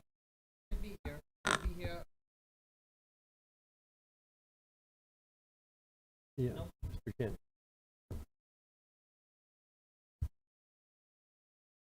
So it would need to be about 4 o'clock. About the 29th.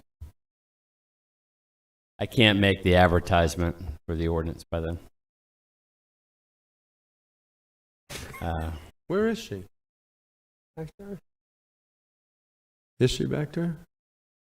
To do it on the 30th, I mean, we have to get everything in order to advertise the paper by 10 a.m. tomorrow. We can do the 30th. All right. So the 30th at 4 p.m.? You can do 3. No, I'm in Orlando. Yeah, I that's why I want to said stay 4. as long as I can, so make it as. How long is it going to take? A few minutes? Fast as you can read it and do it, it'll take. So 4 p.m. on the Four it is. 30th? You with us, Don? Yes. You just voted as, never mind. Okay. To repeal the Second Amendment? So what he meant with that motion was August 30th at 4 p.m. for the public meeting. Are you good now? Okay. We have our marching orders if you pass it. Okay. All right. I still have David and Jake up here. Is that for past comments? Okay. Didn't want to skip anybody. Then we have a motion on the table to eliminate the communication service tax. We have to do a special meeting on August 30th at 4 p.m. If there's no other questions, all in favor say aye. Aye. Any opposed? And that one passes 7-0. Lastly, we have the gas tax. A little more complicated. All right, so the nickel local option gas tax, a lot of information here. I'm not going to go through it and read it. I am going to read every rate of the 67 counties into record. No, I'm just playing. So we do have a transportation trust forecast here for you. That's where the gas tax gets deposited into, shows you the expenditures for the program. The gas tax does fund our resurfacing program. You can see the average gas prices compared to local option gas tax levy. It goes back to Carmen's point that you're not going to really see a savings at the pump because we looked at all 67 counties. The average gas prices on a certain day, it was July 18th, and that was the sources down there for the gas prices from AAA. And so the gas prices are all over the board for the 67 counties. It really matters how far you are from the port, from the distributor. The gas tax levy doesn't really affect the gas price. The impacts of reducing or eliminating the nickel gas tax: it does eliminate the road resurfacing program and increases maintenance costs without a revenue source to replace the loss in funding. You can see those other impacts there. I won't go through them and read them. Go for any questions that you may have. Are there questions to begin with? I didn't have a question. Do you have a question? Yes. Go ahead. Vice Chair Robbins has a question for you. Alex. Aaron, is there a formula as to not affect the cities where we could offer amnesty on our portion of it? Because this does fund some of our departments, right? This funds our road resurfacing program. So basically the money we collect from the nickel, our road resurfacing program would be gone for the county roads. In addition, we cannot offer a holiday for a month or 2 months. We have to do it for the entire year. We don't have the authority like the governor does to break it up. We'd have to do it for an entire year.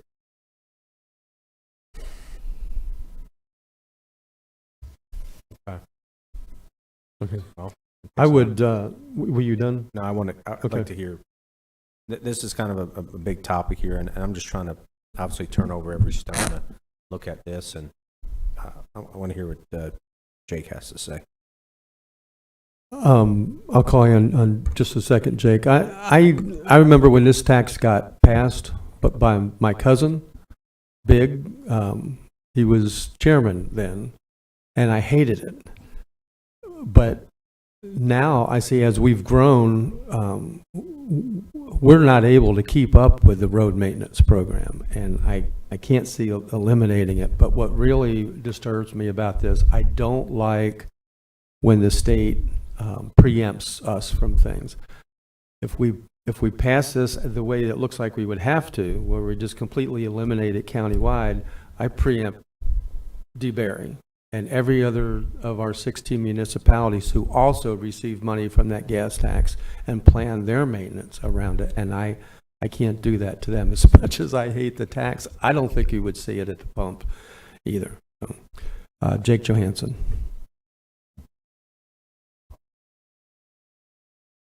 I'll wait for debate. Mine is like yours was just now, not a question. I think we're in debate, but No motions been made, I don't know, yeah. I just have a question. One question. David Santiago. Today I heard that we had, I think the number was $100 million deficit in, can someone elaborate on that? Heard it twice.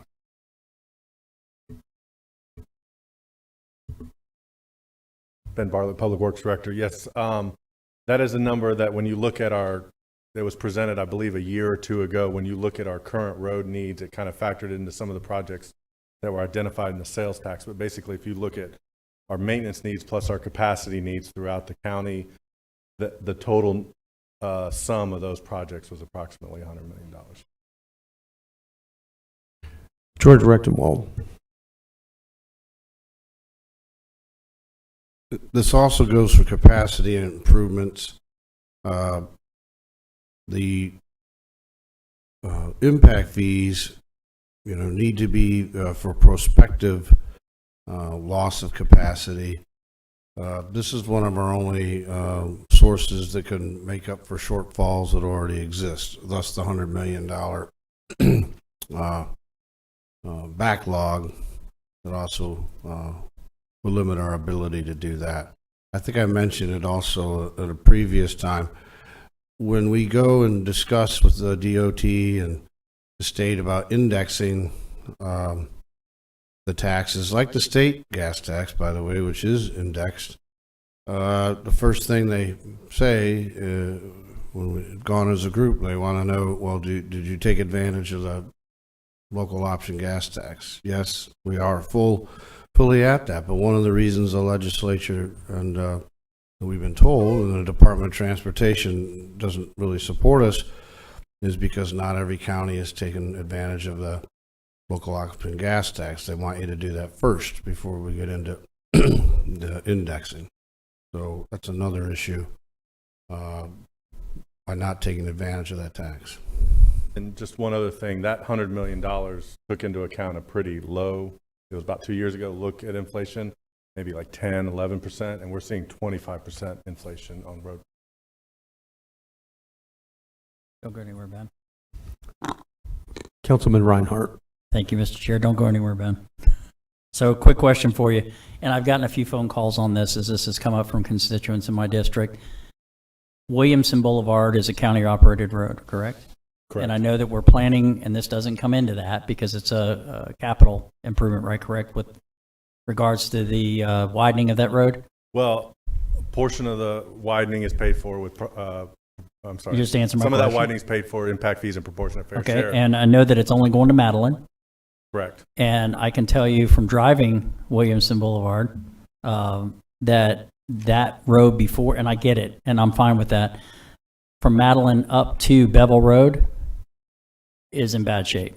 And I have to agree with what they've said. So I know we have to count on this money in order to do that, correct? If not, we won't have it. Correct. So, and then, go ahead. I was just going to say, impact fees pay for those capacity projects, but Yes. a lot of times the money from the new nickel, which can be used for capacity, pays for shortfalls, as Mr. Rechtenwald said, in those projects. And then one other section of road from Clive Morris, from Bevel Road, I believe, to Dunn is county as well.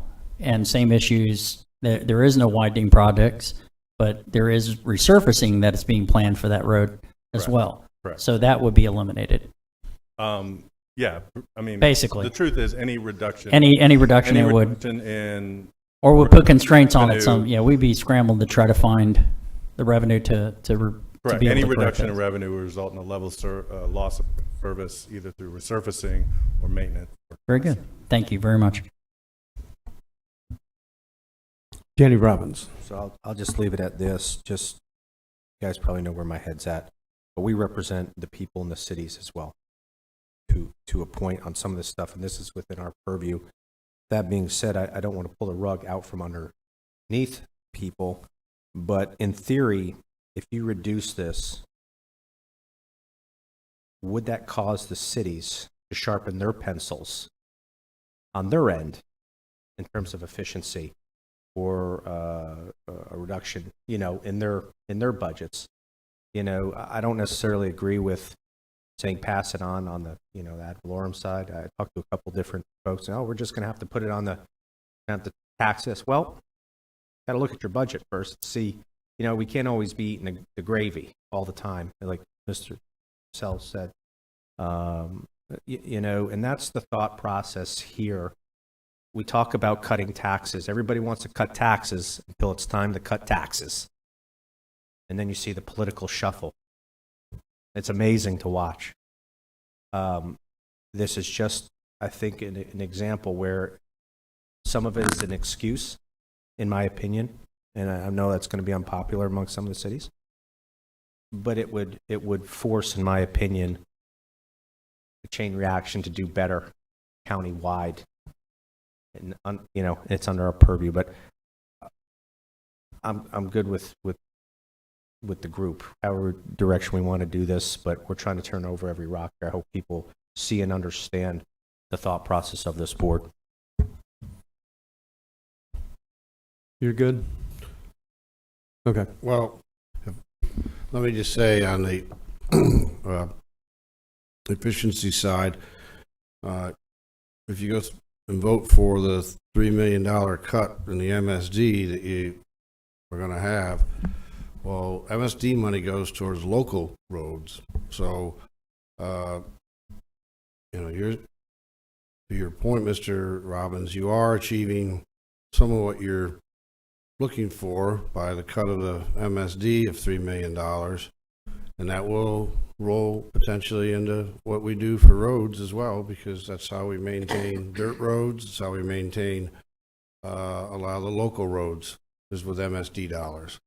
So we'll have to work harder in that particular area. So we'll do the best we can, but that's where that money, when you come out of the MSD, roads, local roads are part of that. Councilman Johansson. I don't think we have a motion yet, so motion to approve the 5-cent gas tax. Cutting the 5-cent gas tax? No, keeping it. Okay. The motion is to keep the 5-cent gas tax by Jake Johansson. Second. Second by Councilman Reinhardt. And discussion, David Santiago. Yeah, thank you, Mr. Chairman. Danny, I wanted to find a way to support you. I think your intentions are well.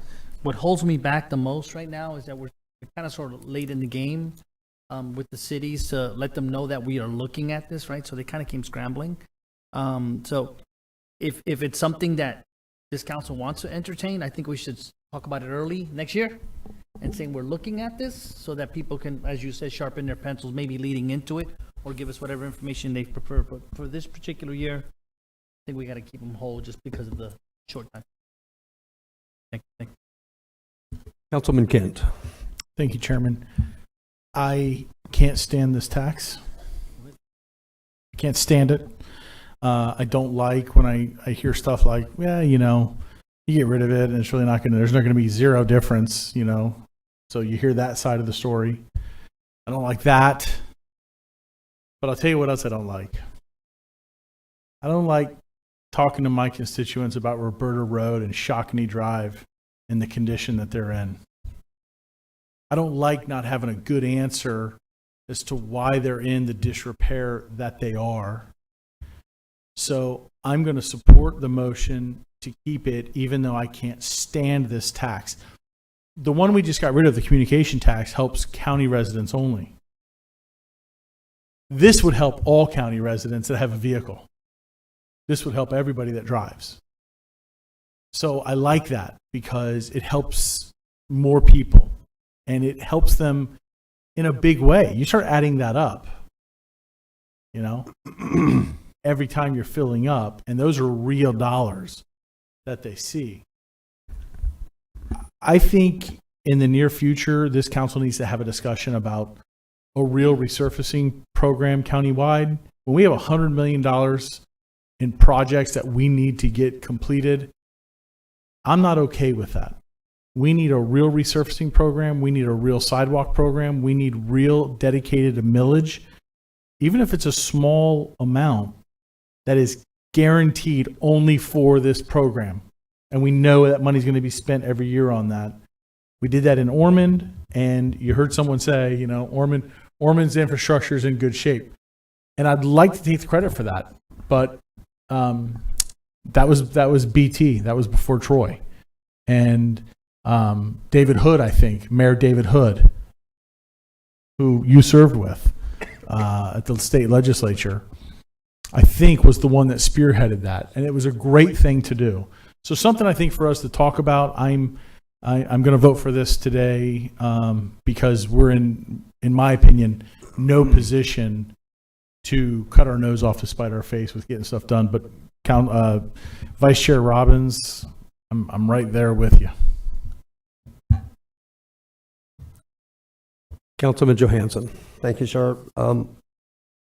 You know, one of the things I ran on during my campaign was the 4 C's. One of them was collaboration. And one of the things that I'm having a hard problem with is after everybody set their trim max millage rate, we're hearing this, and we're hearing this up here. It was kind of talked about prior, but we never once, nobody communicated with the cities, right, to see if this was okay by them. No, not really. I called the ones that I knew and the ones that I knew would suffer, and of course they're like, what the heck are you talking about? So I'm all about discussing it. I think it's a great idea that we hit it early, but it can't be June or July. It's got to be January. It's got to be November, December, January. And you know, back when I was with the smart guys on the city managers group, it took us 2 years to collaborate on the gas tax algorithm to get maybe the better amount, the right amounts to the right people. And this is going to get equally as important. I think, Chairman, that maybe this is something that needs to be brought up at the round table and bandied about, and watch the mayors beat each other over the head for a little while on it. You know, I don't like the gas tax either, especially that it's tied to the gallon. But the cost of roads are going up 20%. You know, Troy mentioned it. What's one of the biggest after flooding? What's the biggest complaint? It's the stinking driving in the roads. So let's do something about fixing them, and we can't do that by yanking the dollar away right yet. Maybe we devote a little more money next year from some other fund to even put more money in the roads. I don't know, but I don't think this is a good idea at this time. I don't think it's ripe yet. So those are my thoughts. Thank you, sir. Thank you. I already spoke, so I'm gonna skip Danny Robbins. No, I already said I'm in full concurrence with that. You know, this is for discussion only. Get the hamster on the wheel going for the future. I think it's too late in the game. Brought it up. It's been several weeks, maybe a month or two like that. But I want people to start thinking about it, because we have to figure, like Mr. Nicholson, his infinite infrastructure knowledge says, we need to figure out a better way to do this. And without getting it on the table and talking about it, nothing will ever get done. Councilman Reinhardt. Thank you, Mr. Chair. Real quick, just to piggyback off of Councilman Kent's idea, finding another means in which to do it. Other counties do it. Driving through Orange County, and their signage is up there showing people this is how it was accomplished. Now they talk about a tax. I don't know if that's the answer, because we're all about being conservative and watching the tax, and here we are having a discussion about doing just that, so we have to be cognizant of that as well. But I can appreciate, and yes, I appreciate where Councilman Robbins or Vice Chair Robbins had said that we got to start thinking of positive ways to cut it, and this may not be the answer, but our roads do need attention. Thank you. I will say something else that reminds me of it. I think that's a great point, Matt. And I think if we're looking at this, we need to find a way to offset it. In fact, I think any tax, these two guys see the taxes are revenue sources. That's how they make all this work. So if we're going to eliminate a tax, I think we need to have a corresponding cut somewhere. But for the gas tax, one of the things I always think of is the one way to make it fair for everybody in the county is that the people that drive electric vehicles don't pay any road maintenance tax at all. And I would like for us to think about sending a joint letter to the Florida legislature asking them that they're not going to do it? Okay. Oh. Well, it's more polluting than my gas guzzler. Reverse that tax break I gave you. So and they're using up the roads just as fast as my excursion. So it's really not a balanced. And Chairman, don't forget, when they catch fire, they burn for 3 days. And slave children in China digging for lithium, which is a major. Never mind. Okay, I don't see anybody else. The motion on the floor is reluctantly, as much as everybody hates it, to keep the gas tax. Motion by Jake Johansson, second by Reinhardt. All in favor, say aye. Aye. Any opposed? Motion carries 7-0. And that brings us to item 6, business tax receipt, BTR.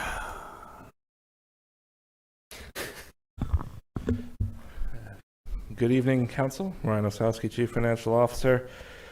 I don't know if I can be as quick as Aaron. Some background. Aaron, come back. He's not prepared for this presentation. Maybe that would make it faster. Some background on the business tax receipts listed on this slide. Basically, I think the key point here is that when you have a business tax receipt, when you have a business, if you're in a city, you are paying a city business tax receipt, you are also paying a county business tax receipt.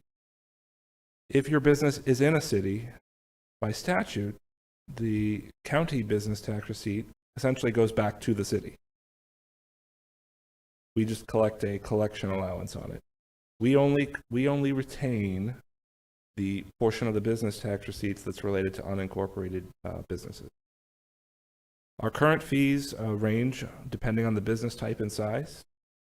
Laundromats have some of the largest fees. That's just the structure that was passed decades ago when this tax was first set up. However, the most common receipt is $22. Most commonly, this is a low dollar tax, and it's a high volume tax. There are a lot of receipts that come in. There's a lot of administration in this tax, and you'll see that in the expense side.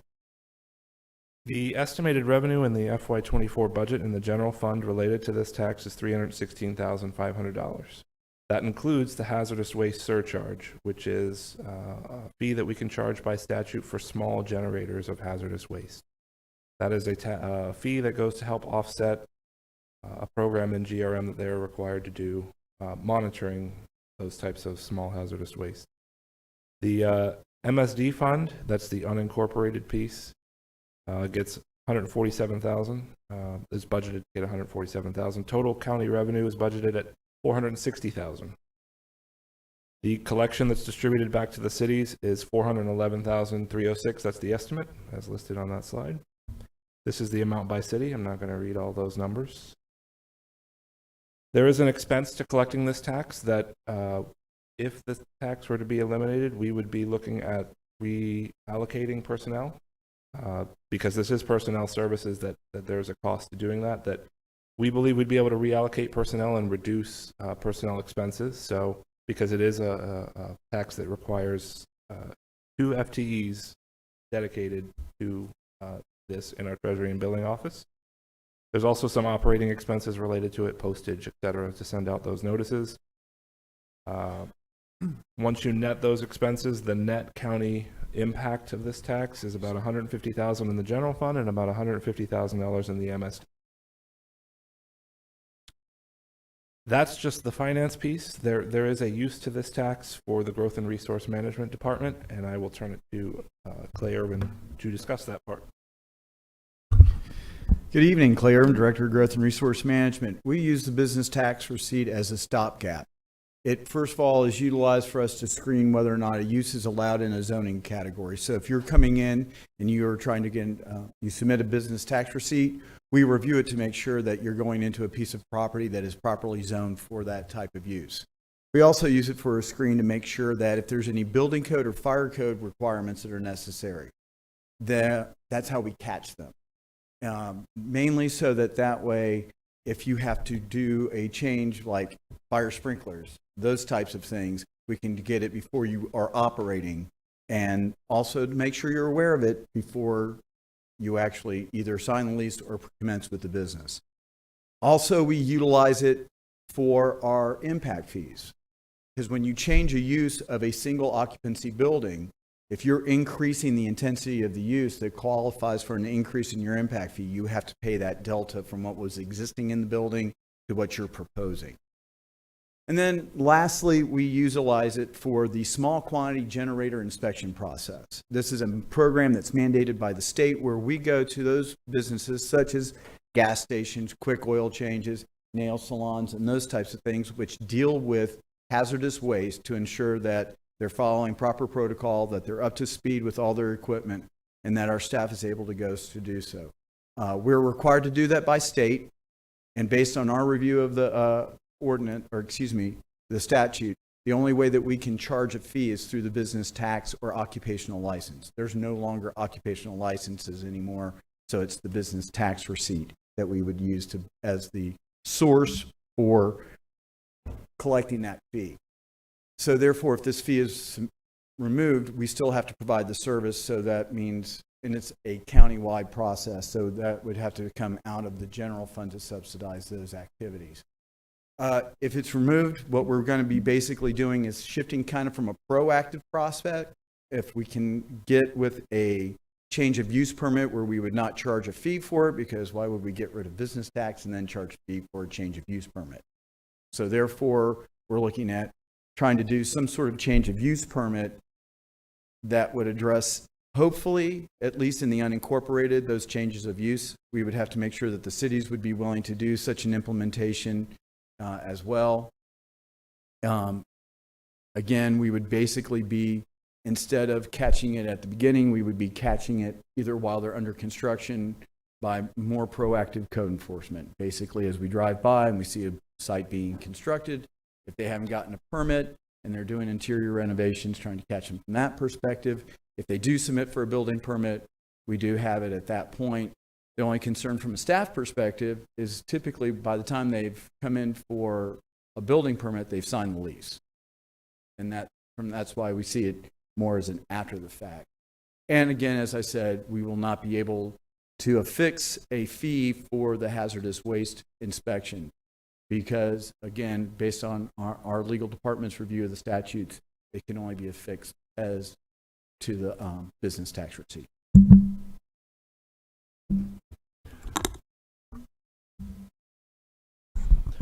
To wrap it up here, there is also, we just provided some information here. This tax is not something like the communication services tax where we notify the state, and if ever a future council decided to, they could re-implement it and we notify the state. There is some specific legal guidance that I'm not going to read through here that Deputy County Attorney Heather Wallace could elaborate on. It is a cumbersome process, and we'd be limited in our choices in re-implementing this tax if it was ever a desire of a future council, if this council chose to eliminate it. With that being said, I'll take any questions. Vice Chair Robbins? I don't have any questions. I'd like to make a motion to eliminate this tax. This is a layup as far as I'm concerned. Second. Okay, we have a motion to eliminate the business tax. We would ask that we have some sort of timing in that motion. If it was the council's pleasure, staff would recommend that this be a prospective change. The bills that were just mailed out in July many of them have already been paid, and that distribution to cities has already occurred in some of these cases. For the future, there's really no clean cutoff date, but what we would recommend is a March 31st date, because that's the date in statute that we change from a full to a half-year business tax receipt. That way, there's some kind of equity or reason for the date that we chose. If you wanted a different date, we could work through that. I have Craig here. He can help navigate what that would mean if there was a different date. Councilman Santiago. I'm okay. It makes sense for a future date. And if the the motion sponsor.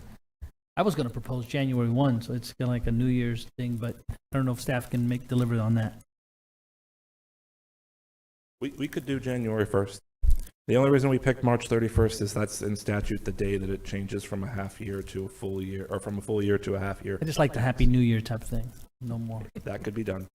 If you want to absorb that in your motion. I can add that to the motion. So January, how would that affect our cities?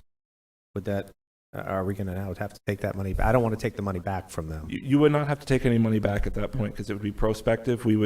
Any collections that come through until that point, we would distribute them as we're required to, and we would just stop any new businesses that register after January 1st. So I'll retract. And obviously, no renewal notices would go out next year. So, Chair, I can retract my motion and just make it a new motion to eliminate this tax effective January 1st. I'll second that motion, Mr. Chair.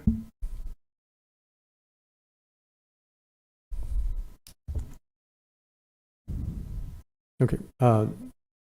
Jake? You were? Okay. Councilman Johansson. Yes, sir. I have a few questions. Did we use the BTRs to verify business during the PPP program? Yes, sir. We used the BTRs during the coronavirus relief fund when we had the business grants. PPP was a federal program. Got it. So the business grants. Could we have done that had we not had those BTRs on file? It would not have been a requirement that we would have had for those grants. We wouldn't have been able to have that requirement. We would have just trusted that people had their business, so gone and looked in their SunBiz. I think SunBiz would have been an opportunity. There's always other ways to address things if a future program like that, hopefully there's no future pandemic or anything.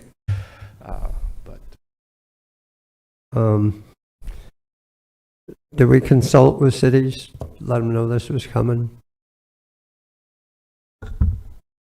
Only briefly through the manager's group. Just basically that was on the agenda to be discussed tonight. Eye rolls or great?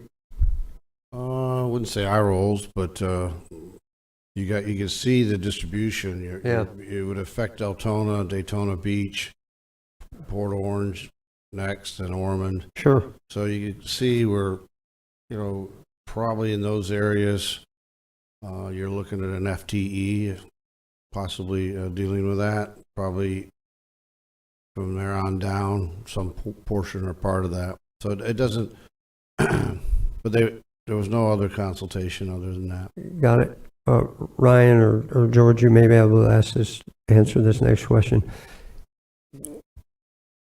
Because we're getting rid of ours, the cities can still charge their own BTR and raise the price accordingly if they wanted, yes?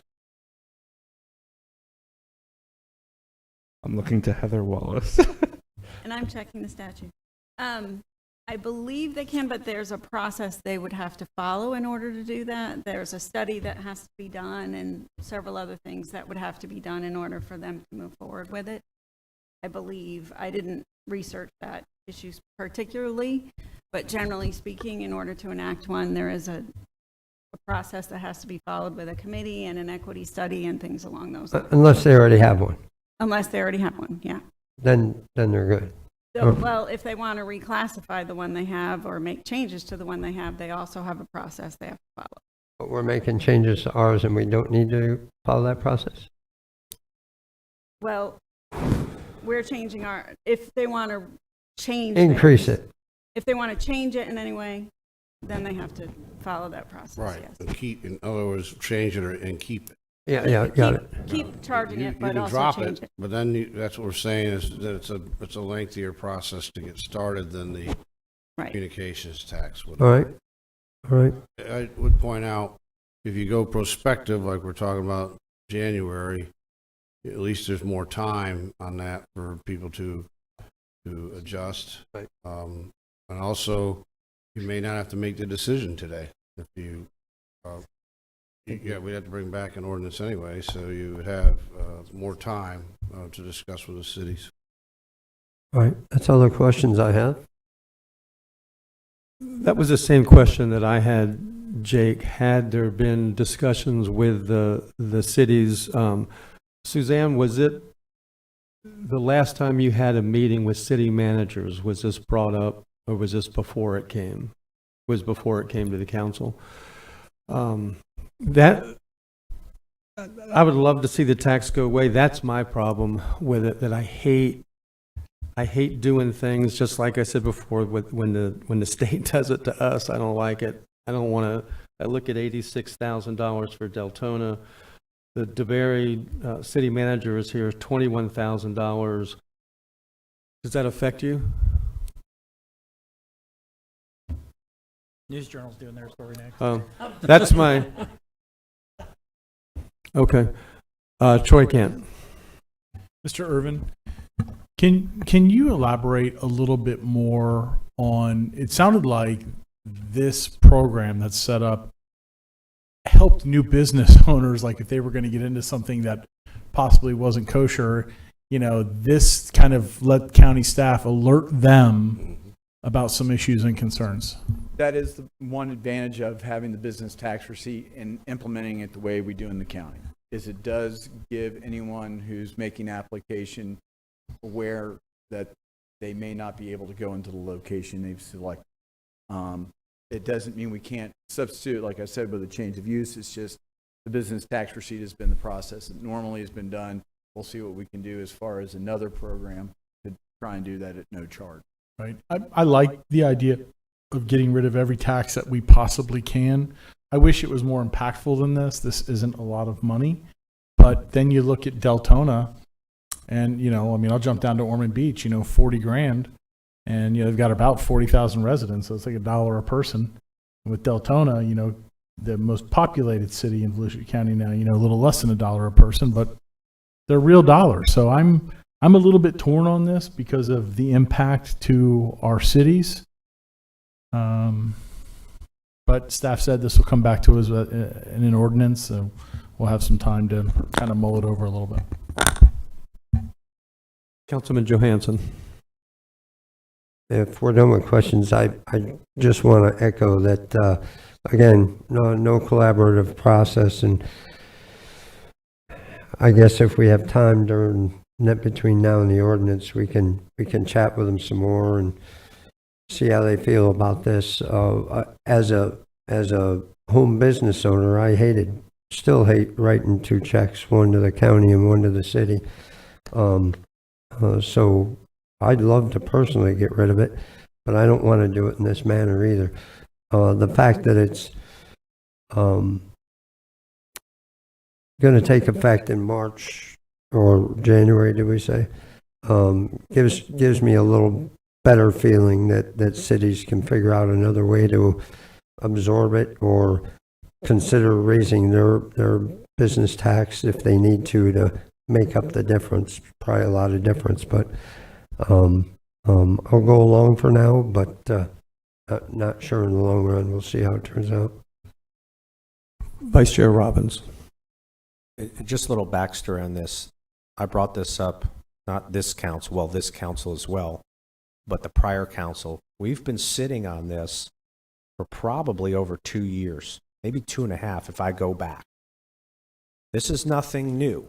And if you remember just a couple items ago on stuff that affects the cities, just like the fuel tax, at some point, we do have to cut some taxes. You know, this nickel and dime, and anybody that's been in business, it's just one thing. These people are struggling. These are real struggles. And I'm sorry, but if the cities can't come up with this, granted, I know they can. Yes, we do need to talk about it, as Mr. Johansson stated, in an orderly fashion. But respectfully, I find, just for future discussion, an excuse with these millions and millions and millions and hundreds of millions in budgets. Pick a city. That 40,000 for Ormond, Port Orange 57, that those pencils cannot be sharpened in good faith for our blue. We want people working in Volusia County. I want people working in Volusia County. How do we promote and get a little bit of faith back in these businesses that are struggling? This is a layup, like I said. You know, I want to promote people to go to work. I don't want to pay for people to sit home.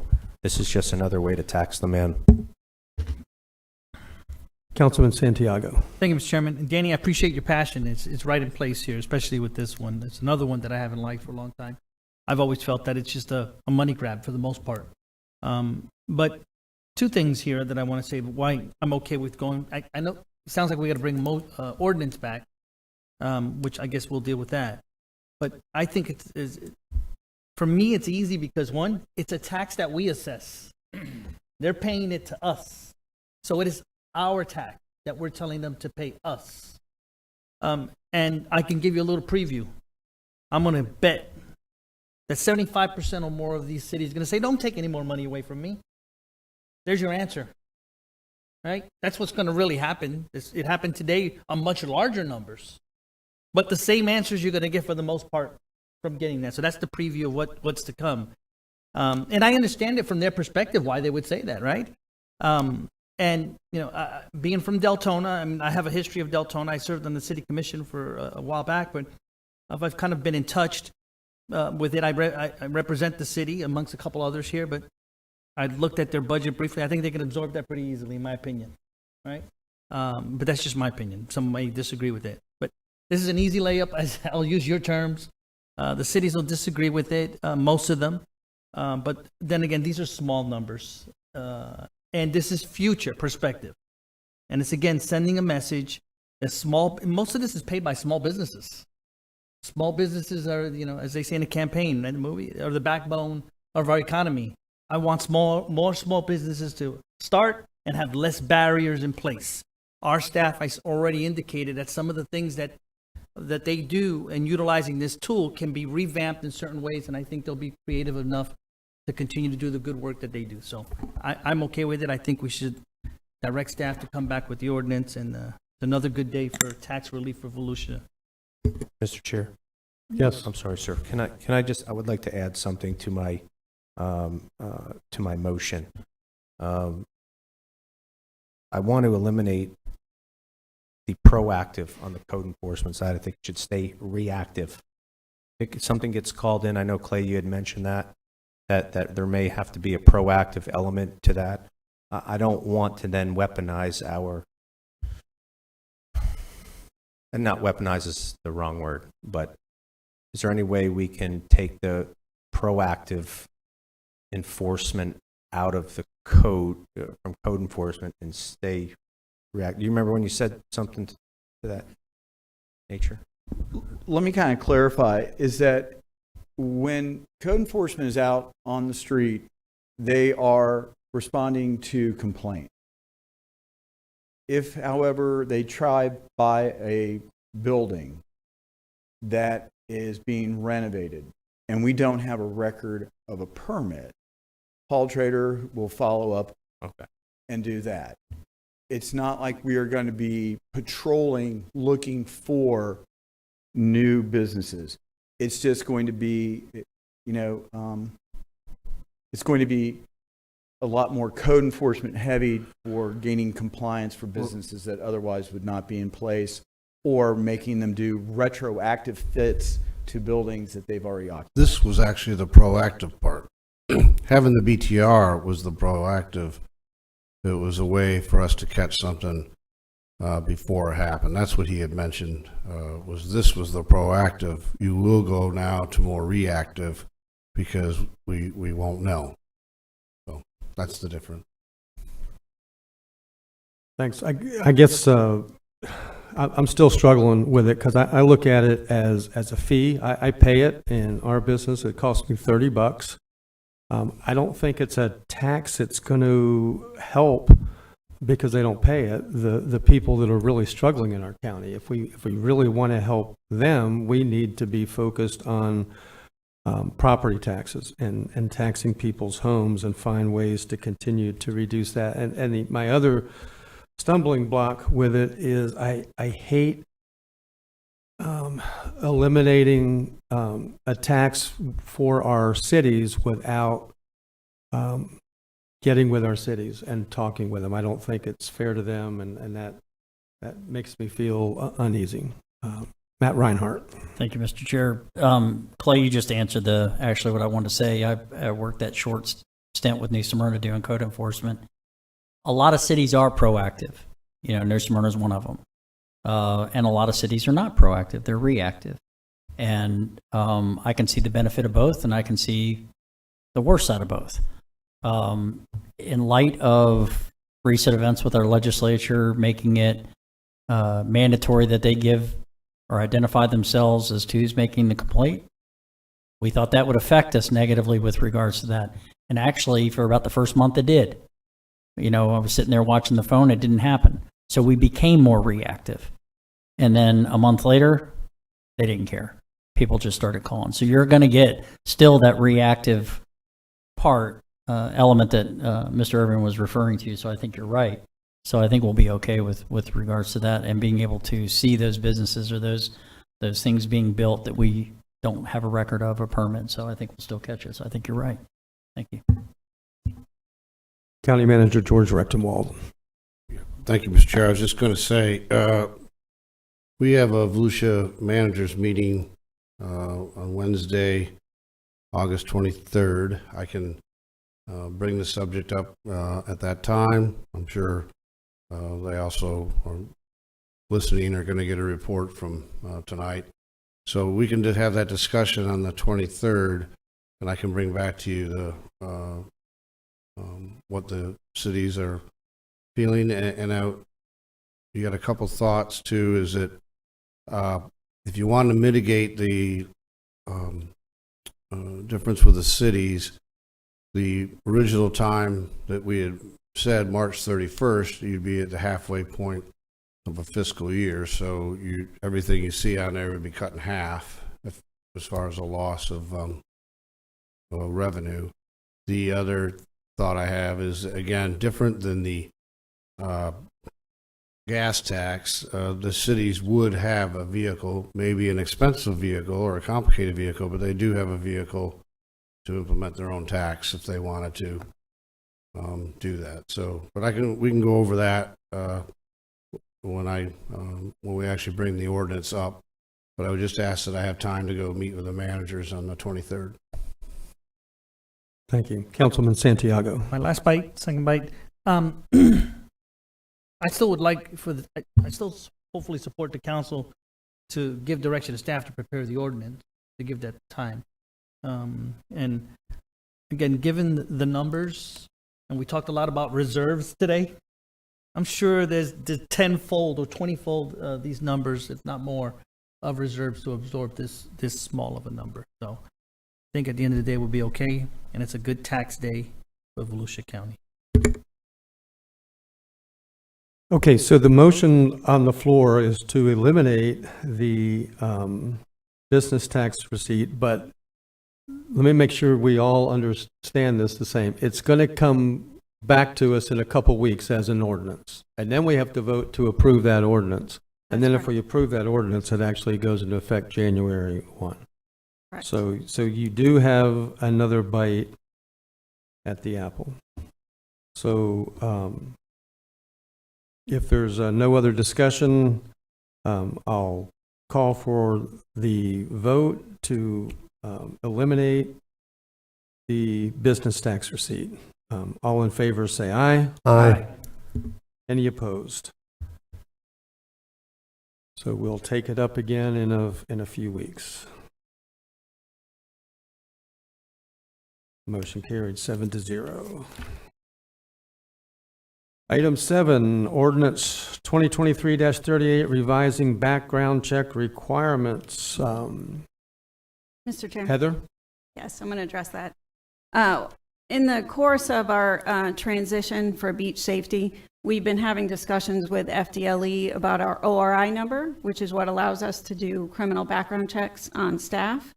And in those course of those conversations, FDLE has asked us to revise our ordinance to make sure it's more clear as to the process for background checks. So really, that's the purpose of this ordinance. It's at FDLE's request. Okay, thank you. Councilman Santiago? Thank you, Mr. Chair. Move to approve item number 7. Second, Johansson. Motion to approve by Santiago, second, Councilman Johansson. Any questions for staff? Any debate? All in favor say aye. Aye. Any opposed? Motion carries 7-0. Great presentation, Ms. Wallace. Try to keep it short. Item 8, ordinance number 2023-36 for amendments to the beach code per the request of the Volusia Sheriff's Office. Are you doing this one as well? I am. This is the ordinance that I spoke to you all about a few weeks ago. The sheriff had requested 2 changes to the beach code. One, to prevent people, if they have a tent or other shade structure on the beach, from having it fully enclosed, to prevent observation of anyone who might be in the tent. And the other one is to prevent the squatted trucks, which are the trucks that are very high in the front and low in the back, as a safety issue, to prevent those on the beach. Those are the 2 items contained in this ordinance. Is there anybody here from the Sheriff's Department I don't believe for so. questions? Okay. I don't believe so. Okay. I can address questions to the best of my ability. Okay. Councilman Santiago. Thank you, Mr. Chair. I just had a question. I mean, a question and a comment. I like the change of the ordinance. It's definitely a safety thing. Makes sense, and I'm glad the sheriff's bringing it back to us.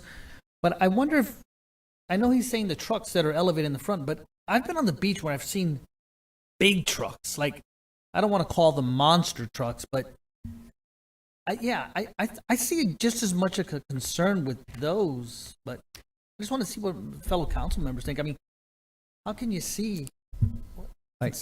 Well, as it's described to me, I think the concern is bigger with the ones where they're at an angle because you can't see over the hood. But then beyond that, there is also a state statute that regulates the height of bumpers. So those monster trucks, so to speak, would be more regulated by the state statute as opposed to a local ordinance. You're right. I just hope that they enforce it on the beach. I am aware of that because I've seen them on the beach and I've seen them on the road. Well, plus, if they can drive over you, they're not I could gonna stand hit and you. they can still go over me. You're absolutely right. I'm safe. I'm worried about Don over there. He'll get hit. He's on the river too. We need to see him. Councilman Reinhardt. Thank you, Mr. Chair. Don stays at home. He stays in DeLand, so he already says he doesn't come to the east side. No, I'm just kidding. That being said, yes, and the state statute does cover, and I was going to address that, thank you. But the elevated, it's 4 inches above whatever the back is. Mm-hmm. To me, looking straight at the clouds, I can't see a child. And what I said, and everybody knows where I stand. Thank you, Fox News and the News Journal. But when you have the beach lane itself being pretty much eliminated by high tides as a result of the storms and what was taken out 8 to 12 feet deep of water that we don't have that break that we had asked for. So less area for those children to come running out in and play in, and the next thing you know, it comes over. This is why I make a motion to approve this. I just wanted to know how high could they be at the jail. I second your motion. Okay, motion to approve by Matt Reinhardt, second by Troy Kent. Don Dempsey. We're doing these separately. the bumper height versus the enclosed structures? Is that what we're doing? It's currently drafted in one ordinance. Okay. Well, yeah, I think the bumper height you're talking about for trucks is 22 inches. So I think that, yeah, based on weight of the vehicle. Mhm. The only thing I'm kind of nervous about is 4 inches. To me, I mean, that's basically the height of this. So I don't know if 4 inches, I know this is kind of replicating laws in other states. I think North Carolina has this. Mm-hmm. Yeah, so I don't know if I'm convinced that 4 inches is the magic point of safe versus unsafe. I would kind of think it'd be more than that would make it unsafe, but I don't know. I'm not a expert on that. As far as the enclosed structures, I'm completely against it. I mean, I just the problems we're having on the beach. I've been doing criminal law over here over 33 years, and I used to do East Side stuff. Problems are in the bathroom. I mean, that's where all the, for lack of a better word, that's where all the incidents happen. That's where a lot of nefarious activity has historically happened. I mean, I used to prosecute those cases. There's certain parks over here where the bathrooms are a problem, and they have a lot of sting operations at all these places. So I don't see where a shade structure is a place of crime. I just think it's a place of privacy. If a woman wants to change her children on the beach before they get back in their car, I think that's, I think there's a lot of reasons to have shade structures that are not criminally, motivated. And so I just think that's to me, that'd be like saying you're in a high crime area, so you take everybody's front doors off their houses at a high crime area because there might be a lot of criminal activity going on in a high crime area. I don't see the nexus between criminal activity on the beach and an enclosed shade structure. The bathrooms, that's a whole other story. I think that's more concerning than the structure. So I'm in favor of the ordinance for the bumper height, but I'm against the shade structure part of that. Same word. Yeah, I think I'm with you, but I have a question about the, is it the Carolina squat? I believe so, yes. And this might be a question for some of the members of the council, I don't like them. I think they're silly looking, but I don't want to outlaw something just because I don't like it. There's certain kind of music I don't like, but I'm not going to outlaw it. I just don't listen to it. Are those trucks with the front end so high? Is that done by air shocks? Can they go up and down? Does anybody know? I don't know. So it's permanent? Yeah. Right. Your mic's not on, but it's permanent. Okay, that answers that question. Are they outlawed on the street as well, or just on the beach? This ordinance would strictly apply to the beach. Okay. Because it does affect vision on the beach. There's no doubt about that. If your front end's up that high, it's, we have a 10-mile-an-hour speed limit on the beach, but I don't want to lose beach driving. So I don't mind doing something that just helps to guarantee that safety. The structures, I wish there was somebody here from the sheriff's department. I was on the beach Sunday, and as we were leaving, there was several tents on the beach, and they were 4 walls, and I watched what was happening in them, and it was moms taking young children in there to get them out of the sun. Mm-hmm. And they all had windows in them, and so my question was, would the window qualify as vision? Because the way this reads, it has to have a side open. It has to have at least one of 4 sides open. Well, actually, it says must allow the interior of the tent or structure to be visible without obstruction. So I would argue that a window would qualify under this. Okay. That helps me. Honestly, I still don't like it. I think it's another law on the beach that's really not, that's going to take away from people's personal comfort. I don't see it helping for safety, but there's nobody here that can tell us. I'd like to know, has it historically been a problem? Do we have a lot of high crime? You're a prosecutor. Have you ever had one? No. No, I can- mean, the bathrooms are a huge problem. The but- bathrooms, But not those enclosed structures. who was in a, who's? I can share that based on my conversation with the sheriff's department when they asked for this. This is something that they have observed since they've been on the beach that they believe is a problem. One of the main concerns they mentioned to me was drug use. People using, closing up a tent so they can't be observed, using drugs, those kinds of things. That's what they expressed to me. Beyond that, I don't really have much to share, but that's what was expressed to me when I had the discussion with them about how they wanted to request these changes. Okay. Vice Chair Robbins. Real quick, I think we can get to a compromise here. I'm reading the state statute 316.251. There's about a 2-inch difference in there, but also too, they have the element of the weight. Well, they have the bumper height, front and rear, but they also have the trucks, the net weight as kind of an element. Should we, or would it behoove us to add, do we need to add that for any reason? Anything to do with the weight? I don't believe the weight needs to be added just because that's already governed by the statute. The statute governs that if a truck has a certain weight, then the height of their bumper can exceed a certain height. This is really about the angle as opposed to the particular height on either side. It's the angle in between the two. So they are somewhat different. And my other thing is, I see what everybody's saying, and I agree that 4 inches isn't a whole lot when you span it out over, what's a truck, 12, 14 foot, 16 foot? I would probably, Well, and just to clarify, the ordinance is written as 4 or more inches. So Okay. 4 is the minimum. That would cause a problem. Anything above that would also be subject to regulation. 4's not that much. And then 2, let me let that marinate for a second. You had said if there's a window, or, and some of them have a screen, kind of like the super screen you see on pool enclosures that are, you can kind of barely see through them, or you have some privacy. I see what everybody's saying here. I just want to be, fair about Right. it, where if that stuff is going on, obviously our law enforcement can address it, or if there's some perverts in there doing whatever, they can address it, and that all just comes down to public safety. So can we find a happy medium here, you think, or do you guys want to go with this recommendation? You just lit up the screen.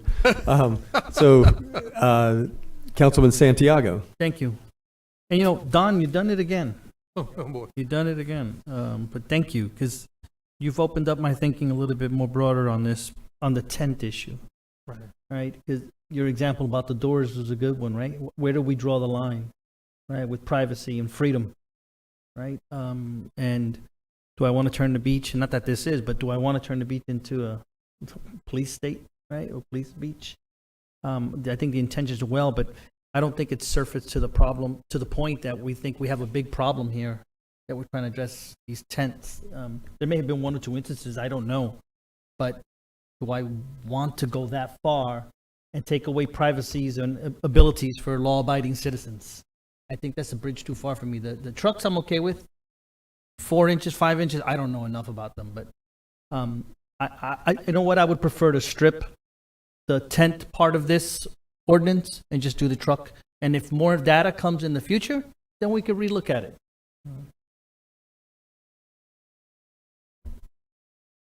Well, I think, let me do this. I think Mr. Attorney, or who's over there? Yeah, you're right. Especially yours.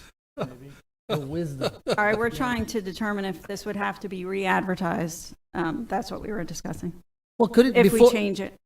Well, Mr. Chairman, if I could, and I'm not going to make a motion, but since the ordinance is already posted, the language is in there. There's nothing that prohibits us from modifying the motion as long as we're not adding anything drastically new that changes the underlying proposal. Or eliminate part of it. Yeah, Heather's raising a good question, but I think you could adopt it this evening because you're not adding something that wasn't in the title. We're taking out. That's right. Yeah. Okay.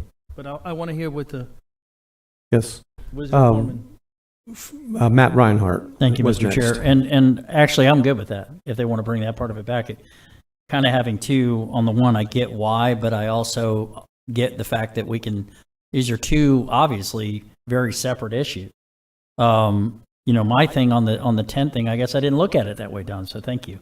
But, to have four sides enclosed with a heat index of 125 degrees, you have to protect people from themselves, because then you have EMS out there because these people are suffocating inside. So I like the opening idea. So that being said, can we bring that part back? But the truck issue, I have to stand with what the sheriff sees, and I have to trust what our sheriff thinks is an issue. And we can't do anything on the streets. That's a state statute issue, because you have state, county, all those roads. But the beaches is the county. So I think we can address that. And I'm good with what was proposed, 4 or higher. But I do like the separation of the two. Councilman Kent. Thank you, Chairman. Councilman Dempsey, do you remember one of your first meetings, our first meetings together? We walked outside and I was talking about the impact you could have. Oh.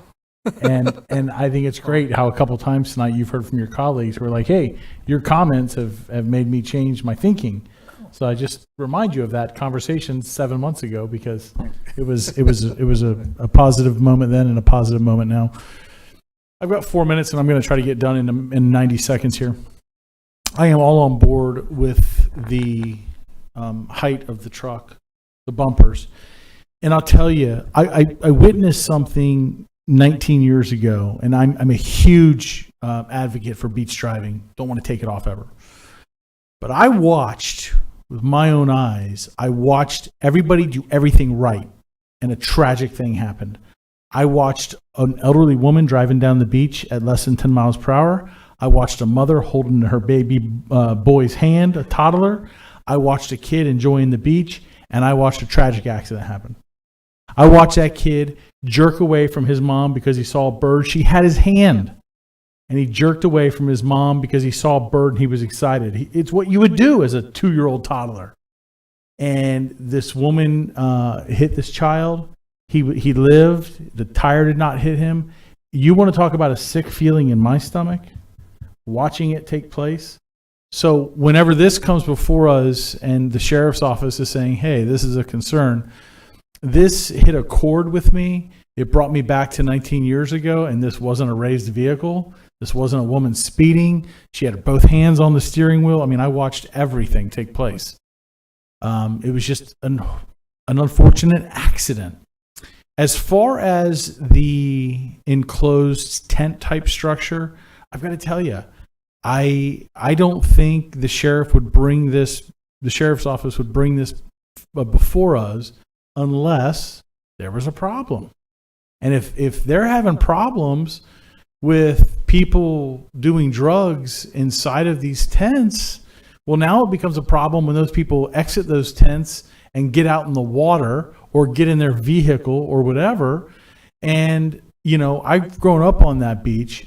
I've never, where I live, I've never seen anybody in a tent type structure that could zip up and would zip up. If I saw it, it would be odd. I would think there's something off. This isn't right. It's 125-degree heat index, like you said, Councilman. Why would you do that? Why would you zip that up? Or you're looking for trouble, I would think. Doesn't mean you don't have the right to do it. Doesn't mean you could be doing everything, completely right. But the sheriff's office brought this up because they're experiencing problems with it. So, I also, you can't go down and build a structure on the beach. If you're a great handyman and you're like, I'm going to come down here and build this for the day and have it all enclosed. We don't allow stuff like that. We just don't. So I'm okay with both of these tonight. But if we just do the one and talk about the other one another time, I'll go with that as well. Councilman Dempsey. Yeah, I just wanted to supplement this. I have a traffic homicide investigator I use, and I was just talking about this last week. He's a former Daytona police officer, I believe, for 20 years, and a traffic homicide investigator for 20 years. And I asked him about this proposal about the bumper height thing, and he said they are definitely a danger. So according to him, it's needed. So I'll just take that for what it's worth. And I've already said my piece about the enclosures. I mean, if you've ever been here for Canadian spring break, and then it's freezing on that beach, so maybe sometimes people want the enclosed structure just maybe get out of the wind and the cold for a while, or there's. I know, I was amazed how many were swimming, but I mean, I think there's a lot more innocent use of those shade structures than there are criminal uses of the shade structures. And what we're effectively proposing is to take away the rights and liberties of innocent people conducting innocent conduct and punishing them, because, you know, I guess the only question I have in my mind is, how do we know this is even happening? I mean, if the shade structures are currently closed, how do we know they're even doing drugs inside? I mean, how do they know that's what's going on? I'd like to hear from them.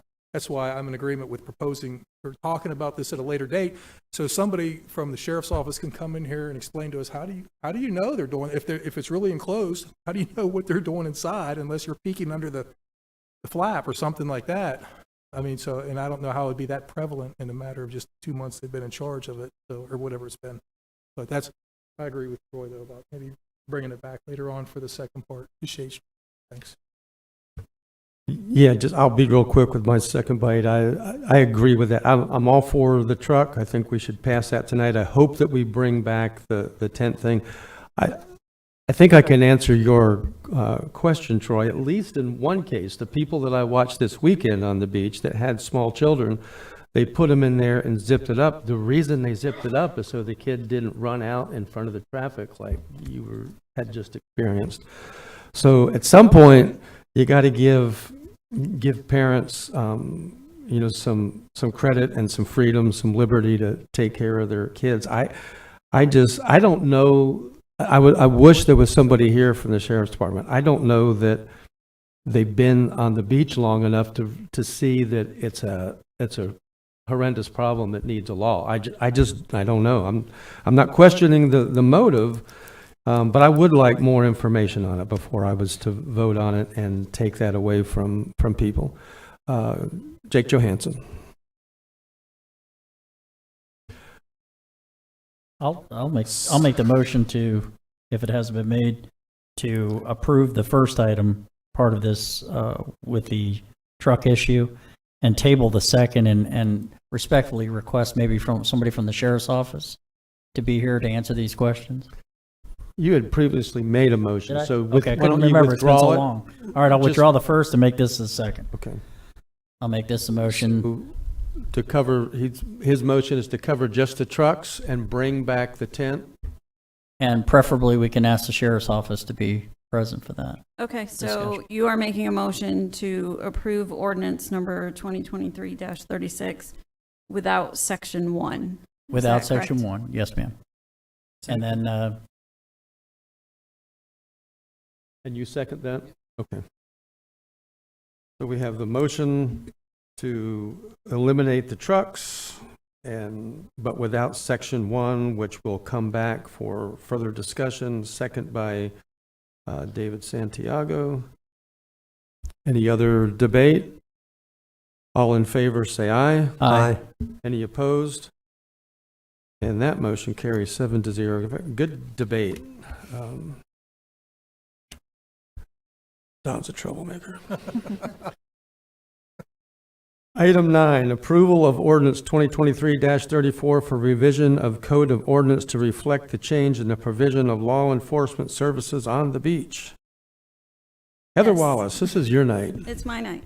Ordinance number 2023-34 is to just reflect the changes that we've already made in removing the law enforcement authority of beach safety and showing that the sheriff has that authority on the beach moving forward.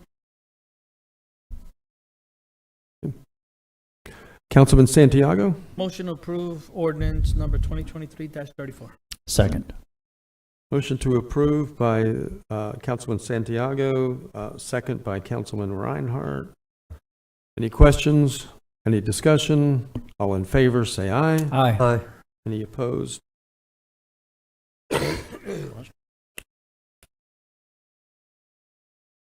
Heather, you're on a roll, so. This one's not mine. No, it's not. Item 10, second reading of ordinance 2023-15, mobile food dispensing vehicle regulations. Clay Irvin. Yes, sir. This is the ordinance y'all approved at the August 3rd. This will be the second and final reading. This is basically bringing our standards in compliance with state standards. If there's any questions, I'll be glad to answer them. Getting better at this. Councilman Santiago. Motion to approve ordinance 2023-15. Second. Motion to approve by Councilman Santiago. Second was from Vice Chair Robbins. Questions? Debate? All in favor say aye. Aye. Any opposed? Motion carries 7-0. Item 11, ordinance 2023-01, adoption hearing for an amendment to Chapter 6 Sanitary Sewer Volusia County Comprehensive Plan. It's Clay Irvin show now. Clay Irvin. Clay Irvin, Director of Growth and Resource Management. This was presented to y'all for transmittal to what is now the Department of Commerce, Division of Community Planning. It was formerly the Department of Economic Opportunity. This is an amendment to bring our sanitary sewer up to speed with current standards, make modifications to make it current and accurate. This was transmitted with a 5-1 vote to the Department of Commerce and the Volusia Growth Management Commission. We received approvals from both those organizations. If there's any questions, I'll be glad to answer them. Questions, council? Nope. David Santiago. Thank you, Chairman. I move to approve ordinance number 2023-01. Second, Johansson. Motion to approve by Councilman Santiago, second by Councilman Johansson. Any questions for staff?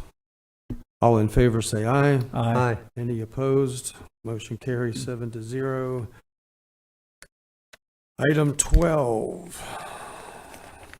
I can get you. You're faster than I am. Again, Clay Irvin, Director of Growth and Resource Management. This is a companion amendment to the comprehensive plan as it pertains to the potable water element.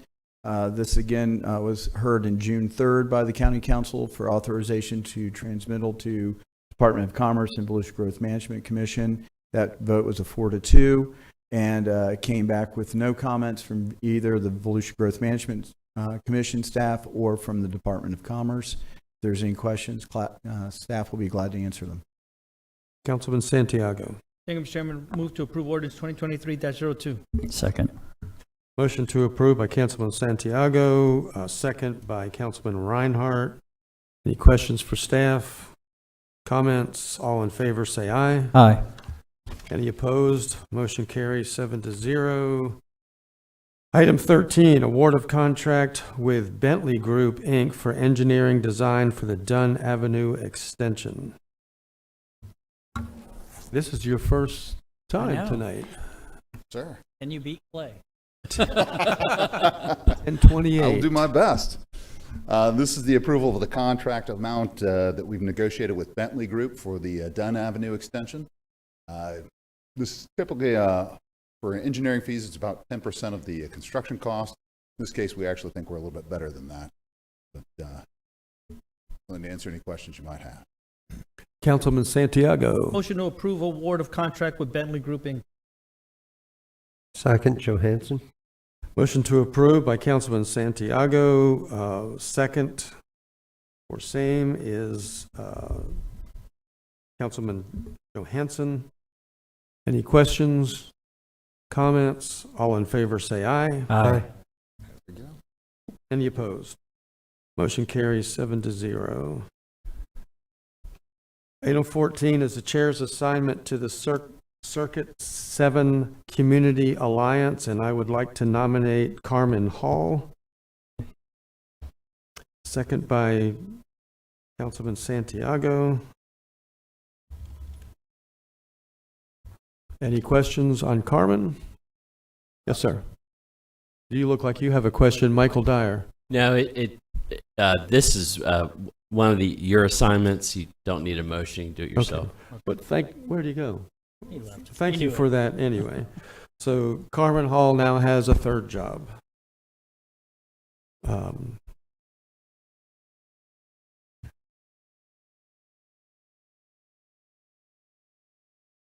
That's all right. No, I was just making sure you were up to speed with what just happened. I didn't. Okay. Carmen's done, and you got the motion and the second for 13? Because we moved pretty quick. Okay, good. 13, 14's out of the way. 15, District 4 appointment to the Planning and Land Development Regulation Commission. Yes, Council, I finally have someone. I'm very pleased that Donna Craig has agreed to do this, so I'll make a motion to appoint Donna Craig as my District 4 appointment to the Land Development Regulation Commission, PLDRC. So, Mr. Trent nominates Donna Craig, and was that you with the second, David Santiago? All in favor say aye. Aye. Aye. Any opposed? Donna Craig is nominated and appointed 7-0 unanimously. Item 16, 4 appointments to the Human Services Advisory Board, and these appointments can come from any council member. Correct. They can come from any council member, and these are due to expiring terms. The individuals did not resign. I don't think some of them asked to be reappointed. However, there are 4 applicants for the 4 positions. Okay. All right, Jake Johansson, you have a nomination? Yes, I'd like to nominate Derek Collins. Derek Collins. And just a point, it says here that Councilman Santiago is the 5th member. Is that correct? It's actually you. I corrected it in the update that was on Friday. Okay, thanks. He tried. Okay. Matt Reinhardt. I'd like to nominate Marjorie Johnson. We'll do them all as a...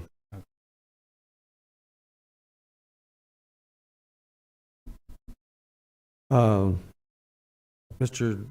Johansson took mine. Good choice, Jake. And Derek Collins. I think David Santiago. I'll nominate incumbent Phyllis Terry. Phyllis Terry. For Councilman Santiago, And Chairman, the last one, if it's okay, I'll nominate Jessica Deese. Jessica Deese is nominated by Troy Kent. So we have Jessica Deese, Marjorie Johnson, Phyllis Terry, Derek Collins. All in favor say aye. Aye. Any opposed? 7-0 on that slate of nominees. Mr. Chair, who was the motion and second for this slate? I'll make the motion. The motion was motion was by the made by- nominees. So for Jessica Deese, it was Troy Kent. For Marjorie Johnson, it was Matt Reinhardt. For David Santiago, did Phyllis Terry, and Jake Johansson did Derek Collins, and Matt made the second for the entire group.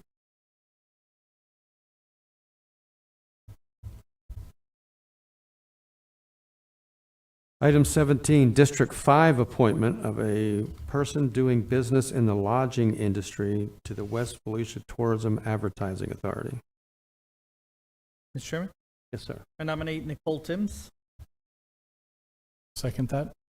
Nicole Timms. Timms? Yes. Okay, I'm sorry, I just didn't hear you. Okay. Is there, and you second And it, I'll second Mr. it, Kent? yes. Okay. Second by Troy Kent. All in favor say aye. Aye. Nicole Timms is confirmed 7-0. Item 18, District 1 appointment to the Cultural Council. Make it a good one. Paul Richards. Paul Richardson. Very good.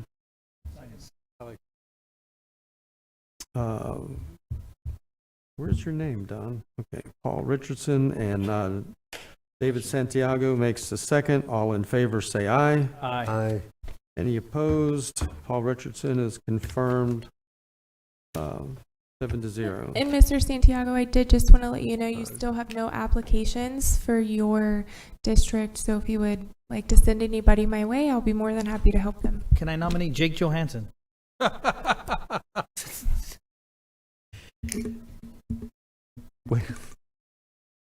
Hearing no seconds.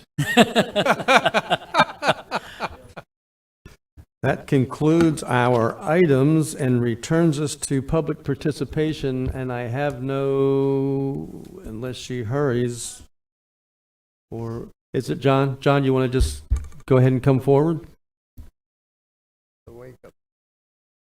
And the new afternoon timing is 1.5 minutes. Okay, so You got that memo? So I have 4.5. Well, we've got 4 hours. I got plenty of time. A couple of things. One, a gentleman came up about the appearance of things, and you want to be first class, et cetera, and he brought up the airport like 4 or 5 times. Have you been in the Ocean Center lately? I mean, I've been to like half a dozen Ocean Centers. You know, Miami Beach, Palm Beach, Atlanta, New York. We have literally the finest one. I mean, we really, really do. It is dynamic. It is functional. It may not be huge, like Fort Lauderdale, but it is absolutely great. So a lot of the things that we've done are first class. This building, I think, is like 30 years old. When was the last time the interior was renovated? It's 30 years and it looks up to date. It really is fantastic. We as a county, with our buildings, and now what we're doing on the beach, you know, all the restrooms are being renovated, we will be first class on the beach as well. Okay? So I just wanted to bring that up because it is a fact. We are already doing that. Secondly, if you were talking about a place to replace the 5-cent gas tax, what about the half-penny sales tax? Because the 5-cent gallon is 1.3% of the current 3.89 that they're charging per gallon. So if you got a choice, you have a half-penny sales tax or 1.3. Half-penny is cheaper. Also, just a little minor thing that popped up with a discussion years ago. Our Ocean Center is great. It really is. It could be a little bit larger, but there's something that was mentioned before he passed away, and that was the better, and one of the reasons why they're not at the top of their size is because they don't have a hotel attached to the Ocean Center. Even though the Hilton is the official hotel for the Ocean Center, they don't have the bridge. There's no walking. They don't consider walking across the street as a hotel. They had originally designed an area at the top to put an air bridge across. And he said, well, we can't recommend that because it'd be too expensive. Well, I'm recommending it to you guys. I don't know how you could do it, whether you take it out of the 3% of this side or the 3% of that side, wherever the 3% side is, find a way of putting in that air bridge, because if that's holding back the quality or the type or the number of conventions that we get, it's an easy fix and expensive, but an easy fix. Thank you. Thank you. That brings us to final discussions. County Manager George Rechtenwald. I have nothing tonight. Thank you. You're welcome. County Attorney Michael Dyer. Yes, sir. Earlier today, I sent you a copy of a letter that Mr. Bledsoe sent to the attorney for West Volusia Hospital Authority, moralizing that the appellate court has issued their mandate, which is a ministerial act that they do. That basically says they're closing their file. They are required by stipulation that they do pay us upon issuance of the mandate. So that is for years 1 payment, which is approximately $2.5 million. So the only thing I could possibly they could do at this point is maybe to try to seek review of the Florida Supreme Court, but they have not shared with us that that is their intent. So we'll keep you updated. And I want to thank Kevin for his hard work on the case. Thank you. Does he get a cut of the West Volusia money? Only if you decide it. Okay, that brings us to county council remarks, and Troy Kent, you are first on the roster this time. Okay. Thank you, Chairman. Council, unfortunately, I'm going to start with some pretty sad, sobering news. While we were here this evening, I got a message from Volusia County Sheriff's Department from Deputy Chief Henderson that says Deputy Jason Lewis, 45, a member of the Volusia Sheriff's Office since 2010, passed away today after a brief illness. Deputy Lewis served with distinction and valor as a valued member of our SWAT team and beach unit. More importantly, he was a beloved son, brother, and father of two. On behalf of Sheriff Chitwood and the entire Volusia Sheriff's Office, we send our sincere condolences to the family members, loved ones, and friends who are grieving today. We also ask our community to take a moment to honor Deputy Lewis's years of selfless service. His absence from us today is a loss for all of Volusia County, and it is a loss for all of Volusia County. And my heart and prayers go out to his family and friends and the entire sheriff's office, who I know are mourning him terribly.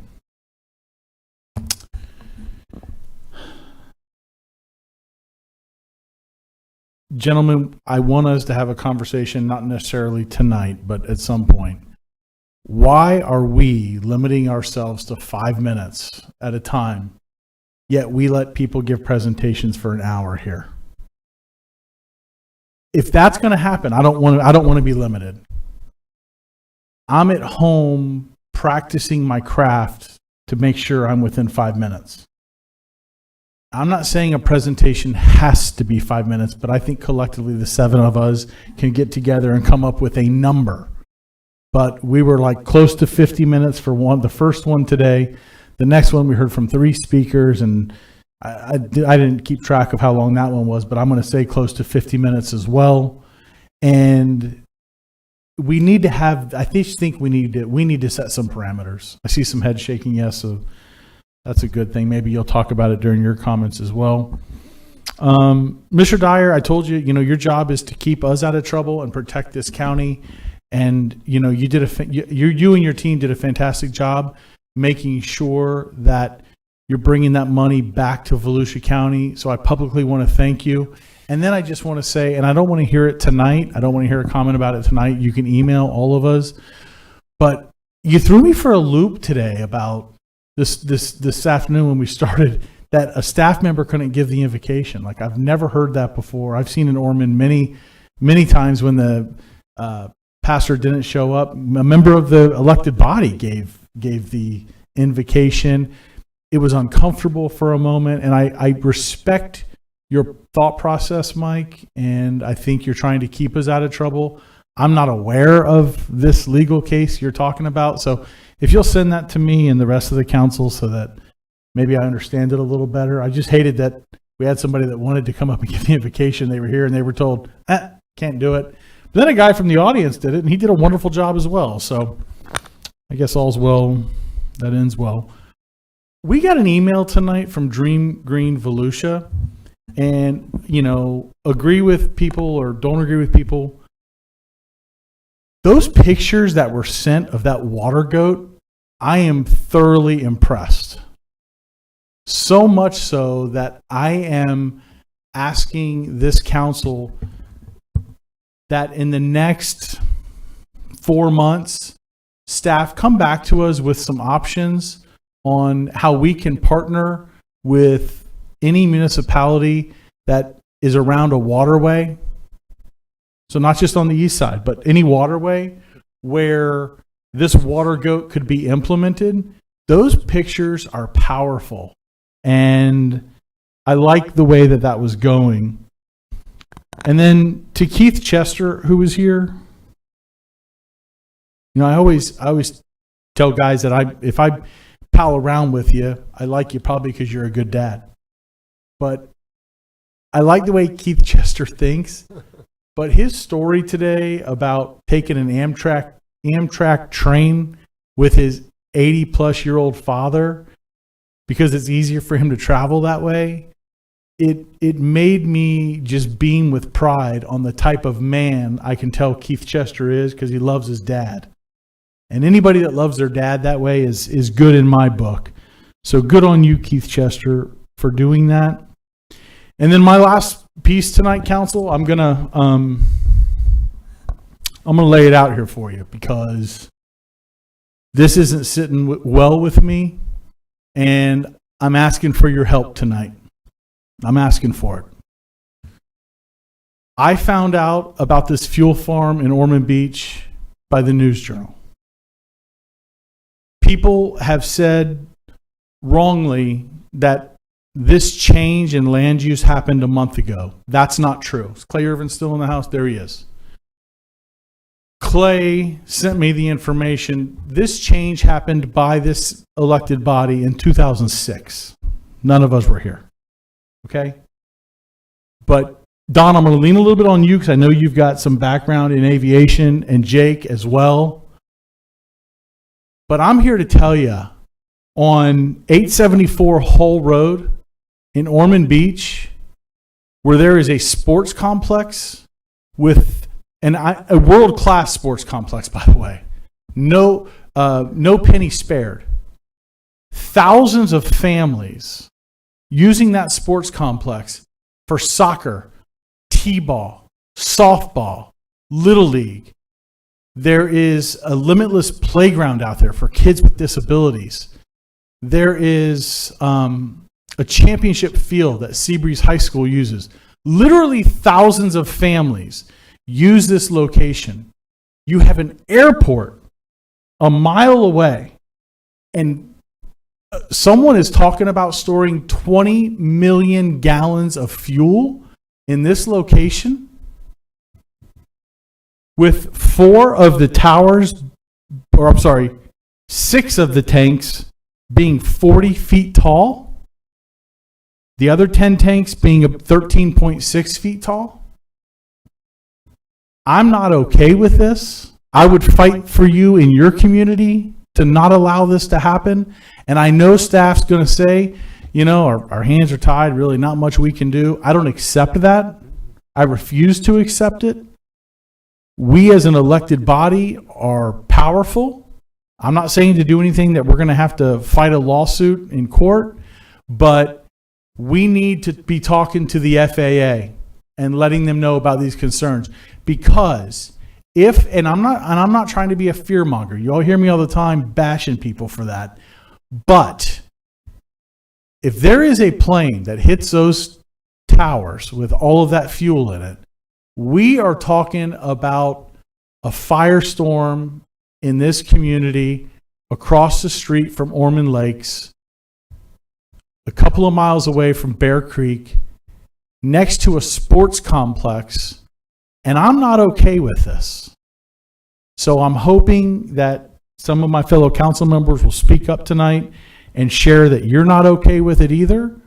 There's several locations this group wants to put these. One's in Jacksonville, one's in Ormond Beach. I can't remember the third one. But, I'm not saying no to every place in Ormond Beach. I'm just saying you're going to do this on Hull Road, where they're talking about over 160 tanker trucks a day filled with fuel using Hull Road coming out onto US 1, which, by the way, there's no light signal there. Okay? And if you've not been out there, I recommend you take a quick drive and check it out. This is not a good location. I was getting information from the Ormond Beach City Commission meeting that met tonight. They had standing room only. The people in Ormond don't want this. My constituents don't want this. Mr. Johansson, Chairman Brower, your constituents don't want this. Amen. Council, I'm asking for your help. With that, I'll say goodnight. Danny Robbins. Chair, real quick, for Mr. Kent. County Manager, can we get some more historical information on this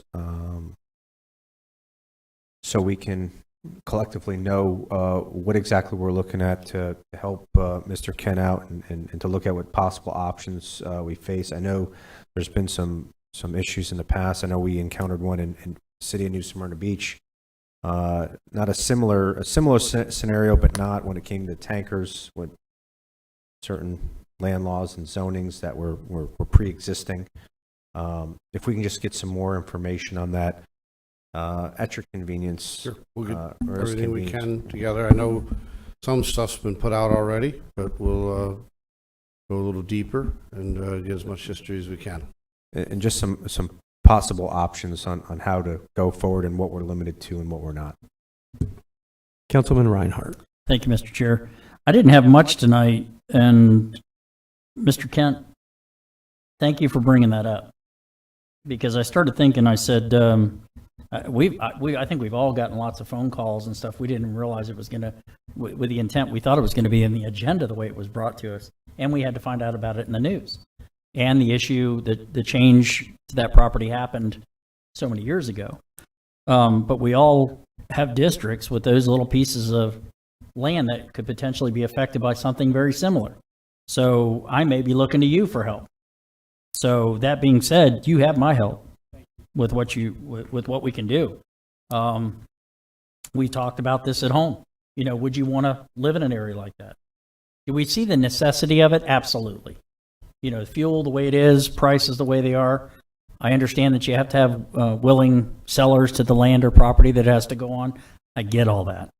But that's a very serious issue. So I appreciate you bringing it up.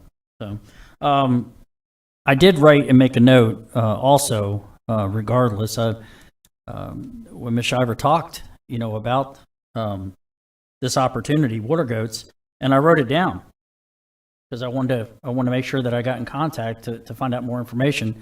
So I commend Dream Green Volusia for sending that to us because, you know, we all got it. So that was impactful looking at those pictures, and boy, the difference it could make in many of our waterways, canals, and things of that nature. I live in a canal. It's a very small canal. Ben's not here. I think he's familiar with it. But that canal came up into our yard during the storms, and some of the trash that was in that canal came with it. So even the smallest canal with litter can impact and block. We talked about it with one of the big issues with Nova Canal. John, you can attest to that as well. With Nova Canal, I hit on this several meetings ago when we said we talked to FDOT about what's being done to clean up the canal. And they were very responsive to it. I know they subcontract that work out. They were right on it. We even asked about parts of Nova, the Nova Canal that go under road. And the director had advised us of how many of those dives that they do to make sure that those areas are cleared out. And we stress the importance of having it at any time of the year because a storm can happen at any given time, especially this time of the year.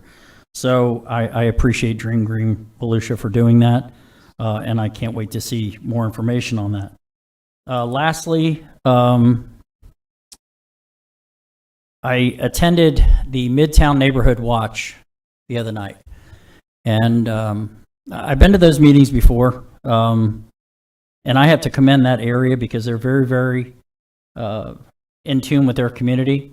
We went to one recently. There was another one about a week or two before with regards to the recent shootings, the deaths that resulted in those shootings in Daytona Beach, and people are in an uproar about crime. So they showed up in numbers. They had their elected officials there. I showed up. Not because that's part of, but it is part of District 2. And then I showed up last night to the other. And and thank you to Donna Butler, because we brought it for the purpose of the Transform 386 project. And they were excited about it, but they were advised, and I can't put that emphasis out there enough, that they were advised to be part of this. You know, the neighborhood meetings are the ones that we had at the libraries are done with. But they can still get more information with regards to filling out for the grant and what's needed to try to get some assistance. You know, we were hitting big on infrastructure mitigation to the Midtown area. That area was built in a bowl. It really was. And they're hurting. They're hurting bad. So we put it out to them that we want to hit their churches. We want to hit their neighborhood meetings. I have coming up to the Beachside Neighborhood Watch. I plan to bring it up there. So these are areas in my district that were impacted, so I can't put that out there enough to make sure these people stay involved. And with that being said, thank you very much. Have a good night. Vice Chair Robbins.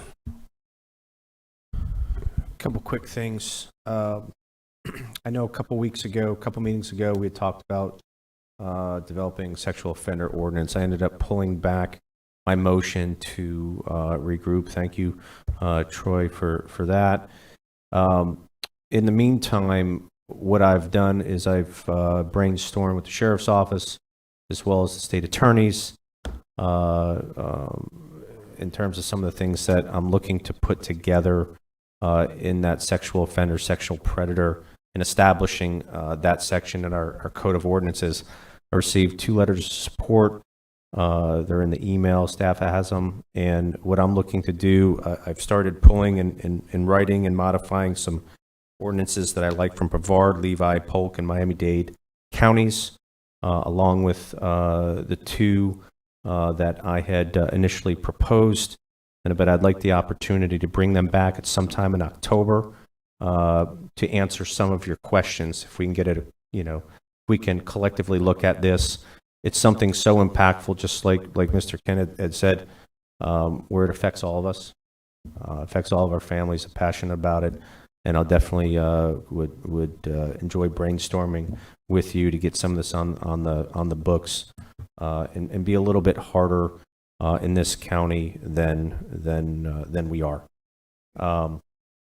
With that being said, in our Code of Ordinances too, while reviewing that, I'd like for us to give direction to county staff to look up Section 78-1.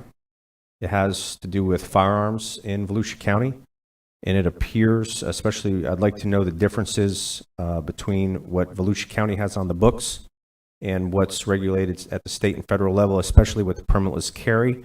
It appears that this is more of a consistent with like a universal background check stuff that you see nationally. I don't agree with it. And if we can get rid of it after we look at a legitimate comparison, apples to apples, I just assume get it off our books. I don't like it. I don't even want it there. That's 78-1, county attorney. I sit on 2 boards, Chain of Lakes and Door Sleeper. They meet very rarely in the meetings that I've been there. I know Mr. Santiago had brought this up and was able to do it last time. I don't know if there's a staff member that can do it. I don't even know how did we go about that last time? My mind's fried right now. And I just brought it up that I found out that a staff member could be the participant, and that's what I suggested. Do we have somebody that could participate in that, or is it council? Okay. And lastly, I don't want to jump the gun on something, but it's really kind of chapping me. Back in April, we had sent a letter to the school board. We're the county council, there's school board. I know we have to be careful on how much we overlap, but this is more of a professional courtesy kind of thing. It's been months and months and months. 0. I know the county attorney has reached out to him several times. I just feel, a couple meetings ago, we approved some budgetary stuff where we may have not had to do that, and we work. I want people to. We work with people. I want them to work with us. This is not an us versus them thing here. If they don't want it, just give us an answer. I think we're due that answer in all due respect. I know they're going to listen or hear it. I think we're due that, and I think the concern is genuine. Yeah. In reference to the Narcan, sorry.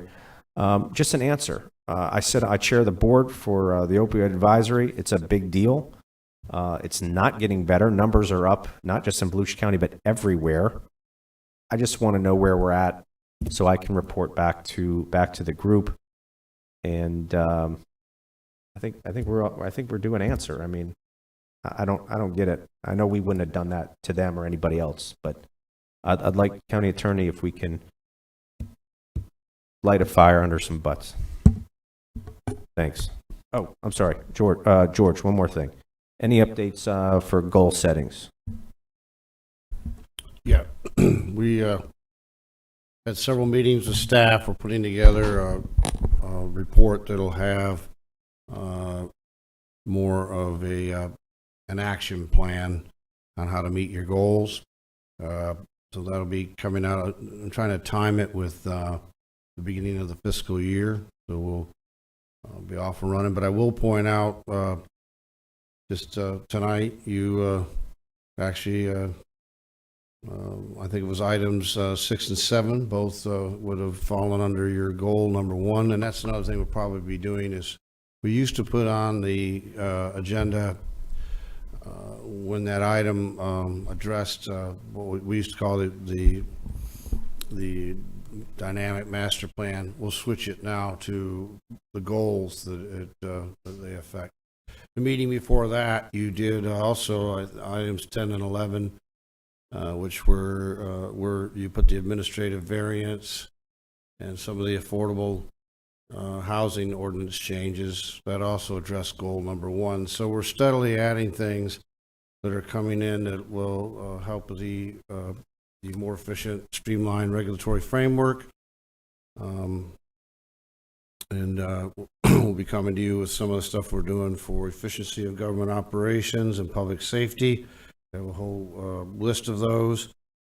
And we've already had a meeting on goal number 3, development for the recreation and sports tourism services. Of course, we have that study that's out on the street now for that on the west side, and we've already had some meetings regarding the motocross track and how we're going to be adding that to the scope. So that would be goal 3.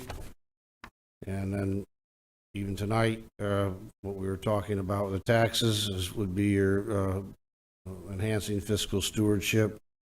So, and also we're looking, it's kind of an in-house suggestion program or idea program to help also with the solution-oriented culture, something that you guys have brought up, and I'm looking at one out of Miami-Dade that seems to be something we could piggyback off from and implement pretty easily. And thanks, County Manager. That's good. And something that just came to mind a couple weeks ago, I caught wind. I have a charter school in my AOR. It's Burns down in Oak Hill. Something happened with their transportation contract. I don't know much about it, to be all honest with you. I had asked staff for more information. I guess the kids didn't have a ride to school because the contract wasn't renewed. I know that's a little bit weird and outside the scope of kind of what we do. So I asked staff for, I don't remember. I think we were going to look into it if there was like a gold membership, if there was something we can do for Votran to get them kids to school. I just asked to see if there's anything that was within our power to get those, to get those kids taken care of somehow. I don't know. Yeah, we're looking into that. I mean, Votran, there's some issues depending, that's federal monies and how we use and what we use it for. We're trying to get that sorted out, but I've asked the team to look at that, and then maybe some other options, along the lines of helping out with vouchers or other type of program we could do. Councilman Santiago. Before we move on, Mr. Robbins, I did want to get clarification. You called it the chain of lakes. I'm assuming that you're meaning the River of Lakes Heritage Corridor Committee. Thank you, Mr. Chairman. Couple things. Troy, Fuel Farm, I support us looking into it and seeing what our options are. Danny, your sexual predators, offenders thing, I think, we owe it to you. You're doing the research and you're working on it. We owe it to you to hear you out, to see what you're proposing, and let's vet it. So I support bringing it back. Troy, you also mentioned about the presentation. You were right on point. I was going to say something today too. I think, again, if we're limiting ourselves, we should consider limiting the folks that are doing presentations in front of us. I also think it went too long. And then, John, I think you mentioned something that's frightened an interest to me when you mentioned the reefs that we had. And if I could get staff to get back to us, I don't want to put words in your mouth, but I think he said something that the areas that we had these ocean reefs, there was a less damage to our beaches or something like that. Is that what you were trying to say, John? Oh. Okay.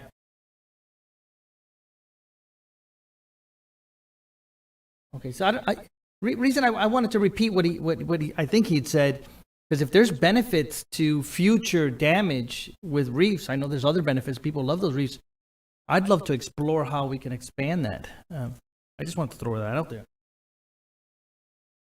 Council, Mr. Santiago, members of the council, the previous county council heard some presentations on an experimental reef program that had been tried in one other Florida community on the East Coast and was being discussed as a beta project here. I think some work in the Indian River Lagoon with that system might be underway with some nonprofits. We at the county staff level are trying to work with the Army Corps of Engineers on a comprehensive coastal study that would look at all alternatives to approach beach issues, from sand nourishment to groins and other armament alternatives that could include offshore reefs. Our coastal environment presents some challenges with our wave action, but it could be a part of that larger study that is either done by the Army Corps or locally, hopefully with the Army Corps' cooperation and participation. And we are working on bringing that information back to council. In fact, I think September 5th, your next meeting, Jessica Fentress is going to give an overview, high-level overview in 5 minutes or less, of where we stand on our coastal progress. Thank you. Just kind of as a rule of thumb, I will say something like that will require the Army Corps, and it will probably require Army Corps funding. So if you don't go through their process and you don't go through their studies, you will not get their funding. So yep. Just don't forget the reefs on the west side for some of the bass, so they can congregate. we got some stuff in the bottom of the St. Johns River. Yeah, so for the bass, so they can congregate. Yeah, we got our tugboat. Councilman Dempsey. Yeah, I got to agree with Mr. Kent on the fuel farm thing. I was just doing some more, the 40-foot high structures. I mean, and I don't know the engineering behind this. It is kind of concerning. That's one of those NIMBY type things where I don't know if I'd feel comfortable with that being in my backyard. And I mean, I know we've had some near direct hits in Volusia County, and I'm just wondering, you know, if these types of fuel farms could withstand a direct hit. You know, we've had some close ones, but, you know, I don't know if you went down to Andrew after that hit, but boy, if something like that hit Foreman with that big of a container of fuel, I mean, that would be, I mean, horrific. So, yeah, I agree with your concern, and I'm willing to support you if we can do anything to alleviate that. Yeah, the goat thing that you were talking about, that's a great idea as well. The only other thing I'd like to bring up is I've been contacted by some tow truck companies, and they've made me aware that the tow trucks on rotation for the county, their rates, their allowable rates have not been adjusted in, I want to say, like 15 years or something to that nature, since like 06. I don't know if staff's even been made aware of this, but apparently this has been going on in adjoining counties, that they've been adjusting the tow rates for the county tows to something that would be more reflective of their costs. I guess they have drastically increased insurance, fuel costs, and everything. So they were asking that maybe we could look into making an adjustment to their tow rate. So if we could look into that, that'd be good. Are you aware of that, Mike?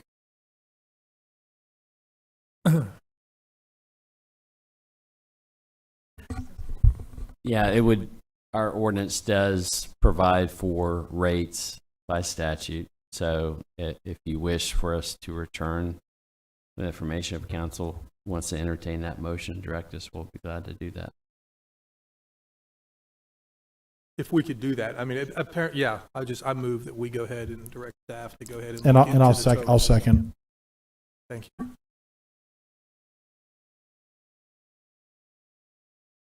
Motion by Don Dempsey, second by Troy Kent. First, before discussion, was going to ask him to repeat the motion again, so we have it. We all agree on what you're asking. Well, basically, my understanding is that the tow rates have not been adjusted for probably over a decade now. Is that right, Mike? Yeah, my understanding is your motion for was us to return with an agenda item, provide information to council, and allow you to have a discussion about if you take any action. Yes, and maybe look into the adjoining counties, because my understanding is they've made adjustments recently that's more Okay. reflective inflation. David Santiago. He just added the piece that I wanted, which was look at our neighboring counties, see what the market. Okay. All in favor of the motion, say aye. Aye. Any opposed? 6-0. And that's it for you? Councilman Johansson. Thank you, sir. A couple things, some of which you've already heard. We talk about being good. We got a great airport, we got a great ocean center, but we can't seem to queue up a video with audio without having problems. Probably got a couple $100,000 worth of audio visual gear in here. I am hoping that we get these presentations 24 to 48 hours before they are presented, so we can scrub them, make sure they don't have any Chinese stuff on them. And then we put them up and we try them once or twice as they're stacked up in the event deck. Train the way you fight, if you will. But it seems like every other meeting we're having problems, can't click the right button or whatever. So, George, can we try to knock that one out of the park with our new community affairs or our community communications guy?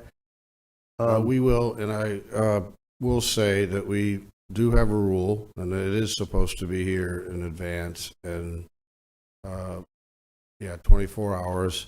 They do come down and load it and run it, but we'll find out what the gremlin is that seems to catch us on some of these. Got it.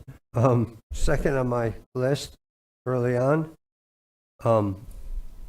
is we voted to limit briefings in which we all got individual briefings, so we aren't hearing things twice. And it sounds like we all heard from the individual advertising authorities.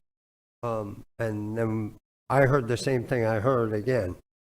So we talked about maybe limiting. A little too late to have that discussion, but maybe during the next day discussion, we can talk about no more than 20-minute briefings.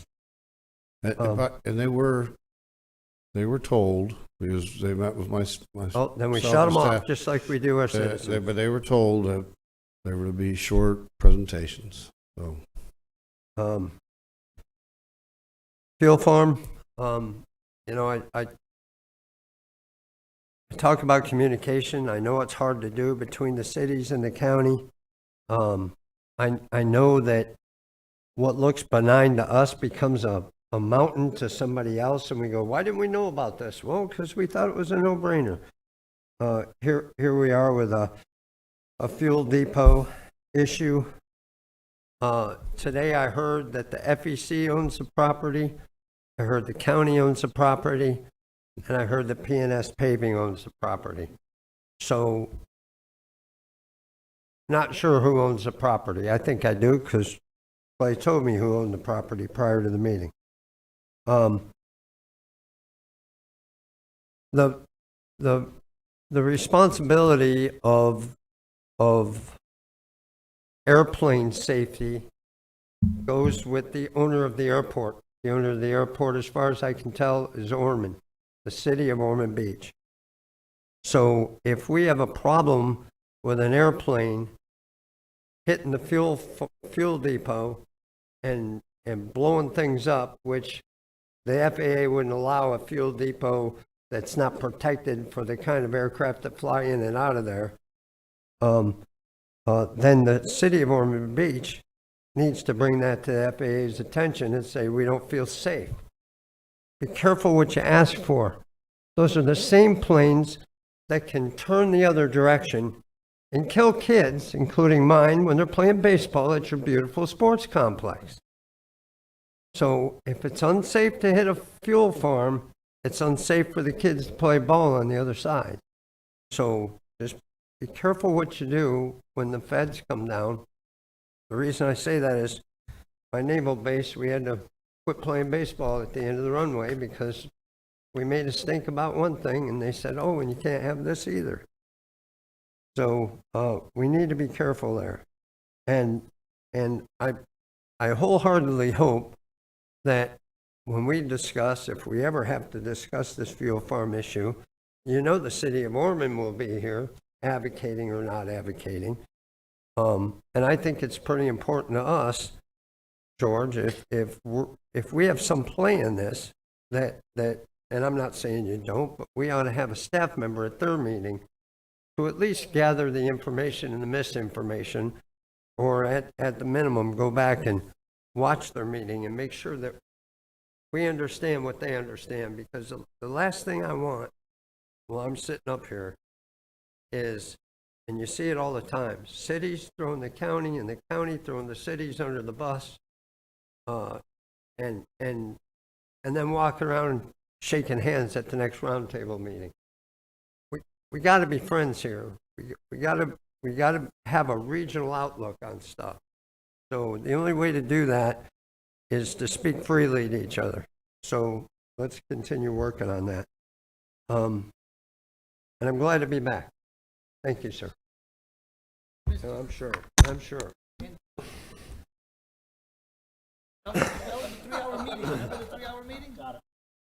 Okay, I just have a couple things. I'll start with the whole road fuel farm. I had a town hall about 2 weeks ago in Ormond Beach on Granada, and I was broadsided with that question. Some of the members of the audience started asking me why we were allowing that. I didn't know what in the world they were talking about. A city commissioner from Ormond Beach, is it Lori? Who? Tolland was there. She was very upset about it. And so since that time, I've looked into it, and all I can say is it does not fit. And I hope that this council, if we have an opportunity to have any input on it, that we will stop it in its tracks. And that's what I would like to know. When I came back from that town hall, I asked the deputy county manager about it, and she said, what? But she said, I'll look into it and find out. It hadn't percolated up to her yet. I think it might have already been in, nowhere in the county. I thought maybe they had talked to permitting. Okay. There was nothing at all. No application.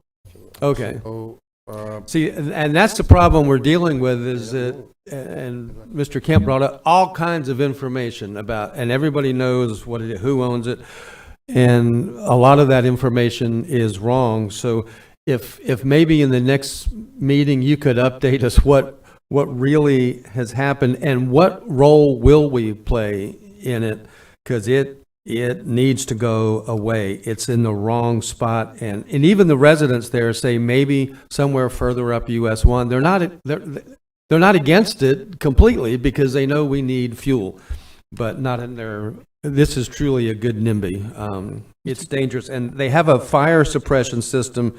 It's water. What water? What good is water going to do on a gas fire except to spread it around even faster? I wanted to add to what you... Please, go ahead. I didn't want to interrupt you, though. I'm good. You're good. I just want to... I think the council has given consensus that we want to look into this further. For my colleagues, I advise us to also be cautious, right? In what we say and how we say it publicly.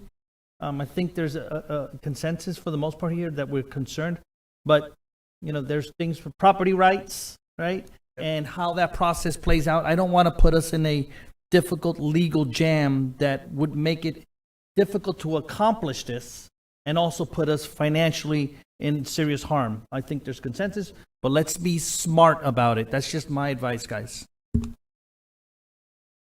Okay. Then I'll end with that on the whole road fuel farm. I hope will it come to us at some point? Is there anything that we'll have a say on? Because is it county property? And does a city have to annex it? Clay Irvin, Director of Growth and Resource Management. The property is currently in the jurisdiction of Volusia County. It's got split zoning of A2 on the west side and I2, which is our heavy industrial zoning on the east side and covers the predominant amount of the area. The use itself is an industrial use, and as such, appears to be allowed by right, according to our zoning category. We're looking into it because we have not seen any final documentation. All of the discussions that have taken place have been with the city of Ormond Beach because it's their utility service area. And so therefore, in order for them to obtain water and sewer, they would have to connect to the city's water and sewer lines, which run in Hull Road. They have reached out to us, I think, earlier, either yesterday or Friday, regarding a traffic impact assessment. Again, we've reiterated, you haven't talked to the group that is responsible for the actual review of the site plan. If it is a use that is allowed by right, it is a final site plan process that would be reviewed and approved by the Development Review Committee. It would not be subject to any kind of special exception that would be brought in front of the Planning and Land Development Regulation Commission or the County Council. Okay. Is legal looking at this at all? Because it sounds like it's going to end up being illegal. I mean, no, because we don't have any information on it. I would say that, just to dovetail what Mr. Irvin said, because it is a principal permitted use, it doesn't require action by the council to exist. There could be aspects to the operation that could be a worthy review, and that's what Clay is saying the staff would look at. But, objecting, there's a policy aspect to this on the legal side of it. But objecting to it legally, with it being permitted use, I think that's a non-starter. I mean, from an enforcement standpoint, they have a right to exist if they want to pursue it. How that site is developed, that goes into regulations, some of which are ours, some of which may be federals, that would have to apply. What I'm hearing from your staff is you don't even have an application. So they don't have that information to even begin that review. So I think if you're sensing any caution from your staff, that's why, because they're flying blind to that extent. Okay, good. I know you don't want me to say this, but they might have a right to it, but I also have to consider all the neighbors around there that also have a right to be safe in their homes. And so I just want us to do, really, I want to know how it got here, and where it's going. We all need more information. Just a couple other quick things. Water goats.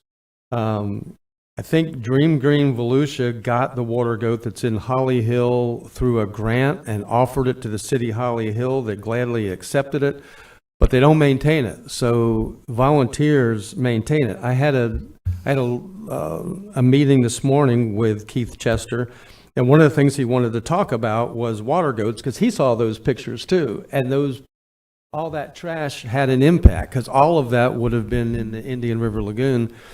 He thinks that there are federal grants, and actually I think he's talking about Transform 386, that would pay for water goats, not exactly like the one that we saw. There is a water goat that is mechanical, and the trash company can ride right up to it, and it lifts up and dumps all the trash in the trash cans so that 10 volunteers don't have to get down in that slurry and get that poundage. And I think it would be a good idea to look into that. Is there grants that we could get to do water goats? The Ocean Center was brought up. I just wanted to say quickly that when Billy Collins from Lake Helen toured the Ocean Center with me after we asked about having concerts, which I think we still want, and that would be another way to help the Ocean Center pay off. One of the things that he said as we walked around, he said, "Is this building brand new?" And I said, "No, it's not." And he mentioned that because he's in the steel business, he built skyscrapers in New York. He said, "You have a tremendous maintenance policy here than the way this facility is kept up." So kudos to whoever does that. It is a beautiful facility. Lastly, since it was brought up a couple times by speakers going over 5 minutes, I think it's this year and maybe there's been more, there's been 2 guest speakers. One that I invited, Jason Lauritsen, who is an important figure in the Florida Wildlife Corridor. He drove 3 hours to get here. We had talked before he got here and agreed that he wouldn't go more than 20 minutes.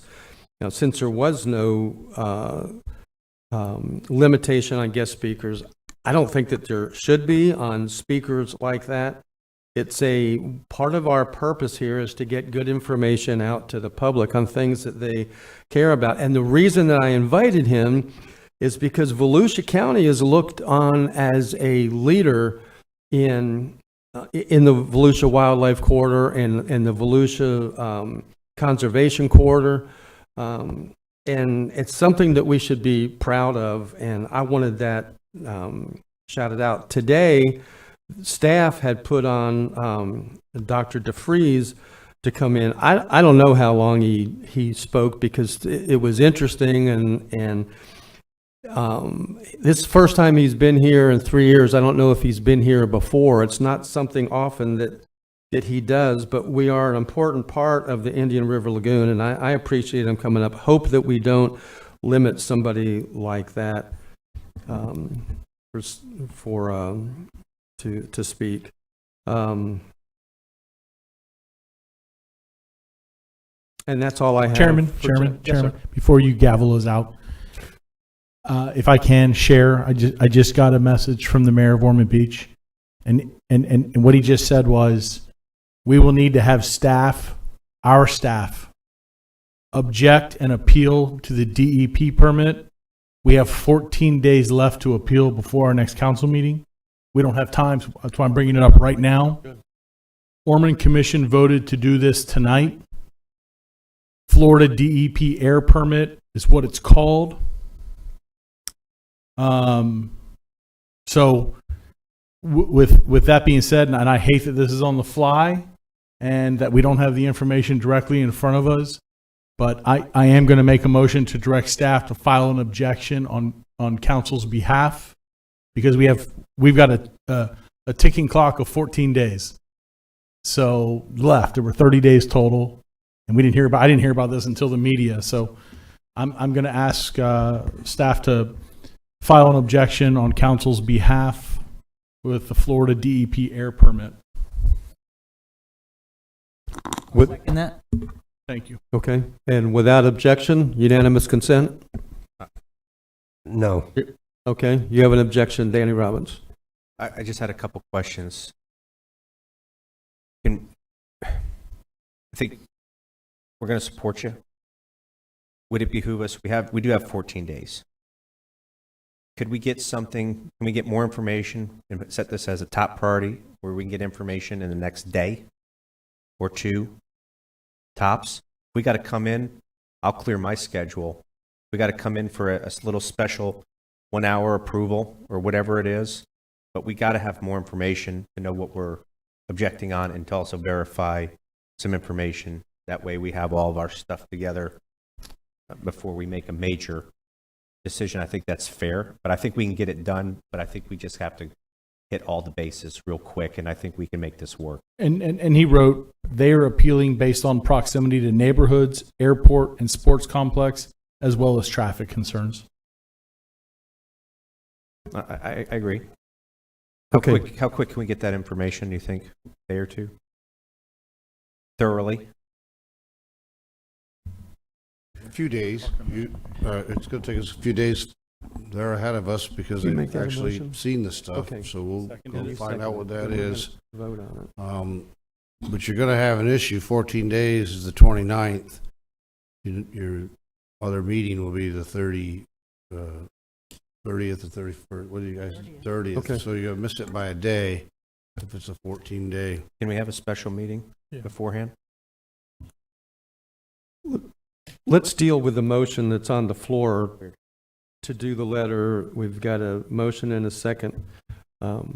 You're asking questions about it. Are you done the questions? If you're not, continue. I need if we need a couple days, can we get a special meeting so we can do this thoroughly? I'm trying to gain consensus here on the dais and not We would just a need knee-jerk to, reaction. yeah, we would need to advertise it 1 day in advance in the paper. So what? Yeah, but we would before that. Assuming what Mr. Kennett said that the 14 days applies, we would need to have a meeting before that for you if you want to make a final decision. Would you guys be willing to do that so we can get all of our ducks in a row collectively before we jump headfirst into the shallow section? This is all important, and I think, Jeff, we can get consensus on this. I think we just have to do it the right way. I think it's very important not to. Okay, let's see, because we've got a motion and a second. We still have two council members that want to speak to it. Councilman Dempsey. Yeah, I share your concerns, Danny. I share your concerns, obviously, Troy. I just don't want to buy into a lawsuit. So if we just file an objection tomorrow morning, I mean, are we going to be buying into a lawsuit, or where are we? I mean, I'm willing to come in on a Saturday or whatever you guys want to do to get the information and kind of have a more complete discussion on this than just, you know, this little bit of information that we have. Because I'm hearing about this basically for the first time, you know, and so just to, I mean, obviously this is a gorilla of a developer, and so if we just knee-jerk deny them, I mean, we might really be buying ourselves a lawsuit and stuff like that. So I'd rather, you know, we don't want to miss the 14 days. We want to make sure that we leave ourselves enough time to decide whether to object or not, but have a better informed discussion before we just vote on something that may cost us big in the long run. Councilman Johansson. Yes, sir. I'd like to know what we're going to, what's our argument? That they're going to emit what type of air pollutant? What do we know about them? We're going to write a letter telling DEP we can't have this because they, what? Gas fumes? I don't know what they're doing, so I don't know what they're polluting, so I don't know what part of the air permit I want to vehemently deny. We can. You're going to get a no vote from me, but, you know, I'm not wearing my Volusia County lapel pin when I go up to DEP, if we do. It sounds ridiculous right now, without knowing anything, to go ahead and approve something. We're going to make some stuff up? I don't know. Just sounds a little, once again, isn't that a legal term? It's not yet ripe. You don't know what the hell is going on yet. Can Can you read again? Because I read a report yesterday from DEP that they've already looked at the pollution aspect and said there isn't any, they clear it for pollution. The paper stated, if my memory is correct, that from the date of August 1st, there were 30 days. There were 30 days for anybody to appeal the permit. So from August 1st, there were 30 days, which gives us 14 days left after today.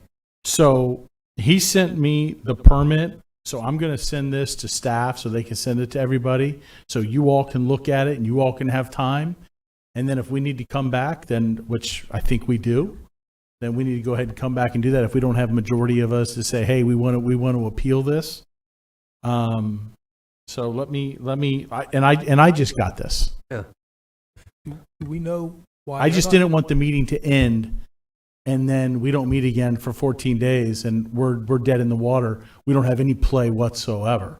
Right. This isn't about being reckless. This is about not missing the train on something also. I mean, this is the 11th hour. I don't like operating on the 11th hour either, but I literally just received this. So I'm going to send this to George and Mike Dyer right now so they have it. I'm sorry. I was just curious. Do we know why Orman's not going to appeal it? They are. They are going to appeal it. Unanimously, they approved it tonight. Yeah, Okay. they were 5-0 tonight. They voted to appeal it. They're appealing the permit, not some part of it, just the whole thing. Well, David Santiago, Thank you, you're, Mr. Chairman. And this is the public, basically objection period for this department. So I personally think, based on my experience, we're in safe waters to object. It's not, I don't think it puts us in any risk. But if you could read off what they're objecting to, and then we can see if we object to those. We know the location. If I could, I can't speak to the basis for the objection tonight. I have no information. Your staff can't answer that, but we can investigate it for you. Sure. So if you want to call a separate special meeting for next week, I'm going to need you all to be flexible on the days because I got to get an ad in the paper. Roughly, I got to give News Journal 5 days advance notice for an ad. That will give us enough time if the 14 days apply. So let us look at it. We'll talk to Ormond Beach. We'll find out what the issues are so you can make an informed decision. We will tell you, based on looking at it, what we think our best foot forward is if you to file an appeal, which is what I understand Mr. Kent was asking for. I'm fine with that. So. thank you. Do we need to set a date for the meeting tonight to make it? I'm just hesitant. I need some flexibility because I need time tomorrow to be able to work out the time that the ad can be published, but next week. So you'll email us all. Well, we can work with your assistance on. Right. We'll use the assistance to find out what the possibilities are, but it's going to require flexibility. Okay. And while it'll only be one item, I suspect there'll be a lot of public comment at that special meeting. So we'll probably need a few minutes to hold that meeting. I wasn't done. There was one more thing that I wanted to add if I can. I'm shocked, and I may be wrong. Would this have required a noticing provision, like when we do zoning stuff, that we notify the applicant notifies the neighboring property owners of the upcoming permit? How else would a neighboring property owner know to object? We'll have to check, but the one thing to remember, the property's been zoned industrial for a long time. But I'm talking about the permitting process. The issue, as far as the DEP part, I am surprised we haven't received any kind of notice, but again, we're not a property owner in that area. Probably had gone to, and that may be how some of the information, like I say, got into the public around there without coming to us, because we're not a property owner. It is in the unincorporated county, but we weren't the owners of the property, so we probably didn't get any kind of notice. Troy, were you done? Yes. Michael Dyer, are you done? Yes, sir. Danny Robbins. Chair, have we moved on from this, or good?